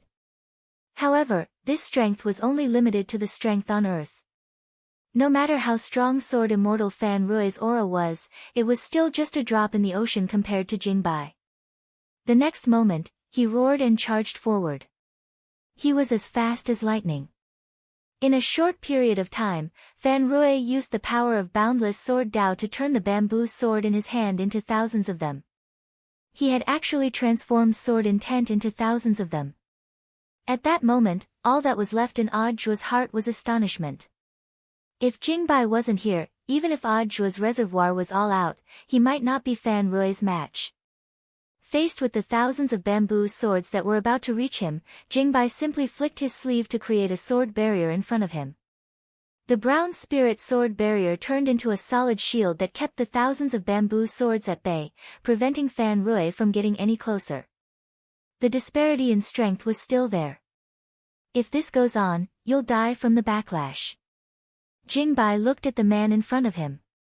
In fact, he also didn't quite understand the other party's actions, which were like moths flying into a flame.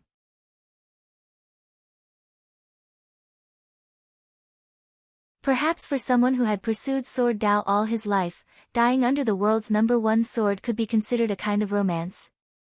Jingbai was expressionless. He acted according to orders and didn't have the slightest bit of mercy for Fan Rui.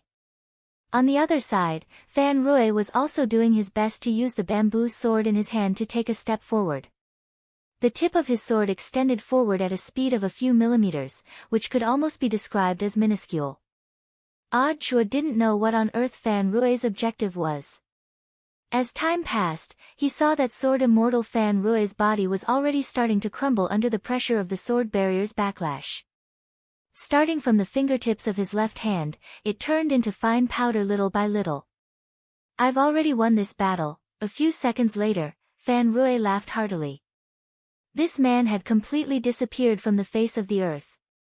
It wasn't until then that Jingbai's pupils contracted. He already understood the real reason why Fan Rui had challenged him like Quafu chasing the sun. In a sense, that's indeed the case, Jingbai said expressionlessly. What does Lord Jingbai mean? Chua didn't understand. Fan Rui clearly has a stronger sword Dao, so why does he keep using his disciple's famous technique in battle? Jingbai said. Chua was a little enlightened at this point. Indeed. As a sword immortal, Fan Rui's sword Dao was also superb. But he had been using General Yi's unique, boundless sword Dao, for all his attacks just now. There had to be a deeper meaning behind this. In terms of sword Dao, he's indeed a lunatic. Jingbai gave his final evaluation of Fan Rui's behavior. He never thought that Fan Rui would actually turn around and use him. By challenging him, the world's #1 swordsman, Fan Rui had fused himself with Boundless Sword Dao, and turned it into the intent of Boundless Sword Dao. In other words, after Fan Rui's seemingly moth to the flame challenge ended, Boundless Sword Dao had officially become a branch of Sword Dao in Heavenly Dao. This had been Fan Rui's goal from the very beginning. After listening to Jingbai's explanation, Zhuo was suddenly enlightened. Perhaps this was Fan Rui's way of proving his Sword Dao. At the same time, he was also making a final contribution for his disciples and grand disciples. Just like that, this envoy of the Foundation's destiny had fallen. But Zhuo knew that the battle wasn't over yet. "President Bai, I know you're here. Come on out." At that moment, Zhuo turned his gaze in one direction. In the air, a young man with a devilish smile on his face stepped out of the crack.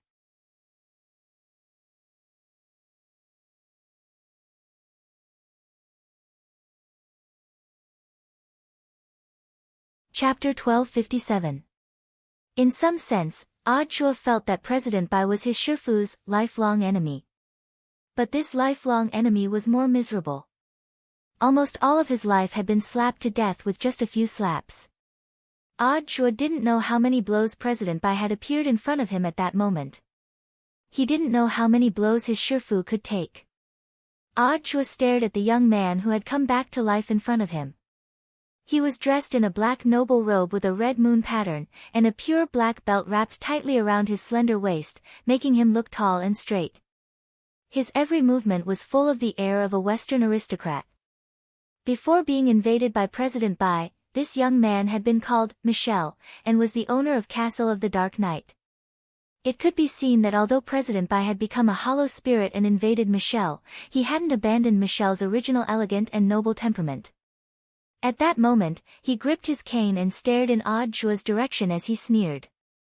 "The former Michelle no longer exists. There was nothing left of the former President Bai. The one standing in front of you now is a new me. My name is Su Bai." An elegant and magnetic male voice rang out. Su Bai didn't speak. Zhuo was startled to realize that this voice was actually ringing out directly in his head. "Can you feel it? This is the power of a high-level life form. I am all things, and all things are me. This is a power that resonates with all things. Only hollow spirits, who don't have a physical body, can do this easily," Su Bai said calmly. Even with Jingbai present, he was completely unafraid. It was as if he really was invincible. "I've realized that you Foundation people have one thing in common, and that is that you're very conceited." Zhuo looked at Su Bai as he carefully sensed the young man's fighting strength. Indeed, this Su Bai in front of him seemed to have a very different aura from the void spirits he had fought before. It was different from Snake's aura, and also different from the Silver God Greatsword's sword spirit's aura which had been attached to a hollow spirit. Su Bai's fusion could almost be described as perfect, his entire body was seamless and without the slightest flaw. "Zhuo, perhaps you've already sensed it." At that moment, Su Bai smiled slightly and said, "You shouldn't associate me with trash like Snake and Tank. One of them has just evolved, and the fusion isn't perfect. The other treats the ethereal as his own tool and doesn't understand the meaning of becoming a higher being. Snake was killed by me with a single stroke of my sword. How many sword strikes do you think you can withstand?" Zhuo also laughed. He really did not know why Su Bai was so confident. Even though this man was different from all the void creatures he had seen before. But no matter how strong Su Bai was, could he be stronger than Lord Jingbai?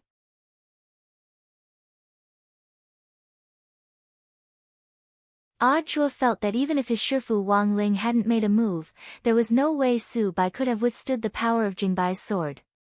"I know, maybe you don't understand what I'm saying, but strength will prove everything in the end." Su Bai was extremely confident. It was different from Snake's ethereal spirit that was transformed from a void magic sphere. He was someone who had been baptized by the Void Lord. At that moment, Subai turned the golden cane in his hand, and the scenery around number 60 high abruptly changed. Buzz! Bam!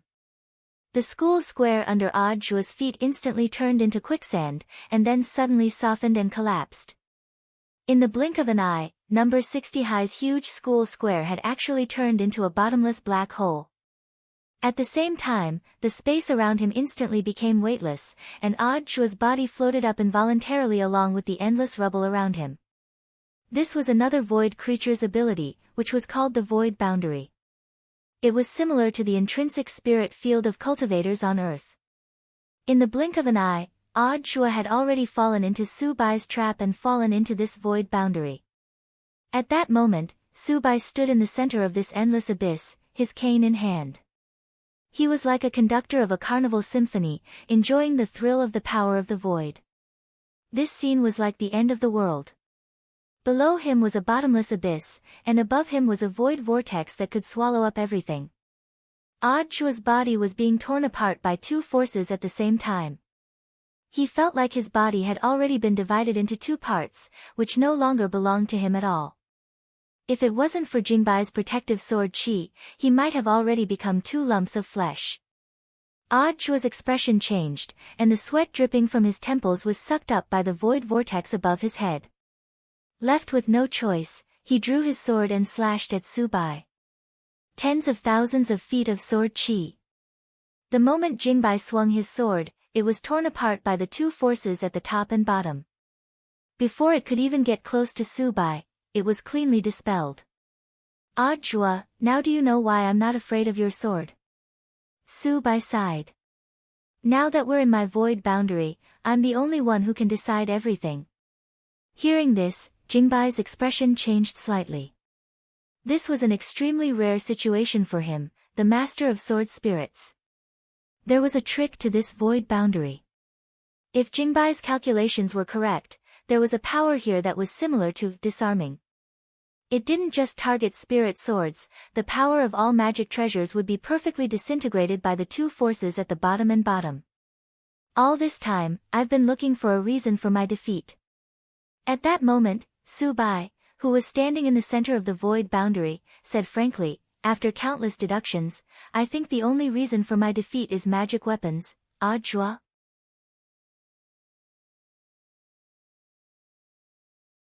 Subai, thank you, Lord, for giving me such a great ability that all magic weapons in the world are useless against me. Wang Ling has been able to run amok in the world for so many years because of that strange peachwood sword in his hand. Including those slaps he gave me, he must have fused them with the power of the peachwood sword. Audjua, so, you attribute all this to the gap between our equipment? Subai, isn't that the case? If he wasn't superior to me in terms of magic weapons, how could he have defeated me? Audjua and Jingbai sighed inwardly. It seemed that after dying a few times, this person's IQ hadn't increased at all. This was a sore spot. No matter how many sit-ups he did in his coffin, it was impossible to improve his IQ. Jingbai was silent. The next moment, he turned around and transformed back into his sword form. In his view, this kind of idiot was already completely hopeless. One more look at him and he risked lowering his IQ. Thus, Jingbai couldn't avoid it in time and had no intention of continuing to pay attention to Subai's senseless delusion. Although the sword Qi had been devoured, he still had many ways to kill Subai.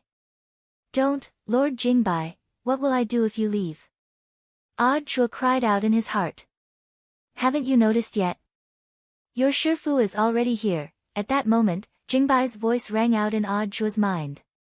When Audjua came back to his senses, a warm hand abruptly rested on his shoulder. It was that man had just finished his homework and was here.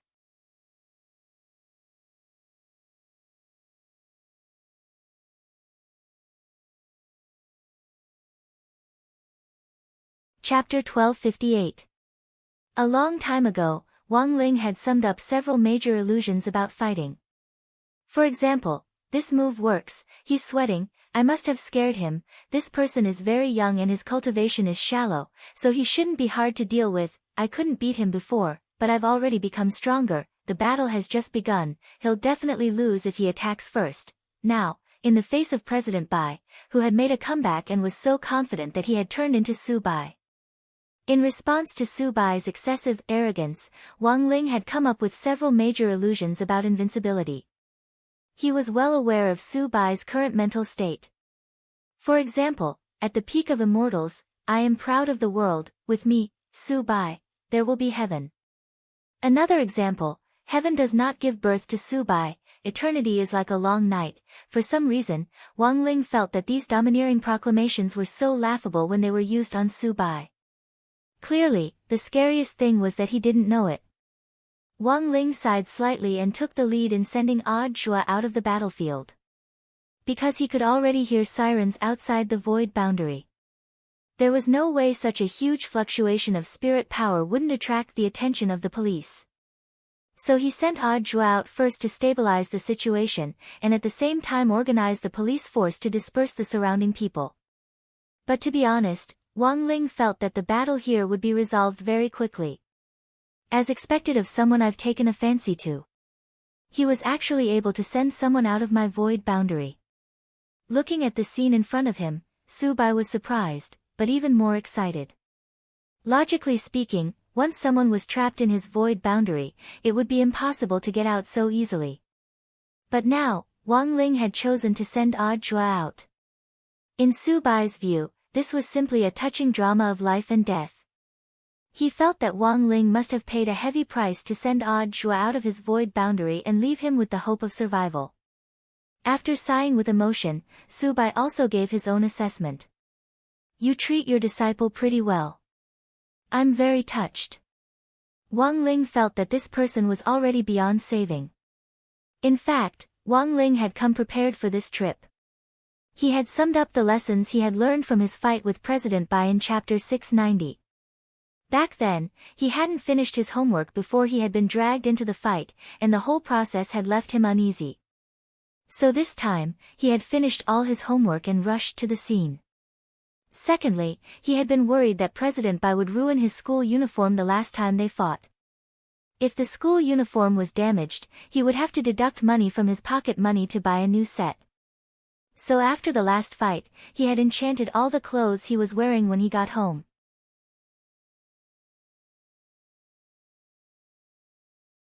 It was precisely because of this that his clothes weren't torn to shreds by the two enormous forces tearing at him from above and below as he stood in the void boundary. On the other hand, he was facing a familiar opponent.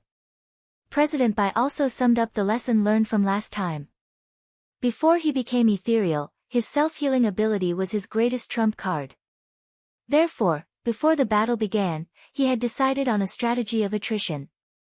He planned to exhaust the youth's stamina before launching a counterattack. But young President Bai didn't know that even the most basic slap from the youngster had the effect of heavily injuring him. When he was slapped, he didn't even have the strength to fight back. Therefore, in this battle, after he evolved into White Void, he came up with a new strategy, which was to use his advantage as a void creature to suppress the enemy with firepower. Void creatures didn't need to worry about spirit energy consumption. Their energy source came from the void, and the void's energy source was inexhaustible. At that moment, the two of them stood alone in the void boundary. After looking at each other for a few seconds, they each had their own thoughts. Grasping his cane, White Void raised his sleeves, and an endless mass of void energy appeared in the void. These energy masses of various sizes appeared almost instantaneously around Wang Ling like the giant abyssal mouth of a prehistoric beast, and he was instantly surrounded so tightly that not even a drop of water could escape. For a moment, Wang Ling felt like he was trapped in an ocean ball. Wang Ling opened his king's eye, and the three-petaled golden lotus in his eyes bloomed, giving his pupils the color of a black hole. A tremendous devouring ability began to manifest. At that moment, Wang Ling's king's eye turned into the mouth of a giant beast, which sucked in all the energy nearby. In the face of such a dense mass of void energy, this was the best solution Wang Ling could come up with. If he forcibly destroyed it, even the aftershock from the explosion would be enough to destroy Songhai City. Casually dispelling his move, White Void's mind went blank again, just like the last time. He had already become a more advanced life form. Perhaps even White Void himself didn't realize it, but fine sweat had already started to trickle down his forehead.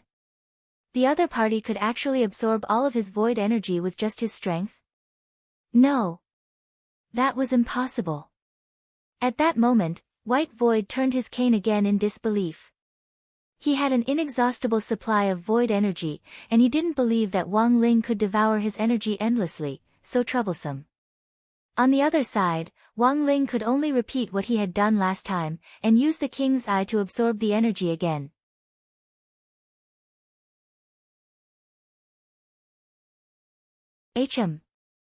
Although Su Bai was overly conceited, he had actually guessed one thing correctly, and that was that the king's eye's capacity was in fact limited, and it was impossible for it to absorb energy endlessly. Once the space was full, Wang Ling had to find a way to release the energy stored in the king's eye. But at this rate, it would actually take a long time for it to be full. Bored to death, Wang Ling stood in the middle of the field and watched White Void's boring performance. After observing for a while, he was already a little impatient. Thinking of the online classes he had to take tomorrow, Wang Ling's heart was instantly filled with complicated emotions. This was the so-called suspension of classes didn't stop. Even if Wang Ling was at home, he still had to take online classes. Not only that, the school had also stipulated that every student had to record a learning video and send it to the class group. This undoubtedly added a lot of trouble to Wang Ling. This way, he couldn't let the two gremlins pen and eraser do his homework for him. And wasn't the main culprit behind why he was stuck at home taking online classes because of this White Void standing in front of him? As the saying went, every debt had its debtor. In that instant, Wang Ling, who had to take online classes the next day, could no longer suppress his urge to slap White Void to death. Like the last time, he walked toward White Void step by step. But compared with the last time, White Void had indeed become stronger. Wang Ling couldn't guarantee that he wouldn't be able to directly kill him with one slap. But he still walked up to White Void and raised his hand. White Void sneered. All physical attacks are useless against me. The moment your slap hits me, it will be completely swallowed up by the void. Slap. In the next moment, a solid slap landed on White Void's face. White Void's head was completely detached from his body and disappeared. This was just an ordinary slap. But it didn't seem to have achieved the effect that Wang Ling had hoped for. He sensed that White Void's aura hadn't completely disappeared. Sure enough, in the next moment, White Void's head grew back. Wang Ling understood what was going on at this scene. It turned out that the head wasn't a vital point. It looked like he would have to change his next slap. The error-free chapter of the daily life of the Immortal King will continue to be updated on Green Bean. There are no advertisements on the site, so please bookmark and recommend Green Bean. If you like the daily life of the Immortal King, please bookmark. The daily life of the Immortal King Green Bean updates the fastest. You're tuning into the Blissful Bookshelf YouTube channel. We're so grateful for your support, and don't forget to subscribe to join us on this incredible journey through captivating stories. Your generosity through donations truly makes a world of difference, as it's the primary source of revenue that allows me to expand and enhance this channel for you. Thank you from the bottom of my heart for being a part of this adventure.